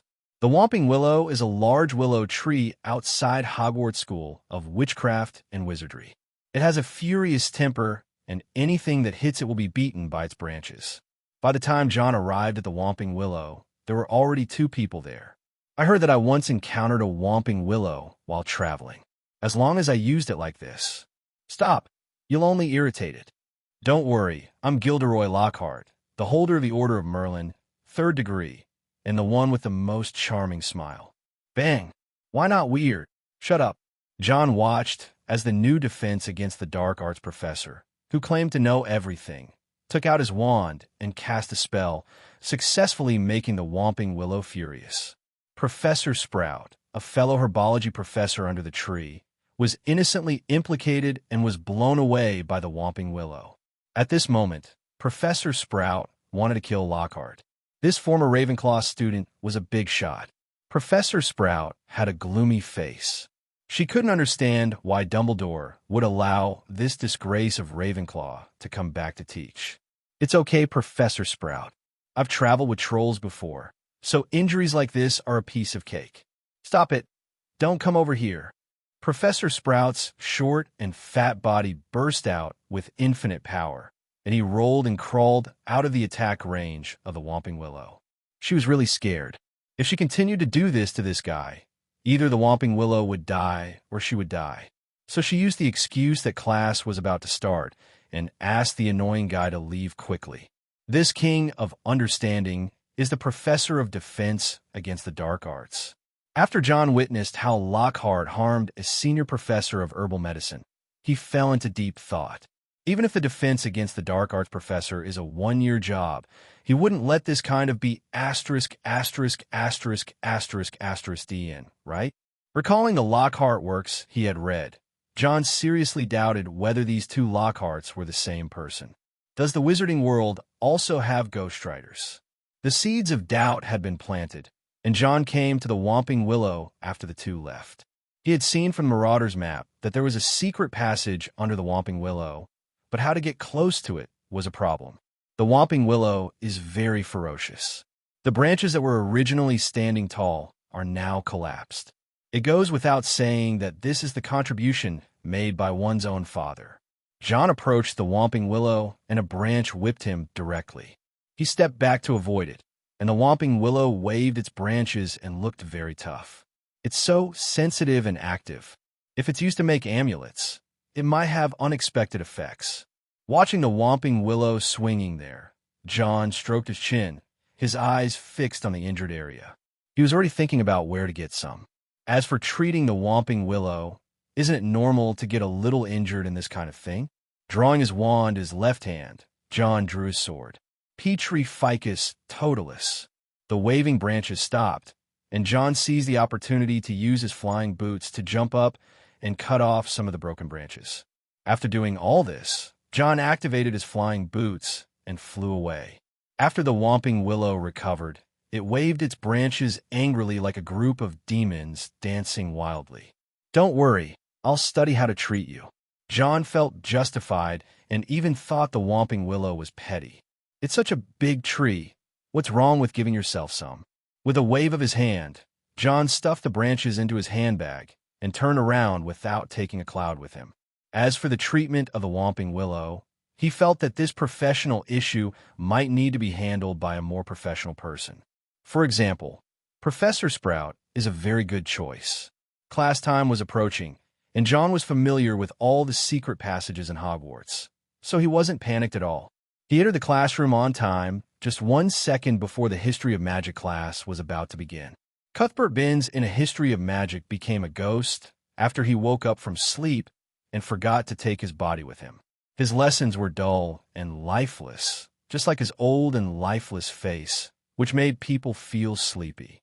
Even John managed to stay awake. He was apparently reading History of Magic in class, but in fact he was studying with his alchemy notes.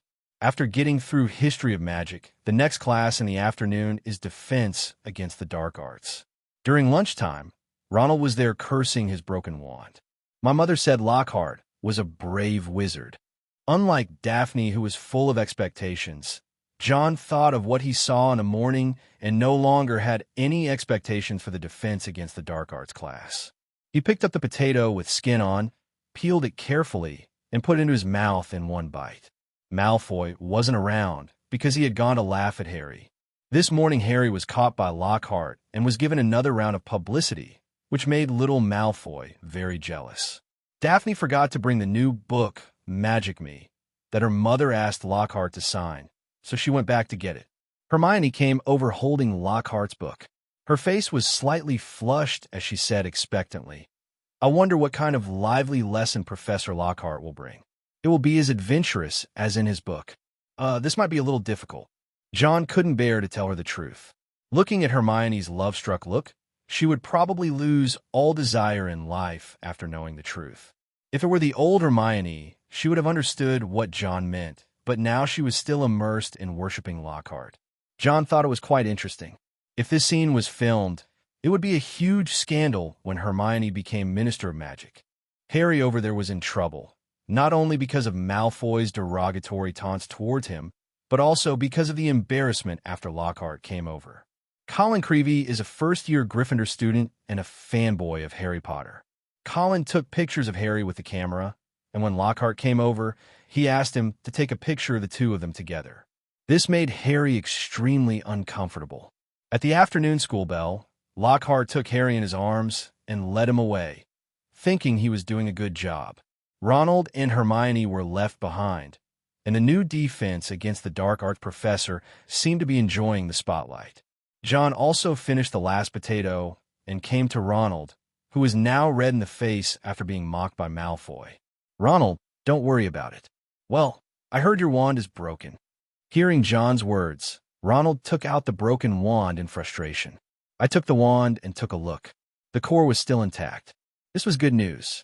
After all, it was his father's fault, and John felt that as a son, he should still try to save him.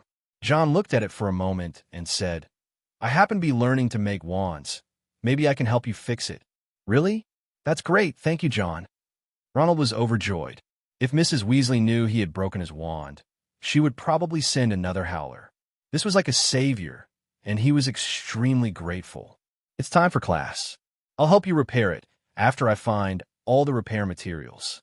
The defense against the dark arts class in the afternoon was taught by both departments together. John returned the wand to Ronald, and they headed towards the defense against the dark arts classroom. At first glance, the new defense against the dark arts classroom is filled with photos, and the owners of these photos are unsurprisingly Gilderoy Lockhart. Not long after entering the classroom, Lockhart came in. He was different from other professors. He wore a gorgeous and flashy turquoise robe and a turquoise hat with gold edges on his shining golden hair. Malfoy was annoyed by the showy look.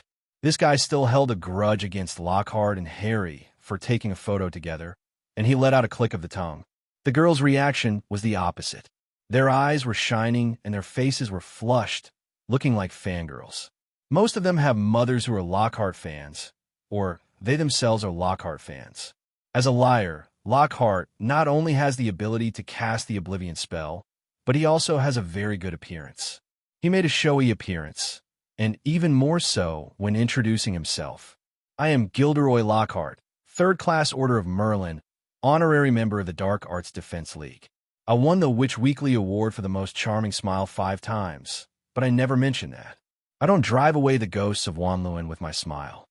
There is a cold plot at the end, but it's a pity that no one can understand it. John was speechless. After such a long introduction, the only useful thing was that he was an honorary member of the Dark Arts Defense League. No matter how you looked at him, he looked like a mere vase. John was soon able to confirm his guess, as Lockhart's first class test was actually his survey paper. The content of the questionnaire left John completely confused. 1. What is Gilderoy Lockhart's favorite color? 2. What was Gilderoy Lockhart's secret ambition? 3. What do you think is Gilderoy Lockhart's greatest achievement to date? What the hell is this? Are you sure you are here for class, and not for an idle fan meeting? Tisk, TSK. Hardly anyone remembers that my favorite color is lilac, which I mentioned in A Year with the Tibetan Snowman. Some of you need to read Wandering with Werewolves carefully. In Chapter 12 of the book, I clearly stated that my ideal birthday gift would be all magical and non-magical people living in harmony. But I won't refuse a big bottle of Ogden's aged fire whiskey. Lockhart reviewed the test papers and expressed his disappointment that most people could not answer their easy questions. However, he still winked mischievously to comfort the group of little wizards. Not to mention Ronald. Even the other little wizards couldn't hold it anymore. Hermione was probably the only one in the classroom who was still listening attentively. Lockhart suddenly mentioned her name, which startled Hermione. But Miss Hermione Granger knows that my secret ambition is to rid the world of evil and to sell my own line of hair conditioner. Lockhart looked at the test paper with surprise and relief. It turned out that outstanding people would always attract special attention wherever they go. He said quite happily, 100 points. Where's Miss Hermione Granger? Hermione raised her hand with some excitement and trembling after being recognized. Lockhart smiled and said, excellent, 10 point for Gryffindor. This excited Hermione even more because it was the first time she had received bonus points before John. Immediately, Hermione looked at John first, with a hard-earned victory in her eyes. John saw the challenge in her eyes and thought to himself that something was wrong. Miss Know-It-All Hermione Granger has revived and sees the possibility of defeating John again. Lockhart over there didn't know that his unintentional action helped a heartbroken academic regain his confidence. He placed a large cage covered with a cloth on the podium and displayed exaggerated body language. Now, be careful. My job is to teach you to defend yourself against the worst evil the wizarding world has ever known. You will face the most horrible things in this classroom." There was a threatening tone in his words, as if he wanted to scare these little wizards. Perhaps he felt that he had gone too far, so he changed his tone and said with infinite confidence, "But remember, as long as I am here, you will not be harmed. I only ask you to remain calm." Some of the little wizards were frightened by his words and stopped laughing. Neville in the first row felt very insecure and shrank back. "I must ask you not to scream. It will irritate them." He emphasized it again in a low and threatening tone, finally making the atmosphere scary enough to make the whole class hold their breath. As everyone watched nervously, he opened the hood. Puff! Seamus didn't usually laugh in class unless he couldn't help it. Under the rendering that Lockhart seemed to have captured a group of Dementors, there were a group of Cornish elves under the cover. These little elves are iron blue in color, with small pointed faces and sharp, shrill voices, and they chirp as noisily as budgies. But even so, it can't change the fact that these are just little guys that are less than 8 inches tall. Seamus's smile made Lockhart feel a little embarrassed. He said angrily, "They may also be little saboteurs as cunning as the devil." But all he was greeted with was more laughter, which annoyed Lockhart a little, and he swore he meant no harm. He shouted, "Well, let's see how you deal with them." He opened the cage and wanted to give these students a hard time, but the elves that were released caused chaos. They were running around in the classroom like little monkeys, and some little wizards were picked up by the elves by their ears. Others rushed out of the window and smashed the classroom glass and scattered on the ground. Lockhart was right. These guys were destroying like the devil. Ink was sprayed everywhere. An elf flew over to John and tried to pull his ears. He just gave it a threatening look, and the elf trembled with fear. How dare the Cornish elf touch the dragon's beard? He immediately screamed and flew away in fear. Lockhart hurriedly directed the students to gather the elves together, chanting an impromptu spell to try to resolve the situation. It had no effect at all, and Neville was lifted up by his ears. John frowned as an elf carrying ink was chasing after the girl. "That's enough." Amid the chaos, John stood up. He shouted coldly, and the dragon's might emanated from him, freezing all the troublesome elves on the spot. Lockhart felt as if he saw a fire dragon, and he screamed in fear and ran outside. The elves fell to the ground and huddled together, trembling with fear. They looked so pitiful. John was intimidating without being angry and put an end to the chaos. He drew out his wand and cast a spell at the elf who was still trying to escape. The transfiguration spell transformed the table into a cage, trapping the elves inside. The bell rang, waking the students from their dreams. John walked to the door under the gaze of many students, and then said in a strange tone, "You guys aren't going to leave, get out of class?" "Oh, yes." The students who reacted had different attitudes. Daphne stared at John, and Malfoy closed his open mouth. The Slytherins cheered. In their opinion, John had saved the class. "Cool, that's awesome," Seamus and Gryffindor said excitedly. "Did you see it just now?" John scared the elf so much with just one sentence. "I felt like he was a fire dragon just now. It was so scary." Harry had the same feeling. He had never seen an adult fire dragon, but for a moment he seemed to have seen an adult Norwegian Ridgeback. Ronald was still in shock. He was really scared, not only by John, but also by Lockhart's poor teaching level. "I never want to take Lockhart's class again. It's a nightmare." Hermione wanted to defend her idol. Maybe he just wanted to give us a chance of practice, I guess. The more Hermione talked, the less confident she became.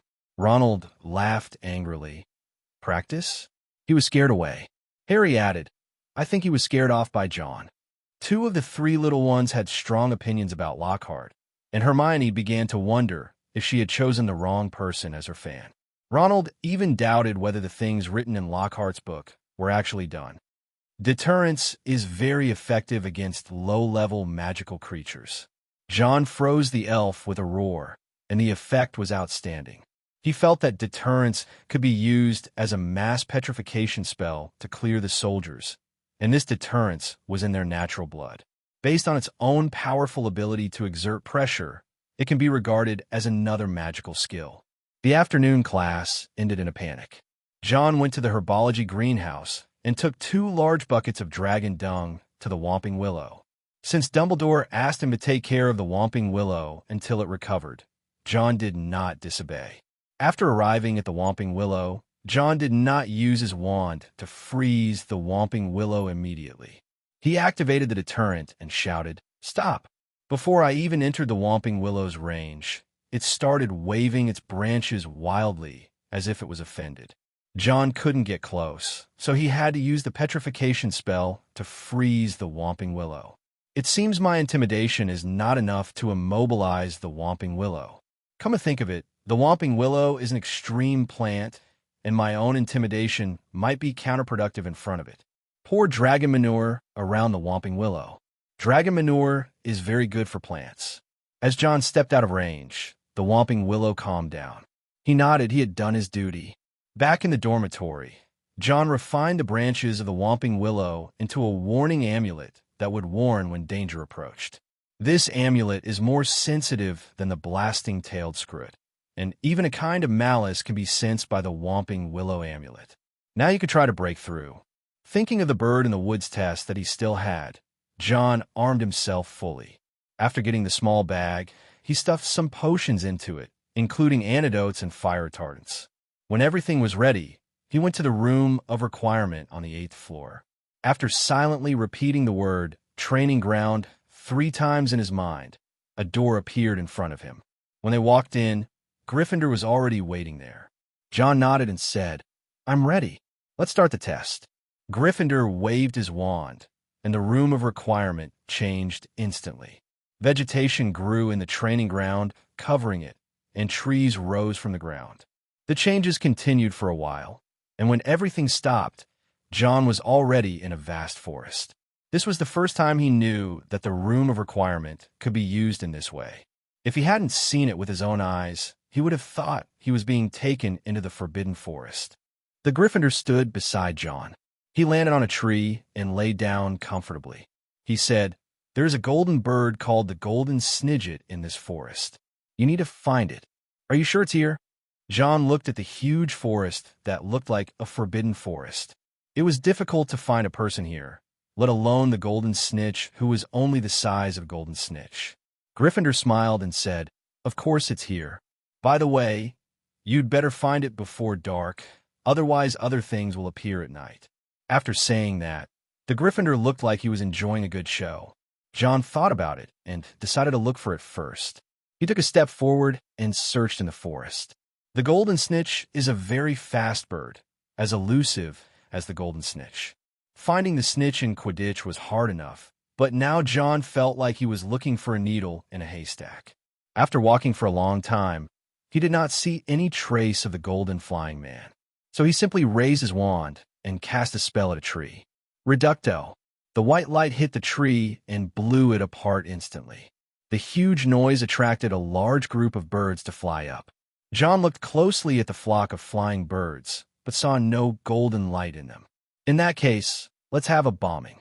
John did what he said, used his flying boots to fly into the air, and began to bomb in all directions. One after another, the shattering spells fell on the ground, causing explosions, and the forest shook continuously. The Gryffindors were all shocked by his actions. They didn't expect that someone would choose to go straight to the search for the golden snidget. But if you think about it carefully, John is absolutely right. The golden snidget is a sensitive bird and can fly incredibly fast. Before the danger arrives, the golden flying man is enough to dodge and fly away. In other words, John's method may seem reckless, but it is actually very smart.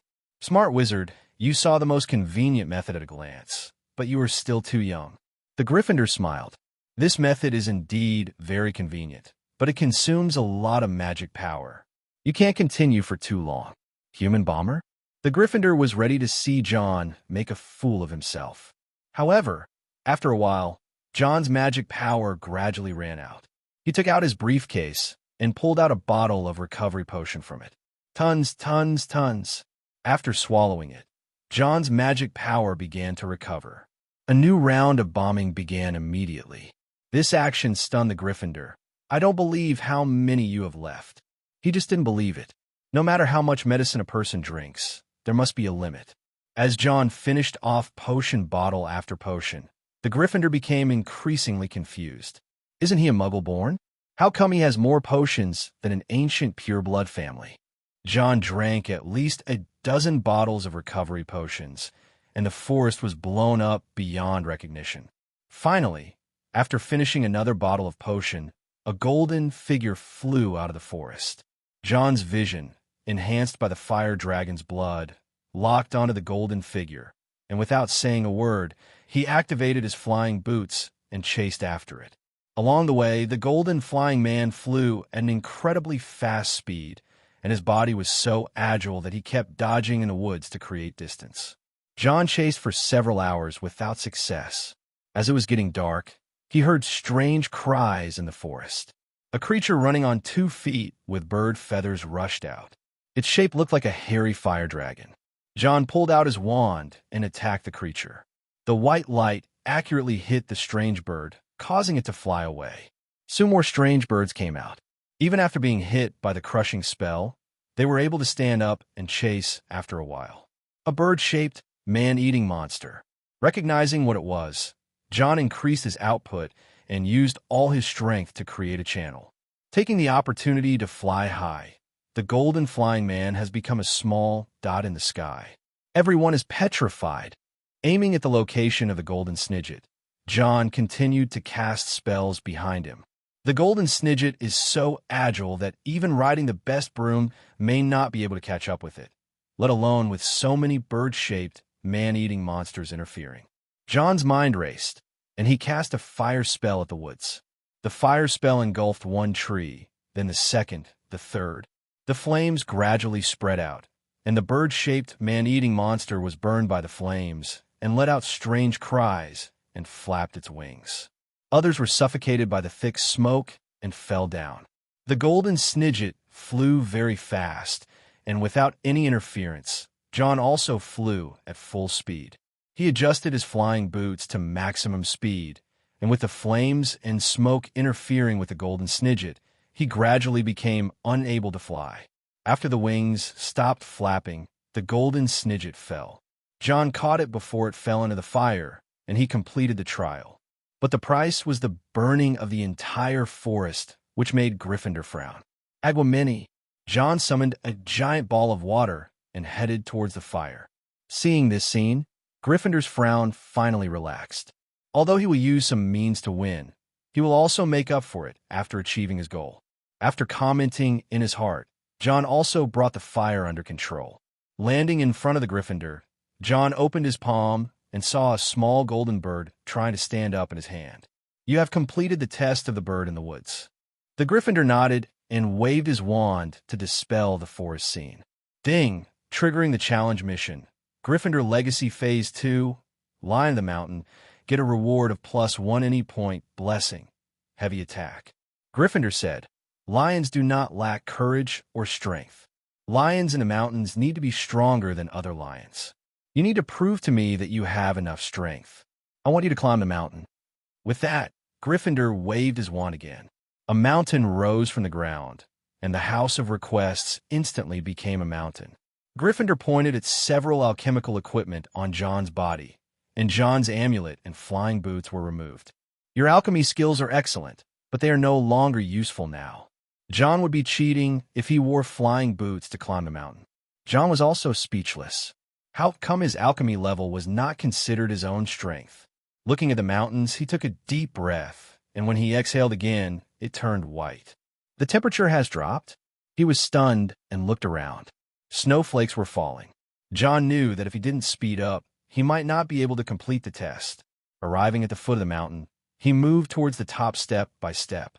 The snowflakes were getting bigger and bigger, and with the strong wind, John felt like his body was almost frozen. At first he could still see the road, but as time went by, there was only white in front of him. John trudged forward. On the way, John saw a snowman with white hair. The white-haired snowman roared and rushed toward John.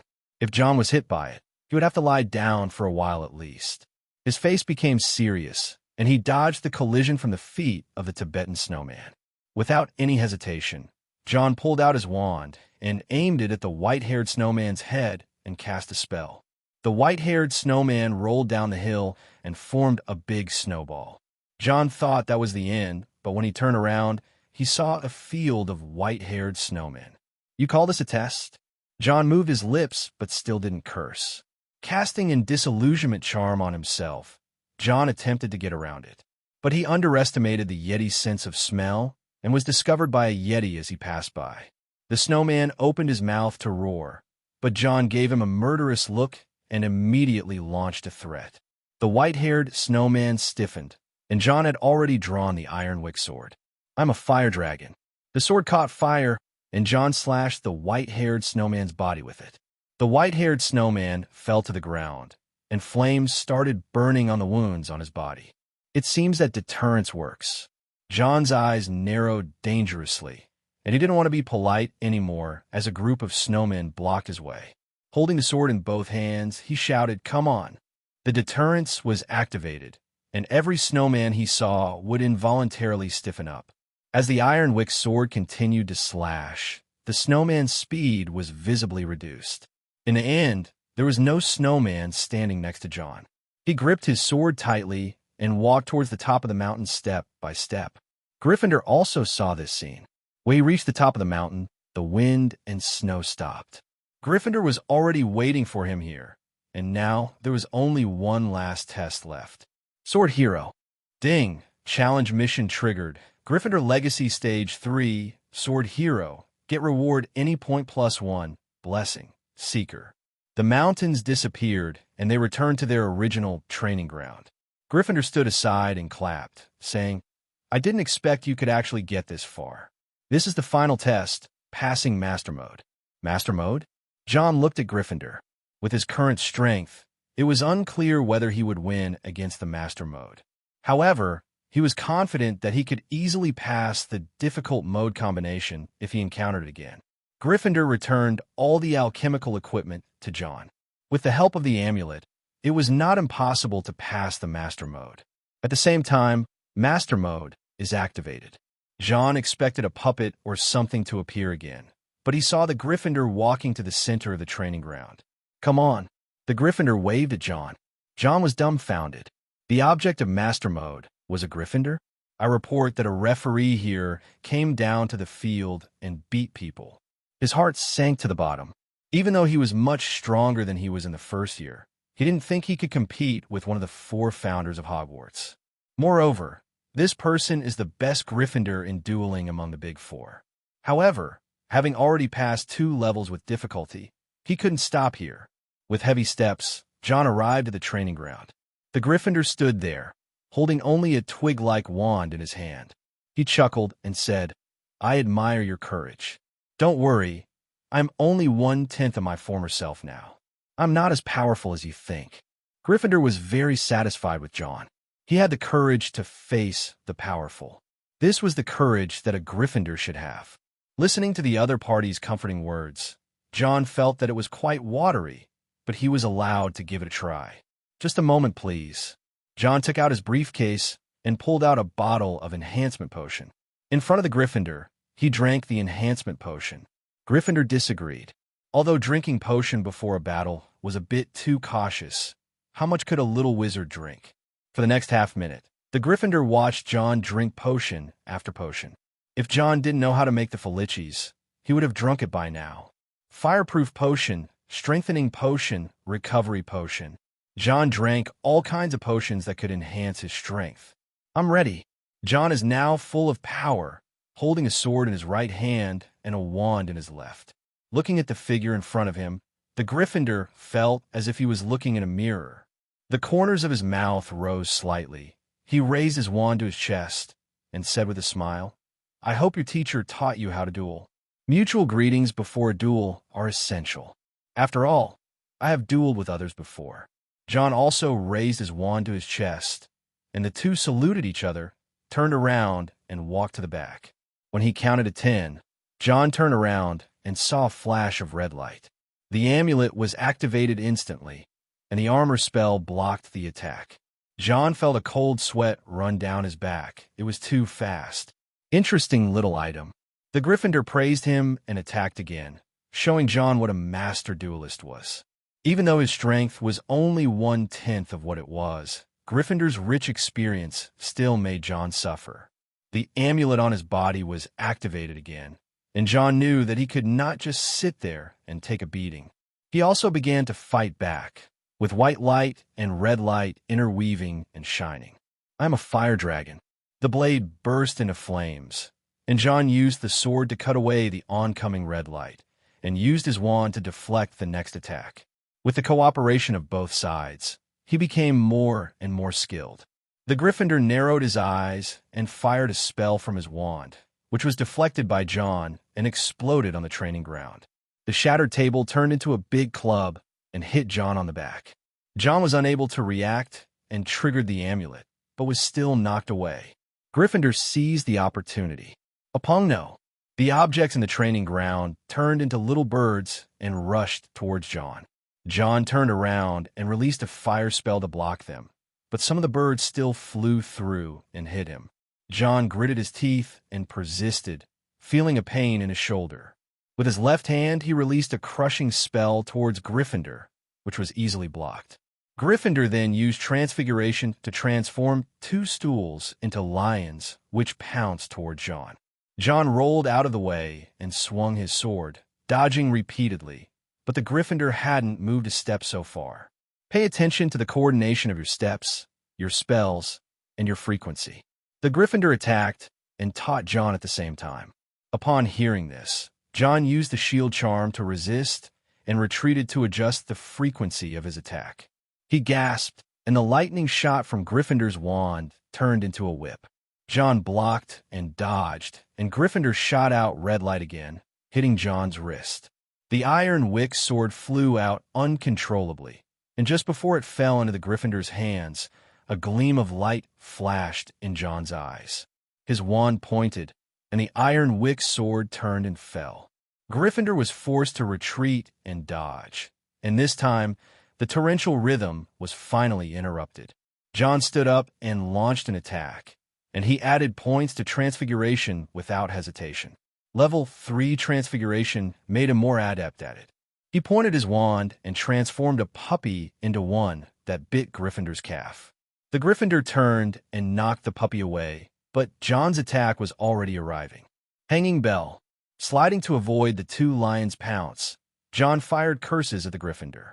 Gryffindor's body flew backwards uncontrollably, with his feet on top and his head on the bottom, as if a pair of hands grabbed his feet and lifted him up. As expected of a dueling champion, the Gryffindor reacted quickly and attacked Jon's legs without hesitation. Jon's legs froze instantly, and he made a decisive move to launch a final attack. Expelliarmus. Petrificus Totalis. The red and white lights collided and confronted each other in the air, like a fierce lightning attack. Jon's eyes turned into vertical pupils, and he raised his right hand to aim at the Ironwick sword. A wave of magic was transmitted from his hand, and the Ironwick sword was summoned, as if it was hit hard, and flew straight towards Gryffindor. The Gryffindor was unable to move, so he turned his wand and shot it towards the sword. The Ironwick sword was bounced away, and Gryffindor was also hit, his body frozen and unable to move. "Kill you while you are sick." Jon stretched his left arm and swung his wand in a circle, firing a spell at the Gryffindor. The Gryffindor was knocked from the air, his wand flying out of his hand. The lion, which was already close to Jon, opened its mouth wide and was about to bite him, but at this time it turned back into 2 chairs and fell to the ground. "Well, you win." The Gryffindor froze, unable to move. He lost, although his strength is only 1/10 of what it was now, and he only attacks with a magic wand. But winning is winning, and he won't deny it. That fuchsia spell is quite interesting. The fuchsia was created by Snape, and Gryffindor has never seen it. After the petrification was lifted, the Gryffindor stood up as if nothing had happened. On the other hand, the victor Jon was extremely tired. He looked at his right hand, still recalling the scene of controlling the Ironwick sword just now. "Interesting. I didn't expect you could cast wandless spells at your age. I underestimated you." The Gryffindors applauded, and Jon had no idea how he did it. At that moment, He seemed to have returned to his previous state of magic power running wild.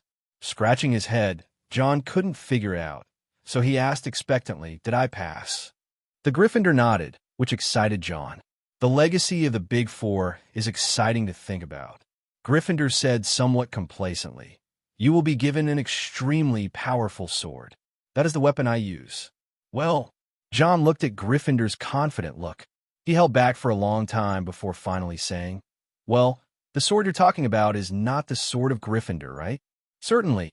That sword was Gryffindor's favorite, a powerful sword that he specially asked the Goblin King to make." Jon was in tears after all this time. It turned out to be the sword of Gryffindor. That thing is nice, but it's in Dumbledore's hands. You can't just snatch the sword yourself, right?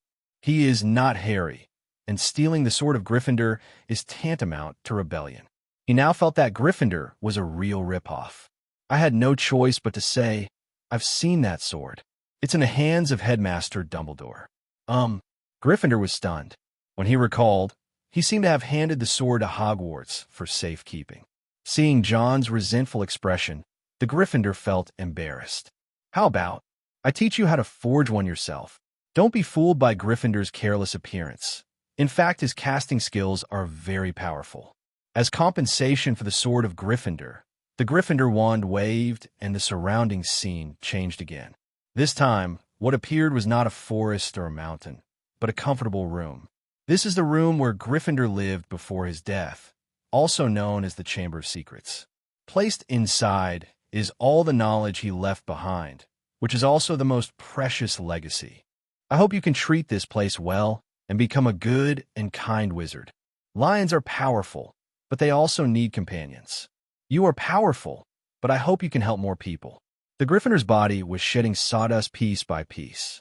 Jon came back to his senses when he saw this and asked, "Are you leaving?" "Child, I'm already dead, and here is just a little soul left." The Gryffindor's sawdust fell and revealed a face with a red beard.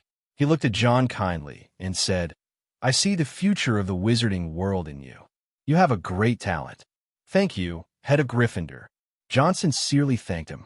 Although they had only known each other for a short time, he was impressed by the strength and broad-mindedness of this Gryffindor.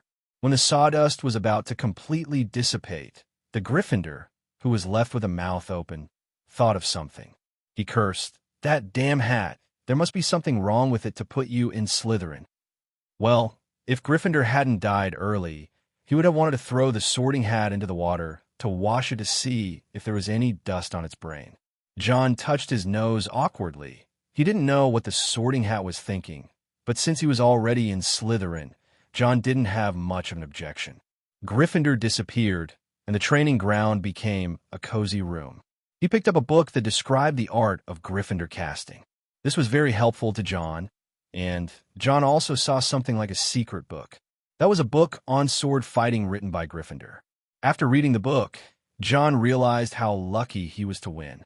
Whenever a Gryffindor is given a sword, he will lose and call his father Dad. Putting the book in his pocket, Jon thought he could learn from it. Jon stuffed the bread into his mouth, feeling somewhat sleep-deprived. It was already late at night when he finished dealing with the 3 tests yesterday. On his way back, he ran into his own dean who was catching someone wandering around at night. But fortunately, he used the disillusionment spell to avoid it. "Neville, maybe you should resist." Seeing Neville's cheeks swollen into 2 meat buns, Jon lifted the curse for him. "Thank you, Jon. I wanted to, but I'm too weak." It goes without saying that this was done by Malfoy, and Jon was unable to correct Malfoy for a while. He looked at Neville, his voice tinged with seduction. "Neville, do you want to become stronger?" "Become stronger?" "Yes. Make you strong enough not to be bullied by anyone." Jon's expression was serious, and Neville could tell that he was sincere. Thinking of how he was bullied by Malfoy and the appearance of his parents, Neville met those eyes and asked hesitantly, "What should I do?" "After class this afternoon, go meet me at the Whomping Willow." Jon looked at the time and saw that class was about to start. He finished his bread in a few bites and stood up. When passing Neville, Jon patted him on the shoulder and said seriously, "Neville, you are definitely not a mediocre person. You just haven't discovered your own strength." Neville stared blankly at John as he left. During class, Neville kept thinking about John's words. He was a little distracted and was discovered by Professor Flitwick. Afternoon. John walked out of the classroom after class. In a transfiguration class, he successfully transformed a beetle into an exquisite button. For him, who had already reached level 3 in transfiguration, this was simply too easy. Gryffindor's legacy gave him 3 random points, and after using them for transfiguration, he now had 2 points left. Although he really wanted to click on transfiguration directly, it was obvious that he was unable to upgrade further at the moment. He had no choice but to leave the random point behind for now. Before heading to the Whomping Willow, he meets Daphne. "John, are you going to Quidditch?" Daphne walked beside John, and her little sister Pansy was very tactful to leave early. John was startled when he heard Daphne say mysteriously, "Draco's father donated a batch of new broomsticks to the Quidditch team. You flew very well in your first year, so maybe you could give it a try." Quidditch? Although I am very interested in it, I don't have enough time to participate in other activities.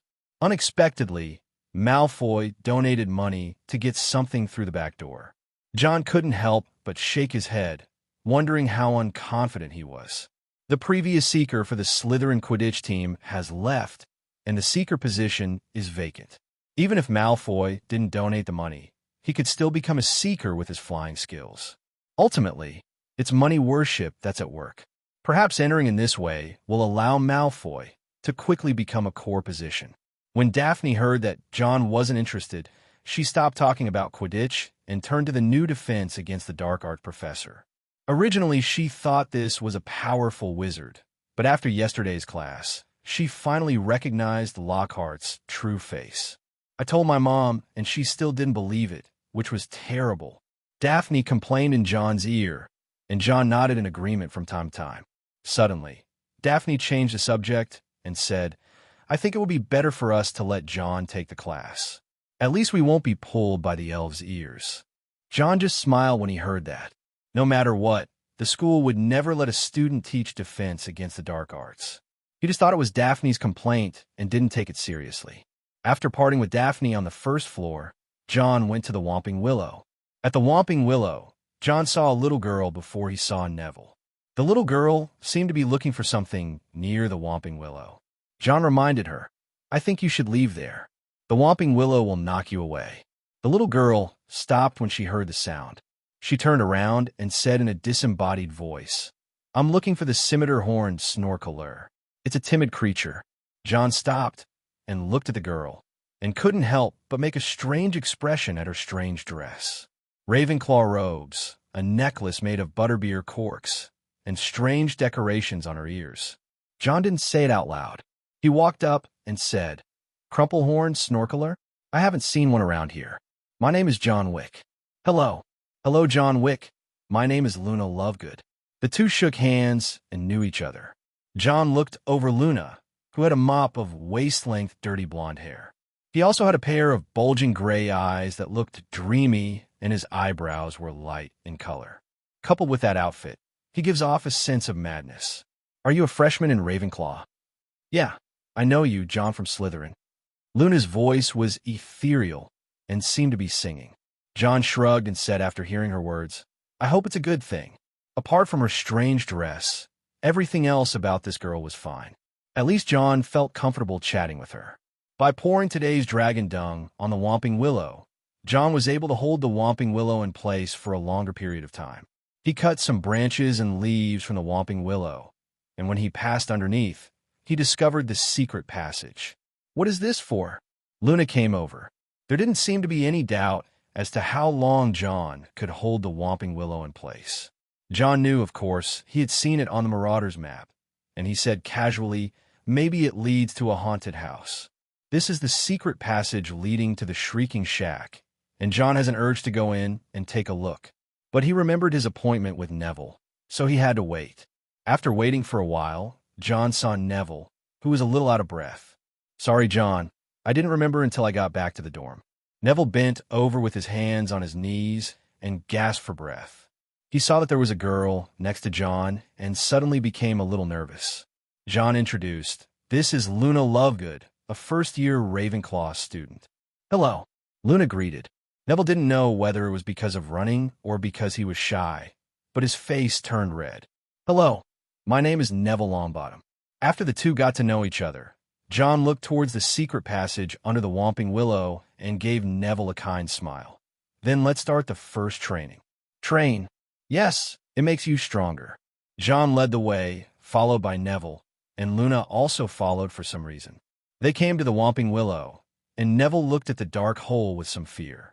John patted his shoulder and said lightly, "Relax, there won't be any ghosts." No, after all, Peeves might live in here. When Peeves was mentioned, Neville suddenly felt a little uneasy.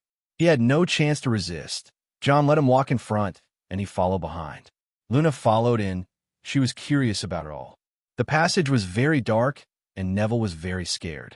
John saw that he even forgot to use the illumination spell, so he had to remind him. Neville nervously tried several times before he succeeded. With the light on, he didn't seem so scared anymore. The passage was narrow and cramped, and the three of them walked in a row. Where on earth is this place going? Neville became more and more frightened as he walked, and if John hadn't been behind him, he would have wanted to go back. John said casually, "A haunted house." Hearing that it was a haunted house, Neville stopped. John patted him on the back and said, "Don't worry, I'm here for you." Neville wanted to say that even if you were there, it would still be scary. But Luna said as if singing, "There are ghosts in Hogwarts, aren't there?" Neville seemed to be the only one afraid among the three, which made Neville hate his own cowardice. He plucked up his courage and continued forward, and finally walked through the passage and came to a house. It was a messy, gray room. The wallpaper was peeling, the floor was covered with stains, the furniture was all broken as if someone had smashed it, and the windows were boarded up. It looked exactly like the haunted house you imagined, with the peeling wallpaper looking like something horrible had torn it apart. It's chilling. John felt that Luna was getting closer to him. He forgot that he had the blessing of the night demon and didn't need lights, but Luna was different. Lumos, the light emitted by the wand, makes people feel safe. The house was dark, and John wanted to train Neville, so he said, "Let's split up and look at it." Neville swallowed and looked at the house that exuded a strange atmosphere. He still mustered up the courage to walk over. John saw him go by and looked on from the side. This house has been abandoned for a long time, and it is not difficult to see some luxurious styles among the shabby furniture inside. John pushed open a wooden door, which creaked due to its age and disrepair. Luna walked in curiously. There was no fear in her eyes. This strange girl trusted John so much after only knowing him for less than a day. It looks like a kitchen with a tree outside. Through the gaps in the nailed wooden boards, you can see the swaying shadows of trees outside. The faint of heart won't be able to stay here for long. We need to find Neville Longbottom. He must be frightened. Luna could always see through a person clearly. John thought about it and agreed. This place might not be very friendly to Neville. He turned around and went to look for Neville, but he hadn't found him yet. John then heard Neville's frightened voice. "Professor Snape, I didn't mean it. No explanation is needed, Neville Longbottom. Because of you, Gryffindor has been deducted 100 points. Professor Snape's voice was cold and heartless. Gryffindor had been deducted 100 points because of him. Neville couldn't imagine how he would be scolded by his classmates. He covered his head in fear as Professor Snape approached him step by step. John heard this from outside and felt that something was wrong. Even if Professor Snape liked to deduct points, he wouldn't do it like this. Deduct 100 points. This punishment can only be made by the dean of this institute. He suddenly realized that this Professor Snape might be a fake. When Professor Snape was about to approach Neville, John kicked the door open. Stupefied, the red light hit Professor Snape and sent him flying into the cabinet. John pointed his wand at the other person and asked calmly, "Who are you?" "No, John, you'll be fired for doing that." Neville couldn't imagine John attacking the professor. It frightened him doubly. John stared at Professor Snape. When Professor Snape saw John, his body turned into a messy, swirling black shadow. After spinning for a while, a plate of freshly baked Stargazer pie fell to the ground, and Professor Snape disappeared. "This is Not to mention John, even Neville was stunned. When John saw the stargazing pie with 4 dead fish heads stuck in it, an uncomfortable expression suddenly appeared on his face. The dark cuisine of the British Empire made him very uncomfortable. It can transform, and it's in a dark place. Is this a boggart? John thought about it and remembered a magical creature. I remember that boggarts become things that others fear. I can understand that Neville is afraid of Professor Snape, but I am afraid of Stargazer. There was a moment of silence as John stared at the pie, and suddenly remembered that he was always using a clemency. Perhaps it is because of this that boggart has become the dark delicacy that he hates. He was speechless and glanced at the cabinet. Boggarts like to stay in dark and narrow places. He walked up and kicked Stargazer back into the cabinet, then waved his wand to lock the cabinet. Neville is fine. It was a boggart. What were you thinking just now? How did it become Professor Snape? John had a strange look on his face. Although it was no secret that Neville was afraid of Professor Snape, it was really scary that he could still think of Snape in this situation. Neville was a little embarrassed and hesitantly said, I remembered that I was deducted points last year, and I also thought that Professor Snape might be waiting in the room to deduct points from me. Well, it's hard for this kid. In the 1st grade, he was caught and deducted points for informing Harry, which left him with a psychological trauma about deductions. But the one who was deducted points was Professor McGonagall. Why do you think it was Professor Snape who was ambushing here? John glanced at Luna. The girl didn't know the danger of things yet. She just thought the boggart was very interesting and would turn into a fish pie. Well, it looks like our adventures end here for today. It was getting dark outside, and there were still first years here, so John decided not to be a bad guy and lead them on a night tour. The 3 of them returned along the passage, and on the way out, Neville was almost hit by the Whomping Willow. John quickly pulled him back and immobilized him with the Whomping Willow. Back in the castle, the 3 went their separate ways. Thank you, John. It was an interesting adventure today. Luna was in a good mood, and her voice was ethereal, as if she was singing. If you're interested, there are many interesting places in Hogwarts. John waved goodbye to Luna, as he still had to go to the room of requirement for training. During the training, John thought about Neville. Maybe we can pick a better weapon for Neville. This is the Gryffindor Swordmaster, who can kill Horcruxes with 1 sword. John felt that if a sword master didn't use a sword, what kind of sword master would he be? He found some materials. They didn't need to be too fine, as long as they had the general shape of a sword. With John's current alchemy level and Gryffindor's forging skills, a sword can be completed quickly. It's much rougher than the Iron Wick sword, but it's a very good training tool for Neville. The next morning, John delivered it to Neville. Neville was confused, so John said meaningfully, Is there a possibility that you are actually a sword master? Neville was stunned and didn't know what to say, but John encouraged him to learn sword skills well and strive to become a great swordsman in the future. Hermione was reading Lockhart's book, and she didn't give up even after one of Lockhart's classes. John admired Hermione's perseverance. The fangirl filter is really scary. I hope she can see through Lockhart's true face soon. After finishing breakfast, John went to class. Today he had a potions class with his dean. If I was late, I didn't want to receive Professor Snape's death stare. I earned so many points. Why does it feel like he's still so unfriendly to me? John was a little confused about Professor Snape. Even though he had fought at the beginning of the school term, he wouldn't let you hold a grudge against him for so long. He met Malfoy on the way, and Malfoy told him to wait and see how he would humiliate the Gryffindors on Saturday.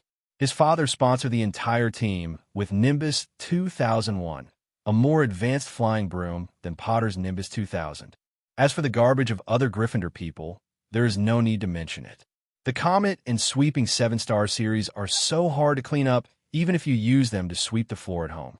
Malfoy seemed to see the day when he would lead Slytherin to win the trophy, which made John embarrassed to tell him that with Harry around, this dream would probably be difficult to realize. After all, he is the protagonist. Friday, in the defense against the dark arts class, Lockhart acted as if nothing had happened. His teaching style is still terrible, especially when he asked several students to play the roles of trolls and werewolves and began to perform his glorious history. This is truly the worst class I've ever taken. Neville was miserable, and even Malfoy was not spared and was dragged over to become a vampire. Jon still didn't add a single point.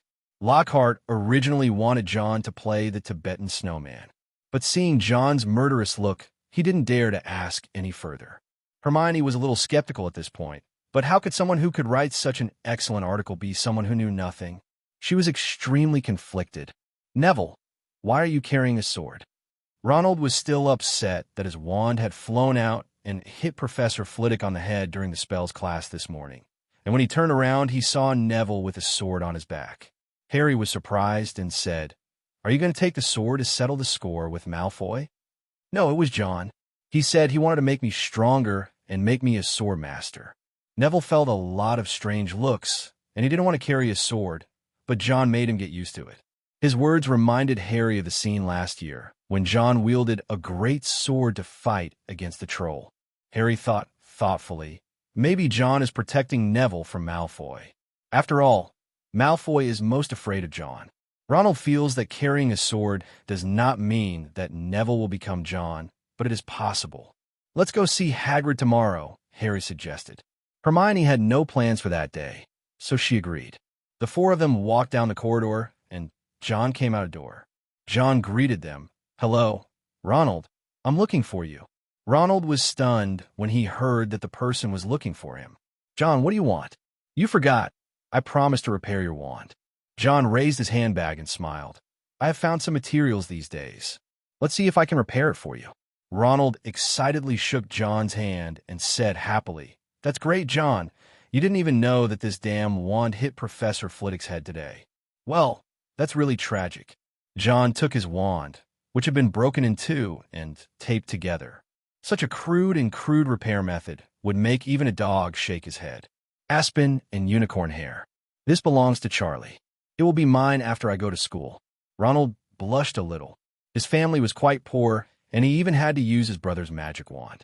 Jon shook his head at this and said regretfully, "If that's the case, I suggest you give up this wand." "Oh, please, Jon. I don't have any more money to buy a new one." Ronald got anxious when he heard that it couldn't be repaired.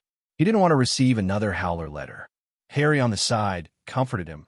"Ronald, I can give you money to buy a new one." As a hidden rich man, Harry was very generous, which made Ronald feel uncomfortable because he didn't want to spend his friend's money. "No, this wand is damaged. Perhaps we can keep the core and match it with a new wand wood. I happen to have a good material on hand." As Ollivander said, wizards choose their wands, and wands choose their wizards. Jon suspected that Ronald's frequent mistakes in using magic might be due to the wand. He pulled out the unicorn hair core, and Jon casually handed the poplar wood to Ronald. "It will take about a week. You can use this one during this time." Taking out his spare wand, Jon smiled and said, "This one happens to have a unicorn hair core as well." After Ronald took it, although it was much shorter, it was still usable. "Then I'll be leaving first. Neville, you can just leave with me." After pulling Neville away, Jon said goodbye to the three little ones. Neville endured Jon's brutal training, and by the time he left, he couldn't even lift his hands.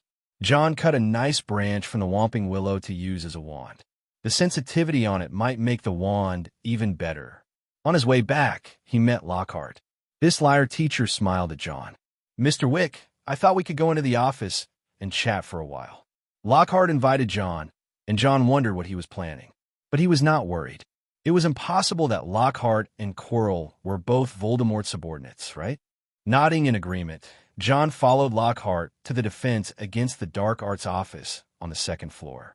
The room is filled with photos of Lockhart, and it is not difficult to see that Lockhart is a narcissistic and vain person. After sitting down, Lockhart asked, "I heard that you defeated a troll in your first year. You are really a talented wizard. Of course, this is not as good as the 5 consecutive Most Charming Smile Award from Wizard Weekly." As he spoke, he did not forget to brag about himself. Jon looked at him expressionlessly, which made Lockhart feel a little embarrassed after speaking for a while.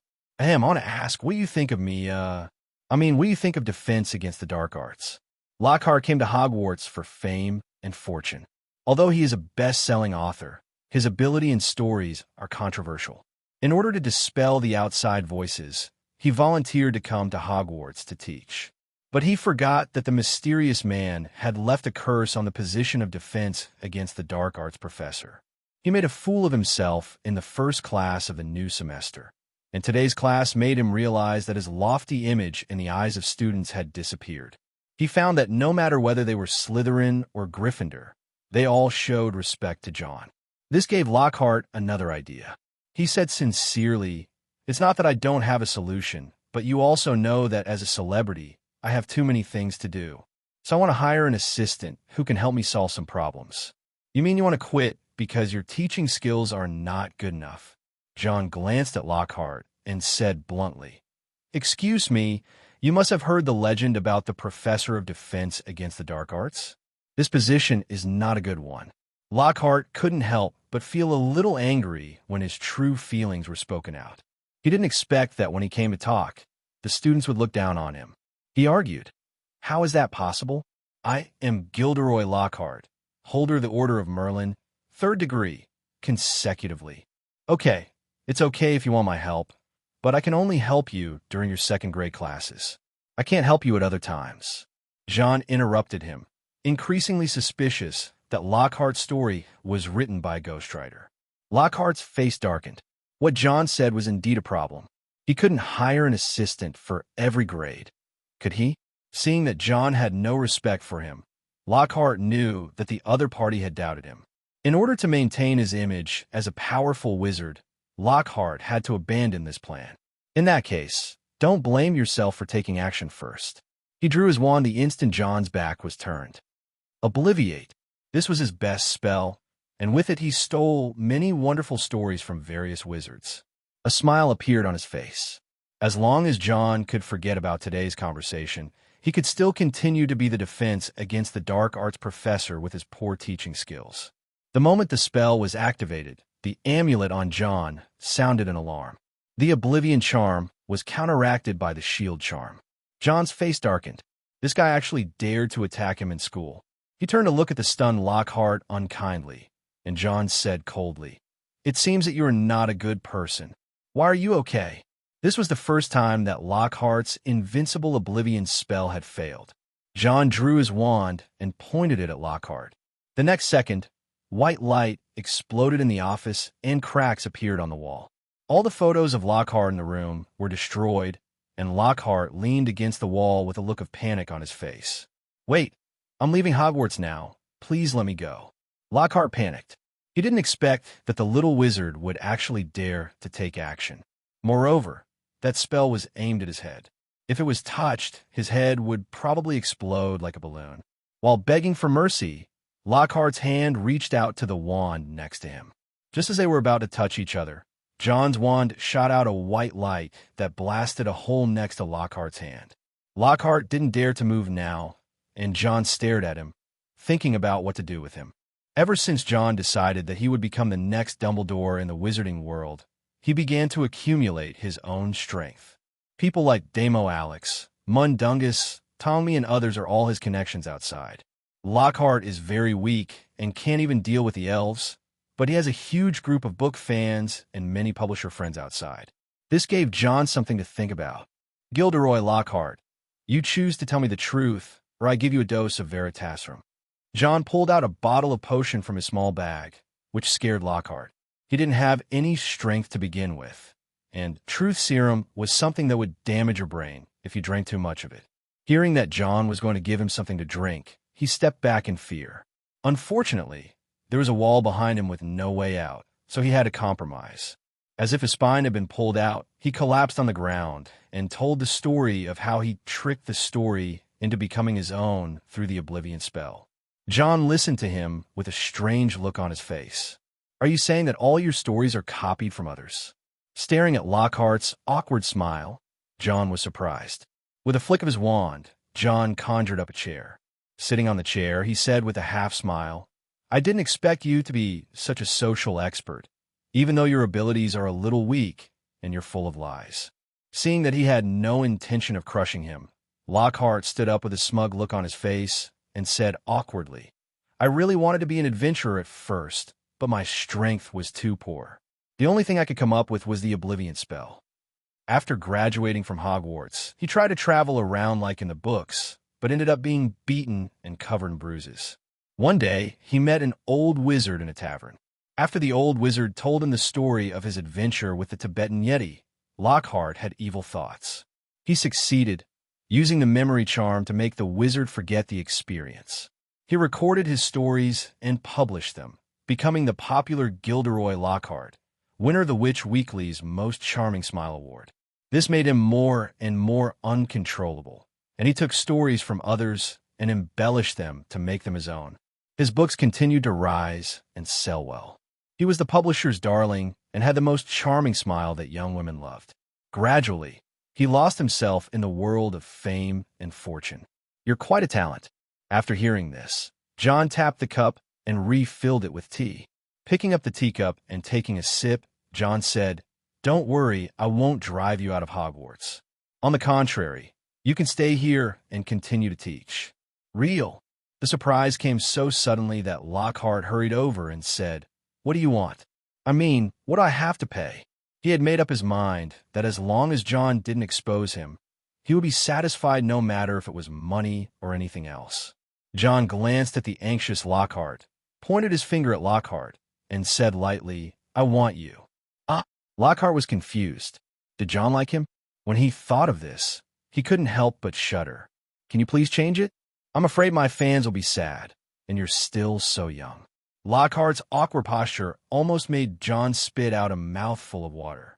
He put down the cup and said unhappily, "I want you to help me work." Lockhart was relieved when he realized he had misunderstood, but he was also confused. What was John, a sophomore student, going to do on his own? "Lockhart, you are a smart man. You should know that cleverness is not sustainable. I can keep your position as the professor of defense against the dark arts at Hogwarts, but in return, you have to do something for me. As for what it is, it could be to ask you to write a letter or to ask you to go out and find some people." There was a gleam in John's eyes. Lockhart had accumulated quite a few connections over the years, especially those noble ladies from ancient pure-blood families. They could be said to go crazy with just a word from Lockhart. As long as Lockhart continues to maintain his persona, these ladies will be a formidable force.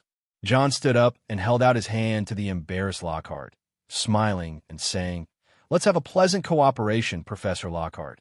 Lockhart had no idea how John was going to help him, but this was his only option, so he reached out and completed the agreement with John. Saturday, John wanted to stay in the Gryffindor Chamber of Secrets, but Malfoy knocked on his dormitory door. "Look, John, we are going to humiliate those poor Gryffindors." Malfoy is holding the Nimbus 2001, the latest broomstick in the Nimbus series. The performance is much higher than that of the Nimbus 2000. The Slytherin Quidditch team has 7 of these broomsticks. John shook his head helplessly and let it go even if it meant spending money on it. They found Professor Snape and got a special approval note under the pretext of needing to familiarize themselves with the new equipment and deliberately picked a time when the Gryffindors were practicing. John didn't want to get involved. If it weren't for the fact that Goyle and Crabbe would keep knocking on the door, he wouldn't have wanted to come at all. Arriving at the Quidditch pitch, John stepped aside as Malfoy stepped forward to challenge him. Harry originally wanted to go visit Hagrid, but Wood, the Quidditch fanatic, developed a new tactic and pulled them all over for training. Ronald and Hermione also came over to watch Harry train, and his little fanboy Colin also came over, never stopping holding his camera. This made Wood suspect for a moment that he was a spy sent by Slytherin to gather information. George reminded him, "Slytherin doesn't need any spies, Oliver." Wood was a different man when it came to Quidditch. He asked irritably, "How do you know?" George pointed down where a large group of people in green Quidditch uniforms were approaching and said, "Because they came on their own." Wood looked over and saw the Slytherin people coming, and he immediately landed and stopped them in an unfriendly manner. "Flint, it's our training time. Please get out." Marcus Flint, the burly Slytherin Quidditch captain, had a sly look on his face and sneered, "This place is huge, Wood." The Gryffindor players saw that they were coming with bad intentions and gathered around them. Wood said sternly, "But I booked the court. I booked it." He repeatedly emphasized that Flint came here well prepared. but I have a note specially signed by Professor Snape for the training of our new Seeker. Flint took out a note signed by Professor Snape, which silenced Wood. Wood asked unwillingly, "You have a new Seeker? Where is he?" Malfoy had a mean smile on his face and knew it was his turn to make his debut. He walked out from behind a tall team member with a smug smile on his face, which made Harry's hands itch. Fred Weasley remembered that Lucius Malfoy had a fight with his father, and he said in disgust, "Aren't you Lucius Malfoy's son?" This statement played into the Slytherins' hands, and they laughed smugly and wildly. "You actually mentioned Draco's father. Then you should see the gifts he generously gave to Slytherin." The 7 Nimbus 2001s were brand new and shiny, dazzling the Gryffindor team members. Now Gryffindor could only watch Slytherin being proud. Ronald and Hermione came over and couldn't stand seeing Malfoy so proud. Hermione spoke up for Gryffindor and said tartly, "At least no member of the Gryffindor team has to pay to join the team." This really hit Malfoy's sore spot. His face darkened, and he said viciously, "No one asked you, you stinky little piece of mud." He didn't finish his words, and remembering that John was not far away, Malfoy panicked. Although he didn't finish his words, the Gryffindor players understood what he meant. They surrounded him angrily, and the Slytherins had to stand in front of him. When Malfoy looked up, Ronald had already attacked him angrily. "Eat slugs." Ronald changed his wand and acted decisively, hitting Malfoy and causing him to fall to the ground. He felt something slippery in his throat, as if it was trying to get out. He opened his mouth and spat out a fat slug, which made him extremely sick. Things got out of control, and Malfoy kept vomiting slugs, which led to him being sent to the school hospital. Ronald was surrounded by Gryffindors, who praised him for a job well done. This made Ronald couldn't help but tilt his neck, and even Hermione looked at him with admiration. John shook his head at this and said, "Draco should be taught a lesson. Strength is supreme in this world, and he shouldn't laugh at those who are stronger than him." Using bloodline to measure a person's identity seemed very stupid to John. Although both parties were his friends, John felt that Draco did not deserve to be beaten. He could remove the spell, but John felt Draco should be made to suffer.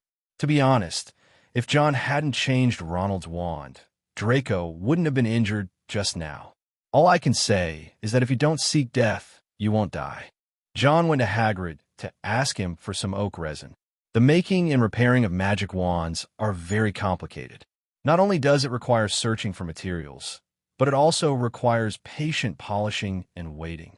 When he arrived at Hagrid's cabin, Lockhart was pestering Hagrid to show off his knowledge by teaching a magizoologist how to prevent water monsters from entering the well. John walked over and knocked on the door, and Hagrid ran over to open it with a sigh of relief.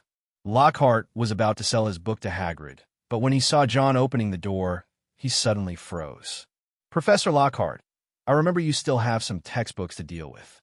John glanced at Lockhart, giving him a reason to leave. Lockhart nodded quickly as if he had just remembered. Yes, I almost forgot. Thank you, Mr. Wick." He ran out in a hurry, and it looked like there was a fire dragon chasing him. This made Hagrid confused for a while, but he was very happy to have a friend visiting him. "John, I was just wondering when you could come over. All the things you asked me to buy are already here." Hagrid took out a large bag of stuff, which were the materials John had commissioned to purchase. John was invited to sit down and made a cup of hot black tea with raw cake. "Hagrid, do you know where there's an oak tree? I need some oak resin."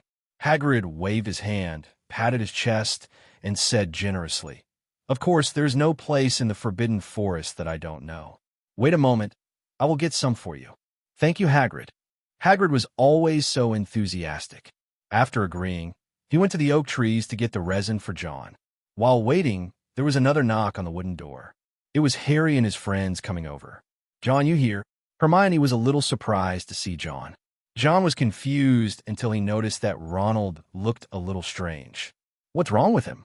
Harry said angrily. It was Malfoy. He cast a curse on Ronald. "We wanted to find Hagrid to see if we could solve it.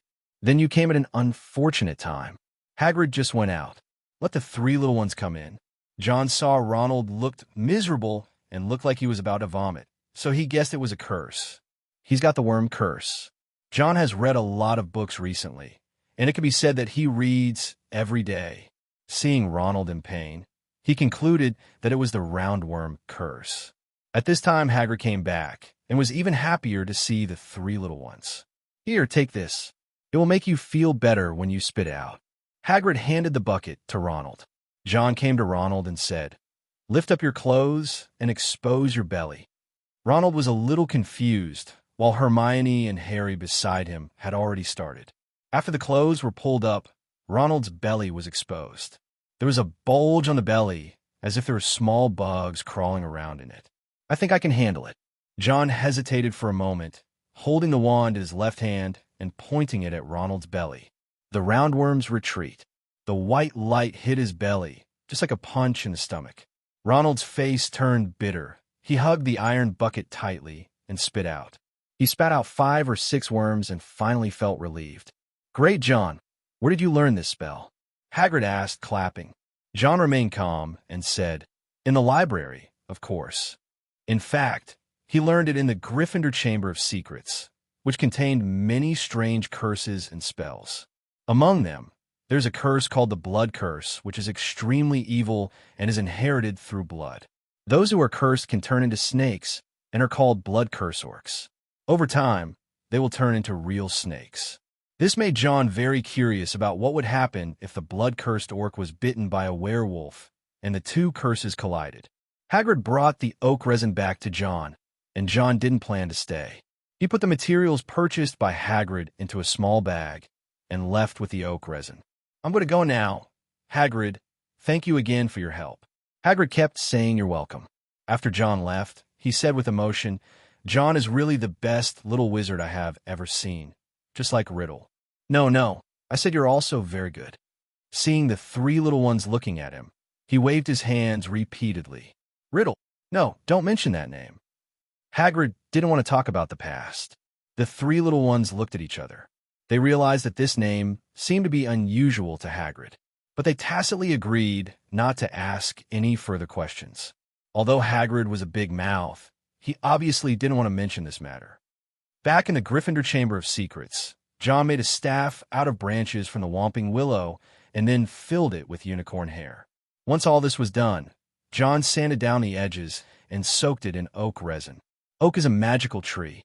Legend has it that oak contains magic power, and a wand soaked in resin can make the wand more suitable for the wizard.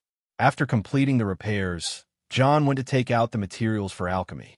He discovered that by refining items, his skill, alchemy, would level up much faster. Although there are no experience points to see, I can feel the improvement.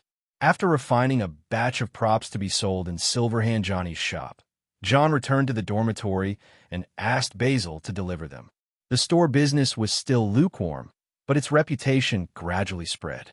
A letter from Tommy Shelby mentioned that there were wizards in Nocturn Alley who had other ideas about Johnny Silverhand's shop. John wrote back to him, asking him to handle it carefully and best not to alert the Aurors. Aurors have been investigating a lot of dark magic items lately, and there are a few in Johnny Silverhand's shop. At the same time, Tammy can start contacting some werewolf friends, and he is ready to show his skills. Damo Alex has been notified of the awarding time by the Order of Merlin. If nothing unexpected happens, he will not be able to escape the Order of Merlin First Class. This matter will be reported and spread as early as October and as late as Christmas. After replying the letter, John walked out of the dormitory. Since he had promised to let Lockhart continue to stay in school, he would naturally not go back on his word. Coming under the Whomping Willow, he held the Whomping Willow and entered the passage. The cabinet in the Shrieking Shack was still there. John had moved it away using a levitation charm. When it was time for the defense against the dark arts class, people were surprised to find John standing next to the podium. "Gentlemen and ladies, I am sorry for my poor performance in my last class. After reflection, I feel that overly innovative teaching is not suitable for Hogwarts, so I decided that it is time to show my true ability." Lockhart never thought twice when he was boasting. He showed his white teeth and smiled. "Mr. John Wick is the assistant I hired. He will be responsible for assisting in teaching defense against the dark arts. Of course, He has already been familiar with it under my guidance in advance. Everyone looked at John in disbelief. John rolled his eyes. This Lockhart really acted well. He opened the cloth-covered cabinet, revealing a cabinet that looked familiar to Neville. Lockhart smiled confidently, blinked his eyes, and said, "Now please line up. We are going to start this great and lively lesson." I have to say that Lockhart is a person who can mobilize emotions. After listening to his words, even the students who are already extremely disappointed can't help but look forward to it. John saw that the tables were in the way, so he pulled out his wand and waved it, and the tables turned into fences surrounding the front of the classroom. This transfiguration technique is already perfect. If it is seen by Professor McGonagall, it will definitely give him extra points. Lockhart emerged in a magnificent robe, looking like a pheasant wearing a crown. "I'm here to teach you your first official lesson, how to defeat the giant monster."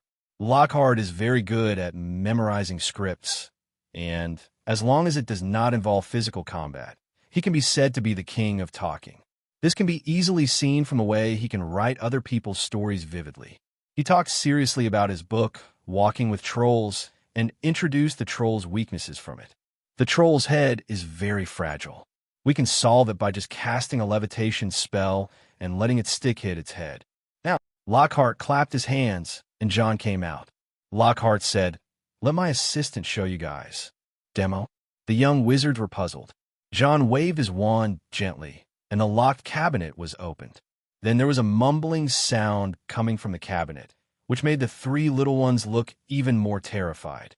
They were very familiar with this voice. It was the voice of the troll they encountered in first grade. Then they wondered, that cabinet is so small. How can a giant monster hide in it? John used a clemency to construct a giant monster in his mind. The boggart mistakenly thought that he was afraid of the troll, so he turned into a troll, pushed open the cabinet door, and walked out. It's really a giant monster. Ronald was very scared. John stared at the club in the troll's hand, and when the troll walked towards him, he took decisive action. Wingardium Leviosa. The giant stick in the giant monster's hand flew up uncontrollably and then smashed down heavily on his head. The boggart who turned into a troll had the characteristics of a troll, and he felt dizzy and fell to the ground. The troll was easily solved, and everyone applauded enthusiastically after they realized what was happening. Lockhart came out and shouted, "John Wick is worthy of my teaching." He performed well. Slytherin gets 10 points. This class was different from the previous bad ones. In a lively class, the boggart turned into a giant monster and was hit again and again. After the class, everyone changed their previous opinion of Lockhart and became excellent. You have seen Professor Lockhart's true teaching level. Come on, Hermione, it was John who was teaching us. And Lockhart never even took out his wand. After the defense against the dark arts class, Hermione immediately found Harry Ronald to clear Lockhart's name. Ronald was even more certain that Lockhart was just a name and name only, because during the entire class, Lockhart didn't even take out his wand. It would be more like John is giving the class rather than Lockhart teaching. When Neville didn't use the levitation spell, John directly used transfiguration to control the troll. Lockhart was clearly frightened and hid behind the podium. Humph, but his class is good, isn't it? Hermione wanted to refute, but she was convinced in her heart. Seeing her idol fall from grace made her very conflicted. Ronald shrugged and said indifferently, "If John can be allowed to attend classes in the future, I have no problem with Lockhart." Harry watched the two arguing. He was still remembering the voices he heard when he was punished to answer Lockhart's letters on Saturday. Because of Ronald and Malfoy's bad behavior of cursing each other, he and Ronald were both given detention. But the good news is that Malfoy's protective father did not come to Hogwarts to make a scene. I heard that John settled everything for them. This made Harry feel grateful to John. Just then Filch growled. The Weasley twins snickered as frog brains were smeared all over the wall, which made Filch furious. He was a squib, without magic, and could only clear it away bit by bit. It goes without saying that this was a prank by the Weasley twins. When Percy saw this, he walked up to them in a serious manner and scolded them. "You shouldn't play pranks like this." "Come on, Percy." "No, it should be the prefect. Maybe you could get into the ministry, because you're as dull and boring as everyone there." George and Fred sang the same tune, which made Percy very angry. Percy is an outlier in the Weasley family. Although Mrs. Weasley has always regarded him as a source of pride, he does not fit in with the entire family atmosphere. After all, apart from Percy, no one in Weasley would read such a terribly boring book as How Prefects Got Power. Percy couldn't do anything about it, and he wanted more power. For this reason, he treated Lockhart with great respect even though his teaching skills were poor. In the end, his family affection overcame him, and he had to leave a warning and leave in shame. The Weasley twins were making faces in the back, and Ronald couldn't stand his brother after seeing that. The twins often bullied him, but they never scolded him in a serious and condescending manner like Percy. Not to mention Weasley, even in Gryffindor, Percy looked like an outlier. After all, you can be a bad student in Gryffindor, but you can never be without friends and a sense of humor. John, you're right. I told my dad not to come to school. Next time I see Weasley, I will make him cry. In the Slytherin team, Malfoy proudly told John how he had stopped Mr. Malfoy. After Ronald had sneakily cursed him on Saturday, Malfoy had cursed Weasley out of Hogwarts. John frowned after hearing this and said to him earnestly, "Draco, don't be like a child. A powerful wizard doesn't rely on his father. You can return a curse to him, but never let anyone look down on you." This made Malfoy change his mind because he did return a curse, and that feeling was more satisfying than having his father come to the school to make a scene. Fighting back would make the situation a situation where neither side was in the right, and Mr. Malfoy would probably not end up in any good way if he came. Daphne trotted over to John, with a hint of admiration hidden in her eyes, and said coquettishly, "You are awesome. Your transfiguration in class just now was simply perfect. Where did you get a giant monster?" "Oh, Professor Lockhart got it." John did what he said and maintained Lockhart's image outside, which at least made him less questionable. But Daphne was not stupid. She wrinkled her beautiful nose and said angrily, "Come on, he doesn't have that ability. God, I don't know why my mother likes him." John smiled and said nothing. The giant monster was a boggart. Boggart can reflect inner fear, but it is not very strong. Even if he turned into a giant monster, he might not have half of its strength. Just build a fear monster using a clemency and stand in front of it, and the boggart will become the creature you want. He remembered that when Harry was in his 3rd year, a defense against the dark arts professor had captured a boggart. Of course, the professor was teaching how to deal with a boggart, not a troll. Lockhart's abilities aren't that great, but his stories are all taken for granted by others. The knowledge in it is indeed useful. As long as you follow the instructions, even if the theory is criticized, it can definitely not be called bad. Unfortunately, Lockhart did not realize this. In the lesson plans John set for him, except for the 2nd grade, it was best not to use hands-on methods for the rest of the classes. Most of them were based on stories in the book, combined with theories. Defense against the dark arts mainly talks about the counterattack and defense against magical creatures and dark magic persecution. It's still easy to deal with this school year. After becoming an assistant in the defense against the dark arts class, many students began to realize that John was different from them. Even Professor McGonagall praised his transfiguration as having reached senior-level standards, which made the Slytherin feel extremely proud. Especially with Lockhart's good intentions and extra points, John led Slytherin's points funnel to soar, leaving the other 3 houses far behind. This made the Slytherin straighten his back. "George, Fred!" Percy's roar echoed in the corridor, and John walked out of the room of requirement to see the 2 sneaky people sneaking back to the Gryffindor Tower. Percy was walking down the corridor angrily when he caught 2 guys wandering around at night. With just one glance, he could confirm that the 2 men with iconic flame red hair were definitely his 2 younger brothers. But to his surprise, he didn't catch the Weasley twins, but John from Slytherin. "I should give you a warning. Although I won't deduct your points, you have violated the school's rules." Percy wore glasses and was neatly dressed, unlike Ronald and the others who never dressed properly. He said this in a matter-of-fact manner, and John shrugged, then thought of something. "Percy Weasley, we haven't really spoken much." John was impressed by the Weasley family. Apart from the 2 Weasleys who had already graduated, Percy had the lowest presence. But you cannot deny Percy's excellence. He obtained 12 certificates in the OWL exam. He is a test taker and a top student. It even makes one wonder, if he wasn't a Weasley, he would probably have been sorted into Ravenclaw. After all Weasleys are Gryffindors, and the Sorting Hat probably doesn't want to break tradition. All Weasley's first reaction to Slytherin was disgust, but the person in front of them was John Wick, the man who had saved the 3 little ones. Percy frowned and politely declined. "Sorry, I still have to help the professor patrol." "If that's the case, I don't think you need to worry." John smiled and said lightly, "Are you interested in going to the Defense Against the Dark Arts office for a cup of tea?" He seemed to be talking about going home easily, which surprised Percy. Lockhart is unreliable, but he is also a professor, and he acts so relaxed. Thinking of John as an assistant in Defense Against the Dark Arts, Percy's brows relaxed, and he readily agreed. "Okay, but only for a little while." "That's enough." John smiled, but in his heart he had another thought. If we talk about the most unexpected and impressive plots in the Harry Potter series, the fact that a traitor who defected to the Ministry of Magic appeared in the home of the loyal Dumbledore and Weasleys is definitely one of them. And this person is the power-hungry Percy, which also makes Percy a person who John remembers vividly among the few plots.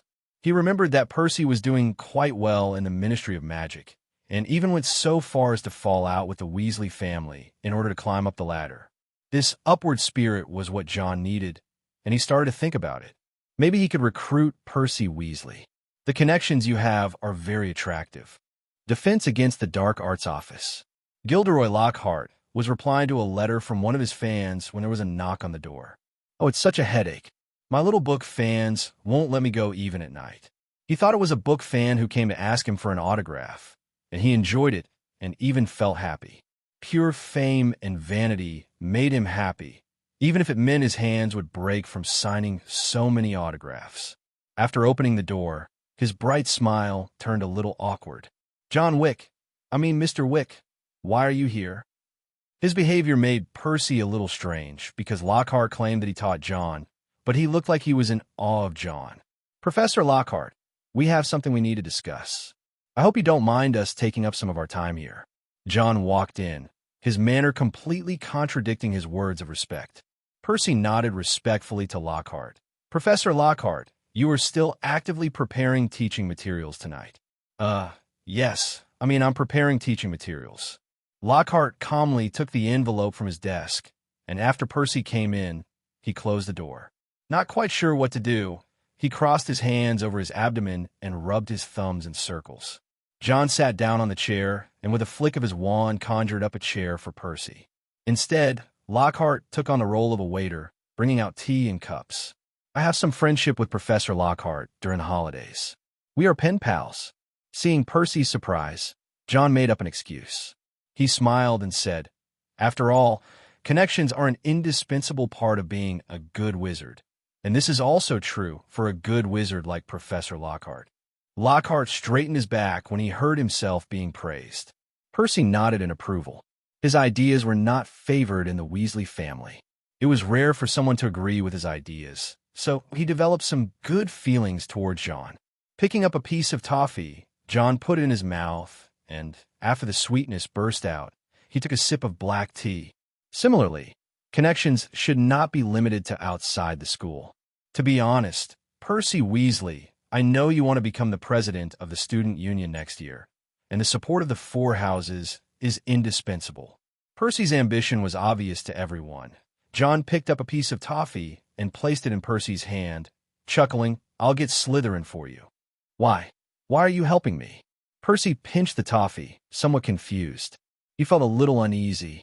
Although he was 4 years older than John, he was completely suppressed by him. "Connections," John said meaningfully. "I told you that you are an excellent person, and you have been doing the same in the Ministry of Magic since graduation. In that case, why don't you make friends with me?" The easiest way to deal with Percy is to show him actual help. John pointed at Lockhart. He said, "Professor Lockhart will help you establish your prestige among the students. You need to show your excellence. The Defense Against the Dark Arts assistant is a good stage for this." There is currently only one assistant in the defense against the dark arts department. If there is one more assistant, it will not only reduce Lockhart pressure, but also allow that assistant to stand out among the students. John used this to bribe Percy, which made Percy very excited. Percy unwrapped the toffee and put it in his mouth, a smile on his face, and nodded. Your right, connections are indeed important. He agreed to John's bribery.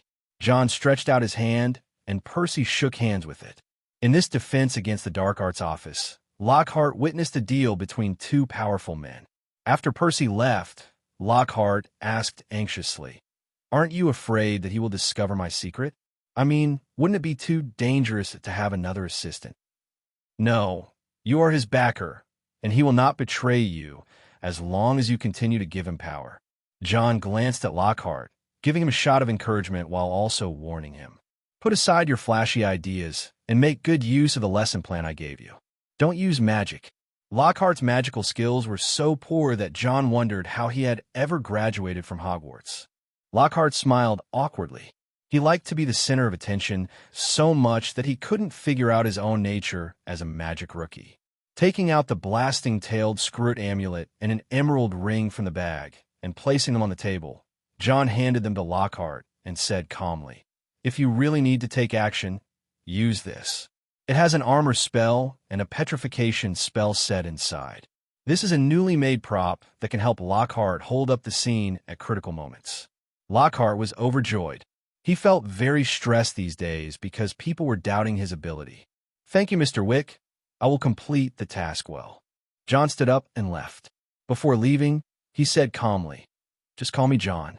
I said that connections are also an important part of being an excellent wizard." Lockhart was stunned. He thought John was using this as a threat to show off his power, but now it seems that John might really want to cultivate his network. Yes, cultivate. Just like what he did to Percy, give him power, give him fame. "Okay, John, I'll write to you after my term is over." Lockhart made a friendly gesture. John nodded and left. October has arrived. The temperature difference was so great that many little wizards caught the flu. Madame Pomfrey prepared some extra stimulants for this purpose. Although smoke would come out of the ears after drinking it, it was also very effective. John, as an outstanding student in potions class, was also called over to help. After delivering the stimulant to the school hospital, John heard crying while passing the second-floor corridor. He walked towards the sound and saw Peeves throwing rocks into the girls' bathroom. And inside, there's a ghost of a schoolgirl crying because she was being bullied. "Peeves, you can leave now." Peeves was bullying Myrtle. When he heard the sound, he turned around and saw that it was John. He was so scared that he knocked over his medieval armor and ran away. "It's just freezing you a few times. What's the big deal?" John couldn't help but mutter something when he saw Peeves' big reaction. Walking into the girls' bathroom, he saw the ghost of the bullied schoolgirl still crying and asked, "Are you okay?" Myrtle screamed and flew through John's body. John felt as if he was poured with a bucket of cold water, which made him feel a little uncomfortable. "I'm sorry, I just—" Before she could finish her words, Myrtle remembered the sad things and started crying again. John was very troubled by this situation. He really didn't know how to deal with ghosts. But the clothes Myrtle was wearing made him curious. "Are you a student at Hogwarts?" Myrtle was wearing slightly different Hogwarts student clothes, which made John wonder if there had been a student death at Hogwarts. Or did he forget to take his body away and turn into a ghost like Cuthbert Binns? Myrtle wears glasses, has straight hair, and the style of clothes she wears must be from a long time ago. "Of course I am a student at Hogwarts." Myrtle stopped crying and glared at John, then turned and jumped into a broken toilet. Well, it seems not all ghosts are easy to talk to. Spreading his hands, John walked out of the bathroom. Picking up the toppled sign that read "Out of order" and putting it away, John headed back toward the Slytherin common room. "Gore, don't eat too much. You'll become like a pig. And you, Crab, stop it and stop making me angry, okay?" Daphne was scolding Goyle and Crab in the Slytherin common room. She could understand why these two guys were such big eaters. Pansy sneered tartly. Maybe they were originally domestic pigs. When John walked in, he saw Daphne trying to retrieve the cupcakes that Goyle had taken. "John, here is your letter, which your dog brought back from outside."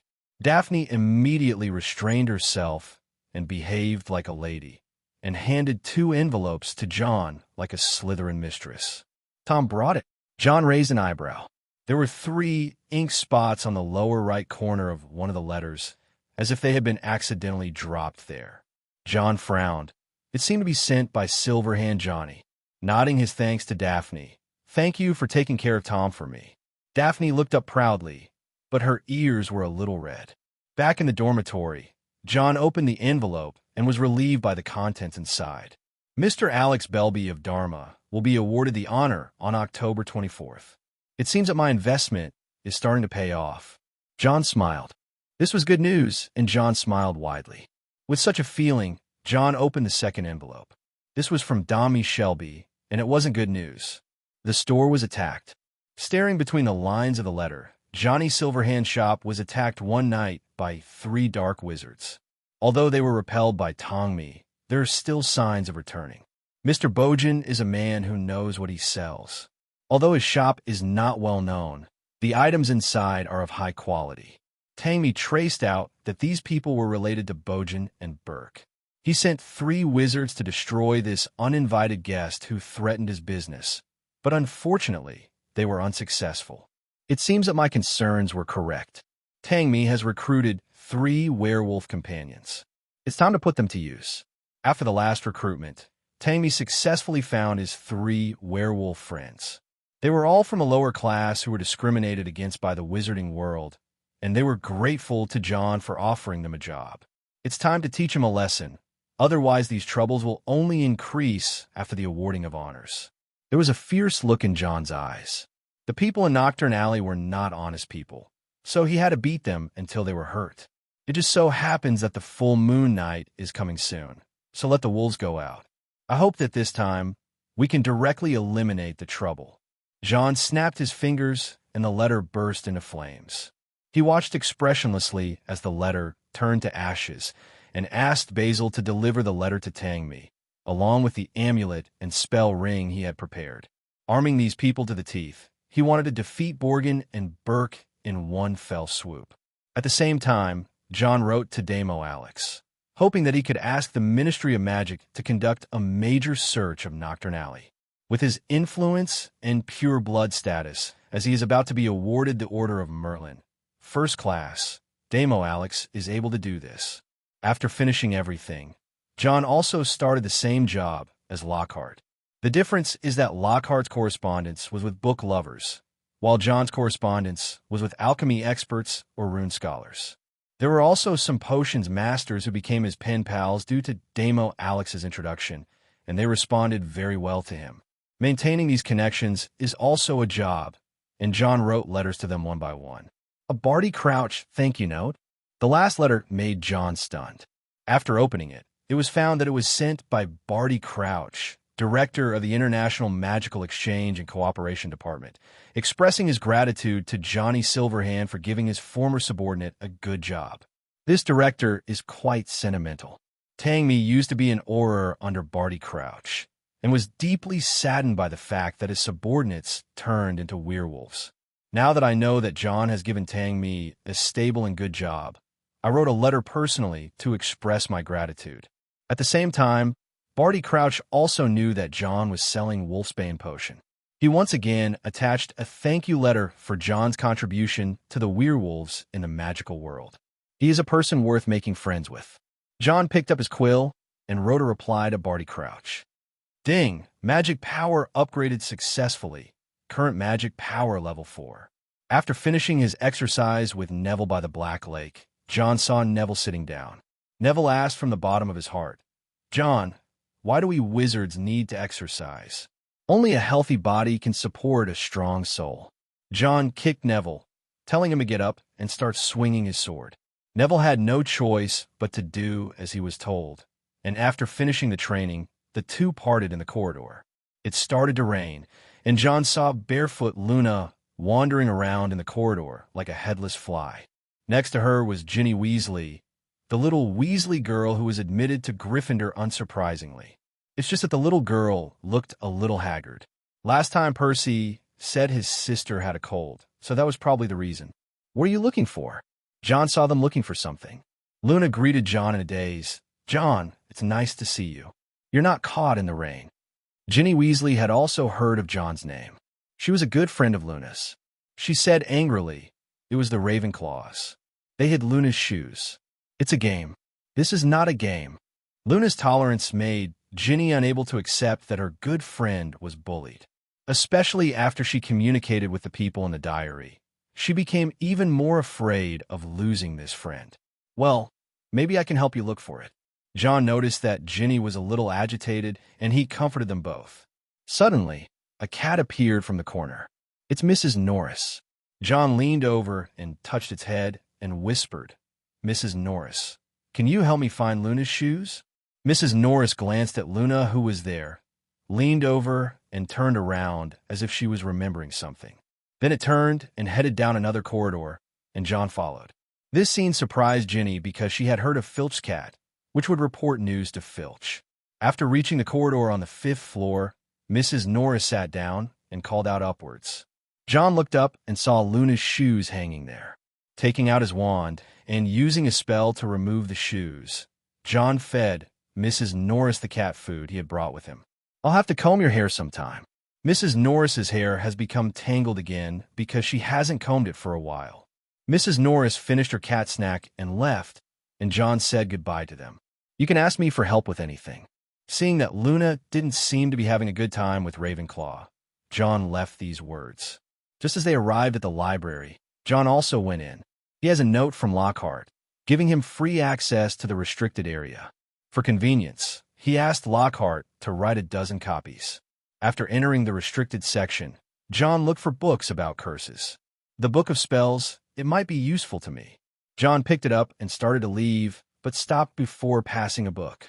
Looking at the empty seat, John said thoughtfully, "I remember there was a book here. When I came here in the 1st grade, there was a book called Secrets of Advanced Black Magic, but now the book is gone." John just thought it was a bit strange, and then he saw another book called The Most Toxic Magic. He stopped and took the book with him. Under Madame Pance's death stare, John took out 2 slips of paper without changing his expression. After successfully taking the 2 books, John headed straight to the Gryffindor secret room. When I came out again, it was already evening. He had an extra wand in his hand, which belonged to Ronald. It takes longer to make a wand than I thought. The wand was 14 inches long. Lockhart had gotten used to being a hands-off person during Monday's defense against the dark arts class. After finishing my own teaching materials, I will start with actual practice. Naturally, John is in control of the overall situation. Lockhart is the first professor in Hogwarts history to have 2 assistants. John is also responsible for his classmates and demonstrates to them how to quickly knock down a Tibetan snowman. After class, John gave Ronald the new wand made from the old wand core. I almost forgot I had a wand. Ronald then remembered that he was holding John's wand. After getting the wand back, he felt that it was very easy to use. Hermione squeaked, "You really can make a wand." "Of course, you think I'm kidding," John laughed. Hermione was a little embarrassed. She had expected John's craftsmanship to be crude. This wand was very delicate. "Great, now I can make Malfoy suffer." Ronald and Malfoy have been having constant friction these days, and both of them have used curses at least 3 times. "Hello, John." Percy walked by with his head held high. Ronald was disgusted by his appearance and said, "Don't you know that Lockhart made him his assistant?" This made him very proud.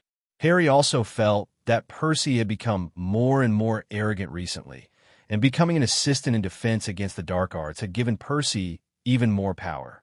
It's a good thing, isn't it? John didn't know what Ronald was thinking. Wasn't it a good thing that his brother had more power? After saying goodbye to a few people, John went to the dormitory to take Tom out for a walk. When he returned to the dormitory, he heard Tom yelling very fiercely. John drew his wand and walked in. A house elf wearing a pillowcase was cornered by Tom and dared not fight back. "Dobby, will Dobby be able to attend Hogwarts?" John's eyes changed. He didn't expect the house elf's magic to be so high. There is anti-apparition magic in Hogwarts, and wizards cannot apparate here. Dobby could, however, get to the Slytherin common room without alerting anyone. "All right, Tom." Stopping Tom from continuing to pounce on Dobby and bite him, John looked at Dobby and asked, "What are you doing here?" Dobby wants John Wick to protect Harry Potter. This place is too dangerous. Dobby's ears drooped. Dobby prevented Harry Potter from passing through the wall, but he still made it to Hogwarts. You did it. John remembered that Harry was stopped by the wall at the beginning of the school term. His eyes were slightly cold, and he said, "Do you know that Harry and Ronald were almost expelled because of this incident?"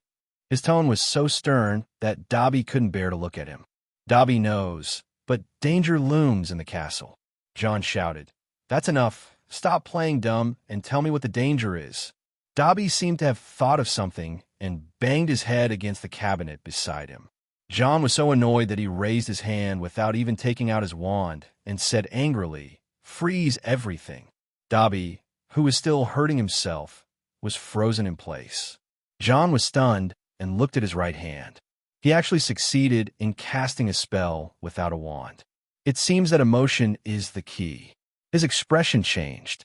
In a magical world, a person's emotions seem to be able to materialize.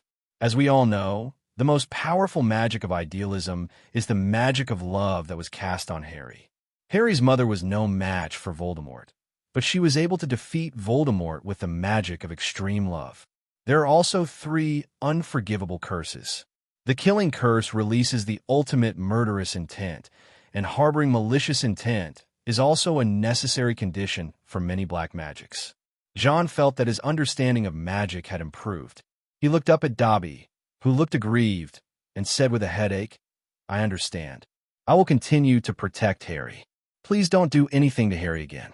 He was really afraid that this house elf would go crazy and attack Harry at school. Although he said he was protecting Harry, these methods were very troublesome. Dobby thanks John Wick for his help, Dobby said before snapping his fingers and leaving with a sound. John watched him disappear, becoming even more jealous of apparition. "I have to learn it quickly. I don't want to be stranded in another country and unable to return." The book he borrowed contained a spell about apparition, but this spell was very dangerous and required someone to guide him. If you're not careful, you may end up in a split state, and there are many wizards who die due to not being able to receive timely treatment. John thought about it and decided to give up the idea of looking for his own dean. Not to mention that Professor Snape seemed to have some opinions about him. Just the fact that Hogwarts had an apparition course was something he wouldn't interfere with. You can't wait until 6th grade to learn, right? It took too long to wait until then. So John decided to find a helper himself. Forget about the 4 deans. They won't take the lead in breaking the rules. Among the professors at Hogwarts, all other professors are more focused. They can't let Lockhart be their sparring partner, right? If that were the case, John felt that he might as well wait until 6th grade. Maybe I can ask Tangmi to be my sparring partner during the holidays. Tangmi is a former Auror, so he must know about apparition. Moving closer to the window, John saw the deep color of the Black Lake. The moonlight was shining through the lake, and John said to himself, "It's a full moon." In Diagon Alley, 4 wizards completed their transformation under Mundungus' horrified gaze. They drank Wolfsbane potion before transforming, and they still maintained their sanity after the transformation. 4 pairs of green eyes crossed the street, and Borgin and Burke's antique shop had not yet realized what a terrible group of people they had offended. The boss, Mr. Borgin, is planning how to put Johnny Silverhand's store out of business, so he invites 6 dark wizards. "Go in and tell them to get out of Diagon Alley. I won't treat you badly." Mr. Borgin made promises to these desperados, and greed appeared in the eyes of the dark wizards. Just when he was about to go out, something strange happened. Boom! The door of Borgin and Burke's was blown down, and the red light hit a dark wizard and disarmed him. The tall figures shrouded in black robes cannot be seen, but they are swift and can cast powerful spells. Mr. Borgin screamed, "Stop them! Stop them!" Dark wizards took action one after another, shooting evil curses from their wands. It fell on the 4 men in black robes, and they couldn't even stop their steps. They were like the gods of death. One of the men in black robes just snapped his fingers at the dark wizard, and the dark wizard was hit by a stun spell and lost consciousness on the spot. Mr. Borgin stepped back in horror and shouted, "Who are you?" "You've got the wrong guy, Borgin and Burke." The green eyes enlarged in Mr. Borgin's sight, and he ran back in fear. The four well-trained men easily subdued all the dark wizards, and Donmi chased after Mr. Borgin at a leisurely pace. It was not until Mr. Borgin escaped into a room without any light that Downton, with his keen sense of smell, knew that Mr. Borgin was hiding inside. This is his treasure house. Downton's green eyes scanned the darkness for a while, and Mr. Borgin didn't dare to breathe. Fortunately, the man in black robe left not long after. Several dark wizards were all captured, and Mr. Borgin felt that they were in great danger. Spend a thrilling night inside the treasure house. Mr. Borgin did not dare to go out until the next day. He thought everything was all right, but when he opened the door, he saw several Aurors standing outside. Without saying a word, the Auror went straight to his treasure house, where a large amount of gray trade assets were hidden. At that moment, his head exploded, and he knew he was finished. The sad thing is that he had no idea who he had offended from beginning to end. Like the powerful team of black-robed men, they are Aurors again. Neither of these two forces is something that ordinary people can possess. Eventually, Borgin and Burke were closed because the Aurors found a large number of dark magic props inside, all of which were extremely dangerous. One necklace has even claimed the lives of 19 muggles. The case caused a sensation, and Mr. Borgin faced a huge fine and was sent to Azkaban. The original Boggin and Burke antique shop was replaced by another name, Johnny Silverhand's store. As expected of a former Auror, your response is really quick. John received the letter after Borgin and Burke's was locked up. Downton and his team did a good job. They broke the wands of 6 dark wizards with a record of killing muggles and threw them at the entrance of the Ministry of Magic. With these people and that warehouse full of dark magic props, Mr. Borgin's chances of making a comeback were almost zero. Mundungus did a good job. He bought the original building of Bojan and Burke as soon as possible, which must have cost him a lot of money. These are just a drop in the bucket for John, because Damo Alex had completed the awarding and the Wolfsbane potion had been spread. Now werewolves from all over the world come to buy potions, allowing Johnny Silverhand to accumulate wealth quickly. At the same time, he also expanded his own power and recruited several wizards. These people were all investigated by him through his connections and were all qualified and trustworthy wizards. Head of Auror Office, Rufus Scrimgeour. There was a special letter in the mail sent from Silverhand Johnny's store. John smiled knowingly after reading the contents. He is a smart man. He found Silverhand Johnny from a clues. John lit a flame in his hand and burned the letter. Some things don't need to be put on the table. He asked Mundungus to deliver an amulet to Rufus Scrimgeour, which was a tacit understanding between the two. Presumably, the appearance of the amulet will enhance the Auror's combat effectiveness, and the director of the Auror office should not refuse this. It rained all day today, and John heard Filch's roar in the corridor. Harry was caught. John took one look and thought nothing of it. He was looking for a secret room that appeared in his second grade. There's only one clue, the bathroom. But he went to all the bathrooms in the school and still couldn't find the secret room. He had no choice but to go back in disappointment. When he reached the second floor, he heard Myrtle crying again. Maybe I can ask the ghost. John slapped his head. These ghosts have been at Hogwarts for so long. There must be some clues. He walked into the girls' bathroom and saw Myrtle crying sentimentally again. Myrtle, I want to ask you something. Something? Fine, as long as you don't dislike me. Myrtle's sensitive emotions were a headache, and John could only try his best not to touch her. I want to ask, do you know which chambers of secrets there are in Hogwarts?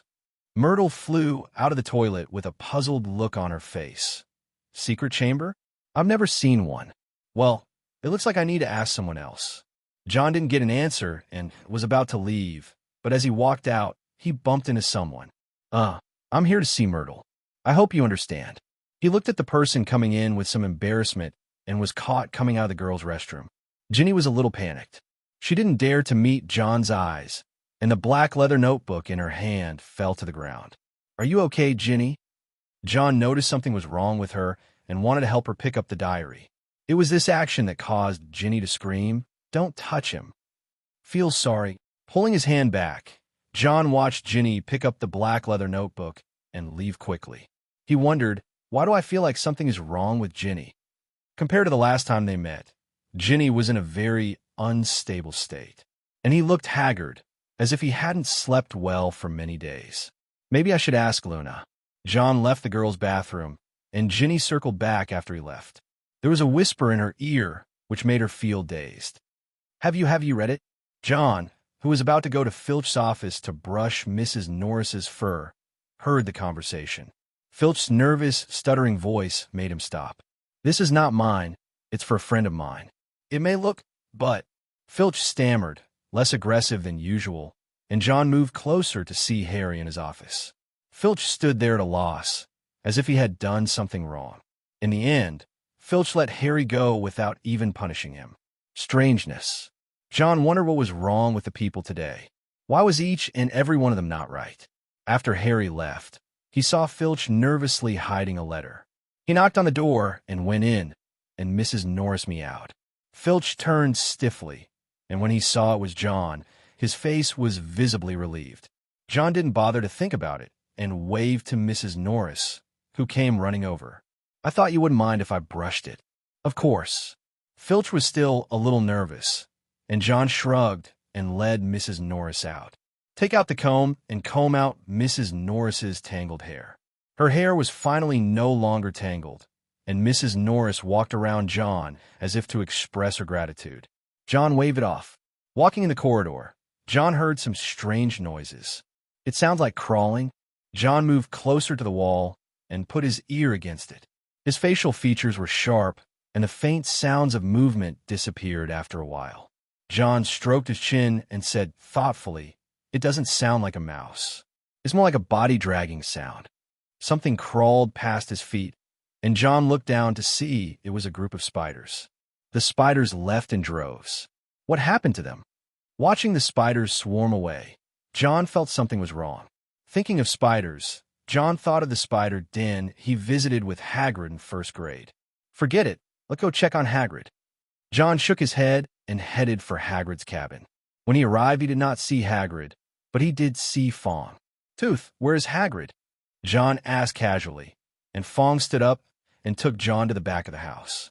There was a flock of chickens that Hagrid raised there, but today they were just a pile of dead bodies. Hagrid was investigating here, and when John came over, Hagrid said angrily, "Someone killed my chickens." That's so cruel. These chickens were not killed by animals, and there were no signs of animal bites, which means it was done by humans. Hagrid was very angry because he raised all these chickens. John fell in a deep thought. The spiders in the castle left in groups, and Hagrid's chickens were killed again. Everything seemed weird. After staying with Hagrid for a while, John came to the Whomping Willow. The Whomping Willow has almost recovered. It will probably be fully restored in another week. But there were a lot fewer branches on it, as they were all taken away by John for alchemy. To this end, he expanded his collection of amulets and spell rings. These two things played a huge role in the attack on Borgin and Burks, and Mr. Borgin had no doubt that it was a werewolf who did it, because werewolves can't use magic after transforming. After dumping dragon dung around, John met Luna near the Whomping Willow. "Ginny's got something." Luna has an observant eye, and her ethereal voice seems to sing. "She hasn't been looking at me lately. I think there's a problem, too." John nodded in approval. Ginny was not someone he knew well, so he decided to ask Ronald to see if something happened to him. In potions class, John threw the sliced bat spleen into the crucible, stirred it counterclockwise 4 times, and heated it on low heat for 30 seconds. With a wave of his wand, a swelling potion was completed. Professor Snape awarded Slytherin 20 extra points. After class, John found Ronald and mentioned Ginny to him. Ronald said he would pay attention, but then changed the subject to the magic wand. "This wand is simply amazing." Ronald was generous with his praise, and John nodded modestly. Harry came over and invited John. "We are heading to the nearly headless Nick Death Day. Do you want to come with us?" To be honest, Harry was regretting agreeing to it, as that day was the Halloween Eve banquet. It's better to celebrate with classmates than with a bunch of ghosts. John waved his hand and refused. "Sorry, I don't have time that day." I have to take care of the Whomping Willow. Okay. Harry knew John was busy, so he didn't continue to invite him. On Halloween night, John came back from the Whomping Willow and saw the spider again. What on earth is that? Following the spider's path, John looked over. He remembered the danger Dobby had mentioned. Could this be it? After searching all the way, John came to the corridor on the second floor. He found a pool of water at the corner of a corridor. Where does the water come from? It's not raining here. John thought the pool of water looked a bit strange and followed the path he had taken to look for it. He circled back to the girls' bathroom. Just as he was about to go in, John thought of the previous embarrassment and stopped. There shouldn't be anyone around, right? Feeling guilty, John looked around. After entering the girls' bathroom, he saw a puddle of water on the ground. This got him thinking. Could it be that Myrtle did it? John walked over to the toilet, wanted to see if Myrtle was there.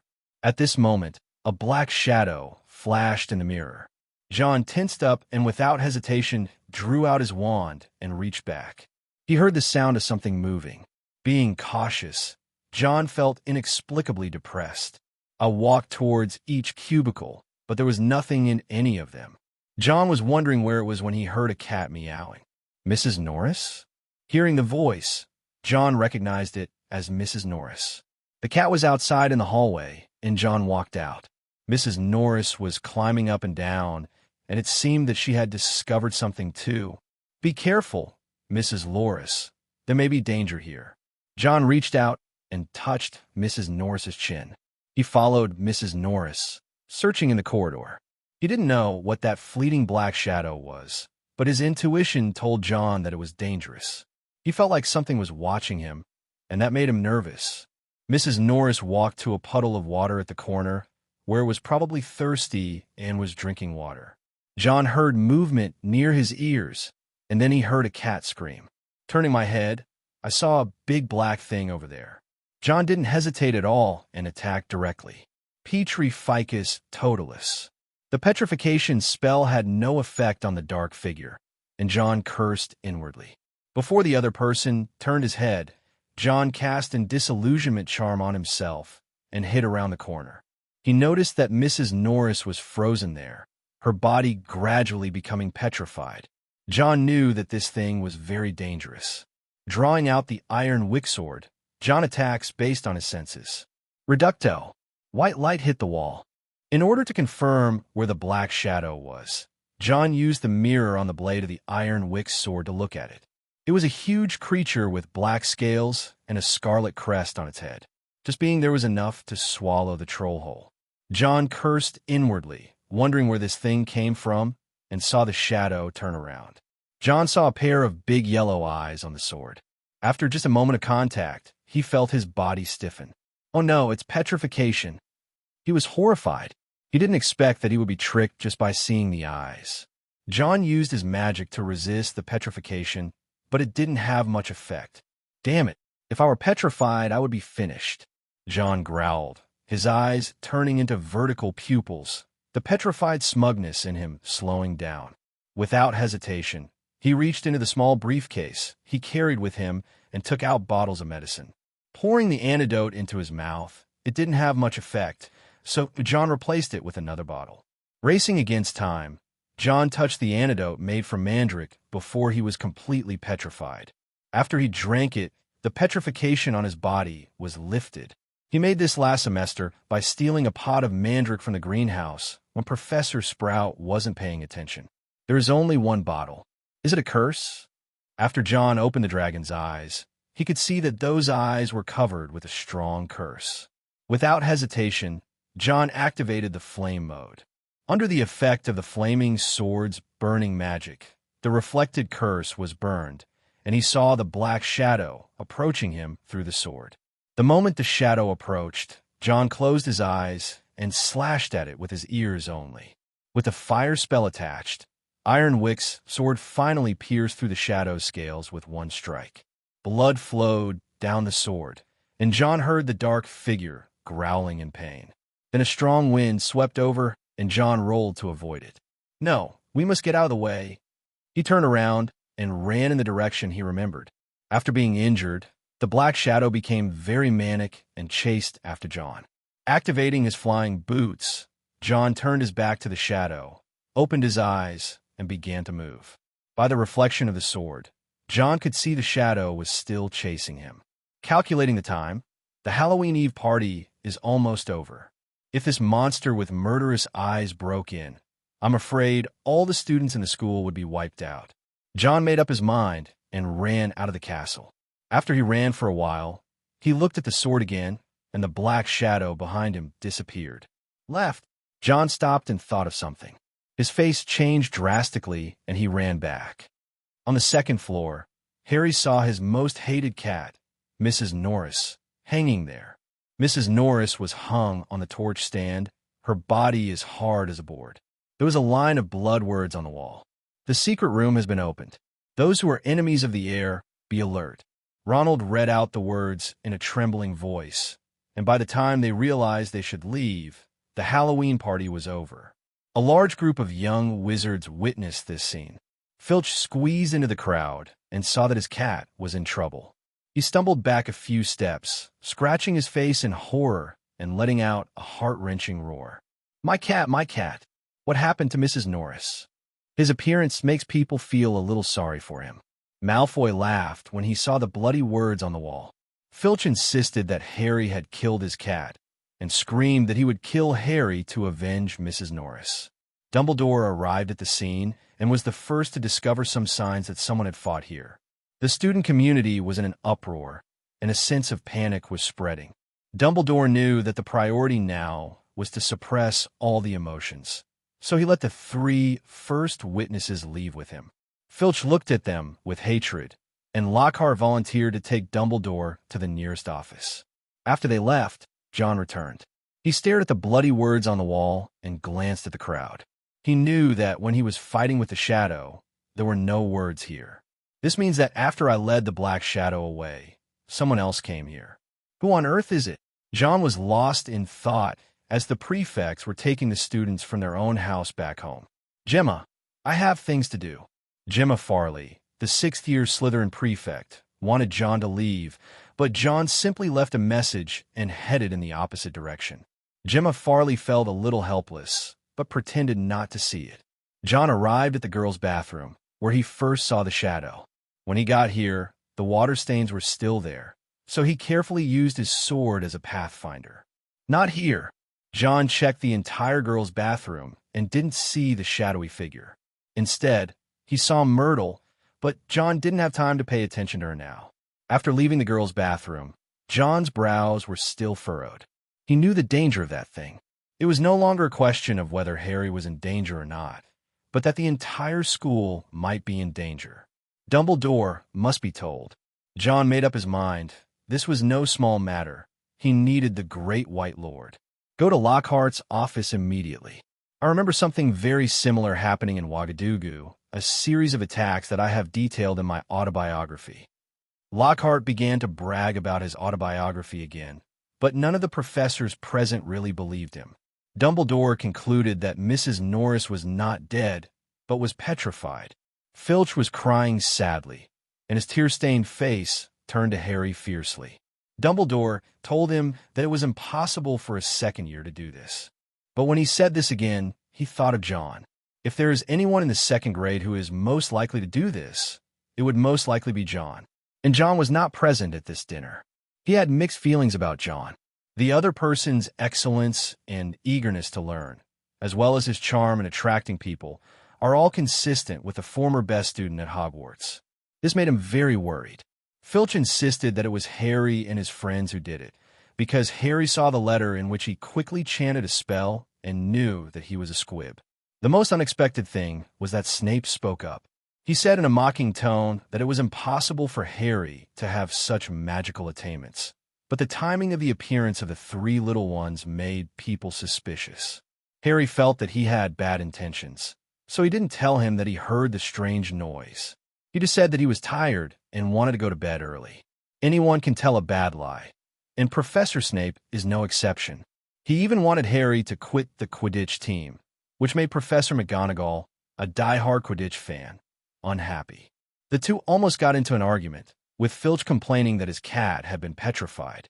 John thought he shouldn't go in now, Maybe he could see the two headmasters fighting, but he knew that was unlikely with Dumbledore there. The discussion inside ended, and Dumbledore asked Professor Snape to make a potion to remove the petrification. The three little ones came out first, but they didn't go back. Instead, they found an empty classroom to start a discussion.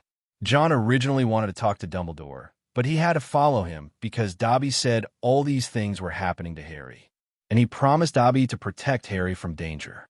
In the empty classroom, what do you think? Should I tell them about the voice I heard? Harry asked uncomfortably. He was the only one who heard this sound, and it made him feel bad. Ronald, out of consideration for his friend, decisively told him not to say anything, and said, "Hearing voices that others can't hear is not a good sign, even in the magical world." Harry asked, "You believe me, don't you?" Ronald certainly believed it, which made Harry feel slightly relieved. At this moment, a voice sounded in the empty classroom. "Harry, where did you hear the noise?" This frightened Harry so much that his body tensed up. Hermione recognized the voice and asked tentatively, "John?" "It's me." The disillusionment charm was lifted and John appeared out of nowhere, seemingly out of the darkness. He stared at Harry and asked word by word, "You can hear that voice, right? John, did you hear it too?" Harry asked hurriedly, noticing something wrong in John's words. "I heard it in the corridor on the second floor." "That's right." John's eyes flashed. The thing left and returned to the second floor before disappearing. Perhaps the Shadow's base was on the second floor. Ding! Trigger the exploration mission. Find Slytherin's secret room and get the reward blessing. Snake Catcher. Snake Catcher. Increases damage to snakes and is not affected by snake venom curses. Triggering the mission, John knew where that thing came from. The only problem was where the Slytherin Chamber of Secrets was. John took a deep breath. He needed help. Looking at the three little ones, he said in a concentrated voice, "I encountered that thing. It was a huge snake with very dangerous eyes." The three kids stared with wide eyes. "John actually met the murderer?" Harry quickly asked. "You mean you know who the murderer is?" "No. Besides the snake, there is another person. He wrote something in blood after I left. We have to find it. If we talk about the best helper, is naturally the protagonist." After John said that, the three little ones realized the seriousness of the situation. The heir to the secret room is the most dangerous one. John commissioned the three to find the heir to the Chamber of Secrets, while he went to Dumbledore's office. But when he arrived at the door, he was in trouble because he didn't have the password. After wandering in front of the extremely ugly statue for a while, he had to lift the disillusionment spell and said to the statue, "Tell Professor Dumbledore that John Wick is looking for him." The statue's head turned, as if it understood. After a while, the statue jumped aside. John knew Dumbledore knew he was coming, and he walked in. It was a spiral corridor, and at the top was the principal's office. He knocked on the wooden door with the bronze ring of a griffin, and the door in front of John opened without any wind. It was his first time inside. It was a big, beautiful, round room filled with all sorts of funny little noises. On the spindly-legged table were many curious silver objects, spinning and emitting small puffs of smoke. The patched sorting hat was placed on a shelf, and in a glass case next to it was a gleaming silver sword with a large ruby inlaid on the hilt. There was a bird with almost all its feathers fallen off on the shelf behind the door. It is said that a plucked phoenix is no better than a chicken, and John finally saw it. Dumbledore watched John approach from behind his half-moon glasses, his voice deep and serious. "John, it's curfew." "I know, Professor Dumbledore." John nodded respectfully and said seriously, "But I can't just sit there and watch Hogwarts fall into danger." This didn't sound alarmist, so Dumbledore said seriously, "I hope to get an answer. There was a snake in the school. It was huge, and I had an encounter with it." John said, and Dumbledore's face became serious. "John Wick, if what you say is true, Hogwarts is in danger." Dumbledore did not take John's words as a joke, because such a thing had happened in Hogwarts before. He said in a serious tone, "I will have the professors increase patrols in the castle. John, I need your help to find the secret room." The monster that came out of the Chamber of Secrets, Dumbledore didn't know where the Chamber of Secrets was. Otherwise, when Hagrid was wrongly accused, he would not have been able to protect him. Slytherin's philosophy is contrary to the other three founders, and the Chamber of Secrets he left behind before he left has always been a mystery at Hogwarts. The only hope lies in the Slytherin heir. He wanted to organize the professors to prevent more serious things from happening, and it would be more convenient for Jon, a student, to investigate this matter. There is another reason. Slytherin wants to get rid of the Mudbloods. Then Jon's existence is the primary object. Jon came here just to get Dumbledore's support, and now that his goal had been achieved, he casually glanced at the bookshelf before leaving. He saw the missing book, Advanced Black Magic, revealed. He was puzzled. Was this book worthy of Dumbledore's personal collection? When Jon returned to the Slytherin common room in the panic of the attack, he heard Malfoy talking loudly. Those Muggle-born wizards have no right to come to school. Malfoy was talking excitedly when he suddenly realized that there was no sound around him. He looked up and saw Jon standing outside the door. "Jon!" Malfoy suddenly broke out in a cold sweat. He forgot that Jon was also one of the Muggle wizards. Jon took a deep breath and walked into the common room with a blank expression. The Slytherin students inside all moved away, and Malfoy was in a dilemma as to whether to leave or not. Looking around, the wizards who met Jon's eyes lowered their heads guiltily. Jon said calmly, "Muggles don't deserve to be in this school? Is that what you think?" "Jon, that's not what we meant." Daphne started to explain, but Jon raised his hand to stop her. He said calmly, "I know some of you have accepted an extreme pure-blood theory, but it doesn't matter. I will give you a chance to show me the superiority of purebloods." Some Slytherin students frowned, unhappy with what Jon said. But Jon didn't care. All he wanted was for no one in Slytherin to gossip about him anymore. "I hope to see all of you in defense against the dark arts class tomorrow." He was single-handedly declaring war on the entire Slytherin family. Not to mention the second-year wizards. Even the seniors thought he was crazy. But is Jon really crazy? He walked out of the crowd and returned to the dormitory under everyone's gaze. Daphne walked towards Malfoy angrily, pointed at his nose, and said, "Jon is angry, Malfoy." Malfoy's expression changed. He was used to showing off the superiority of purebloods, but he didn't expect to cause such a big commotion. The news that John Wick has declared war on all of Slytherin spreads like wildfire. The first reaction of the 4 hospitals to the news was the same. They thought Jon was crazy. The next day, Harry woke up and quickly found Ronald and Hermione. Ronald was shocked and said, "Oh my God, is Jon crazy? He wants to take on the entire Slytherin alone. We have to help him." Hermione wanted to help her friend. The other 2 agreed with this, and soon they headed to the defense against the dark arts classroom. The place was already crowded with people, and the Weasley twins saw a business opportunity and opened the odds to collect gambling money from the students. "Aren't you afraid that Jon will lose?" Harry didn't understand why the Weasley twins dared to offer odds of 1:100. Did they think Jon was Dumbledore? George blinked and said, "Of course he's John Wick. He killed a troll in 1st grade." Fred added, "and defeated Professor Quirrell. But that's Slytherin. I mean, he's taking on the entire house by himself." Ronald thought his brother would lose everything, but the Weasley twins disagreed. There was a long stage in the defense against the dark arts classroom. When Lockhart saw this, he thought he could imitate it. Professor Flitwick, the dueling champion, was called in as referee, and Percy led other prefects to maintain order. Quidditch fanatic Wood was merciful enough to not train today and just watch from the sidelines. Almost all the students are here, and the classroom is packed. Jon stood on the long stage, his wizard robes loose and an exquisite badge on his chest. Just by being there, it was as if all the light was focused on him. Walking leisurely on the long stage, Jon gently stroked the badge on his chest with his right hand as a courtesy. It's an honor for everyone to be here at this comedy and tragedy. There have been countless times in the wizarding world where Muggle wizards have proven that they have equal talents to purebloods. But some people have always maintained their arrogance and prejudice. Their prejudice is ridiculous, sad, and even laughable. I organized this competition.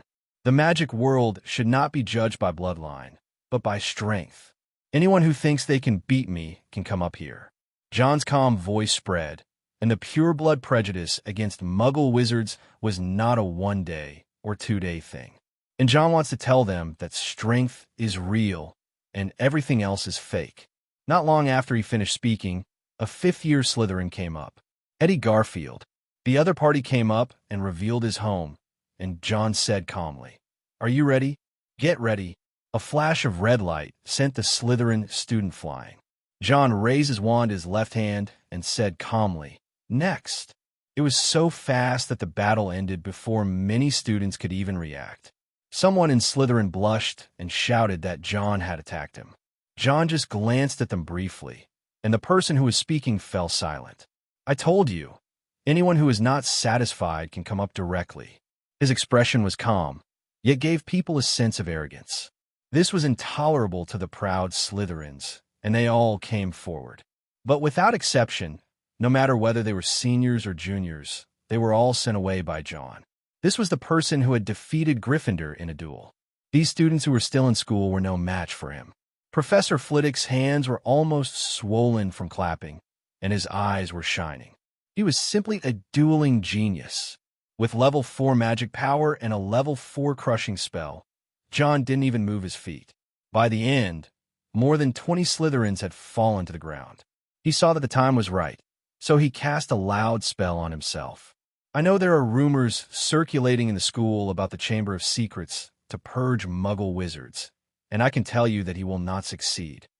Jon wanted to find the heir, his eyes scanning everyone's face.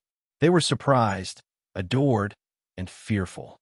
Because I'm here, he is doomed to fail. Jon declared war on the heir. You want to take action against Muggles? Then come on. The biggest Muggle wizard leader is here. As long as he dares to make another move, Jon can follow the clues and find him.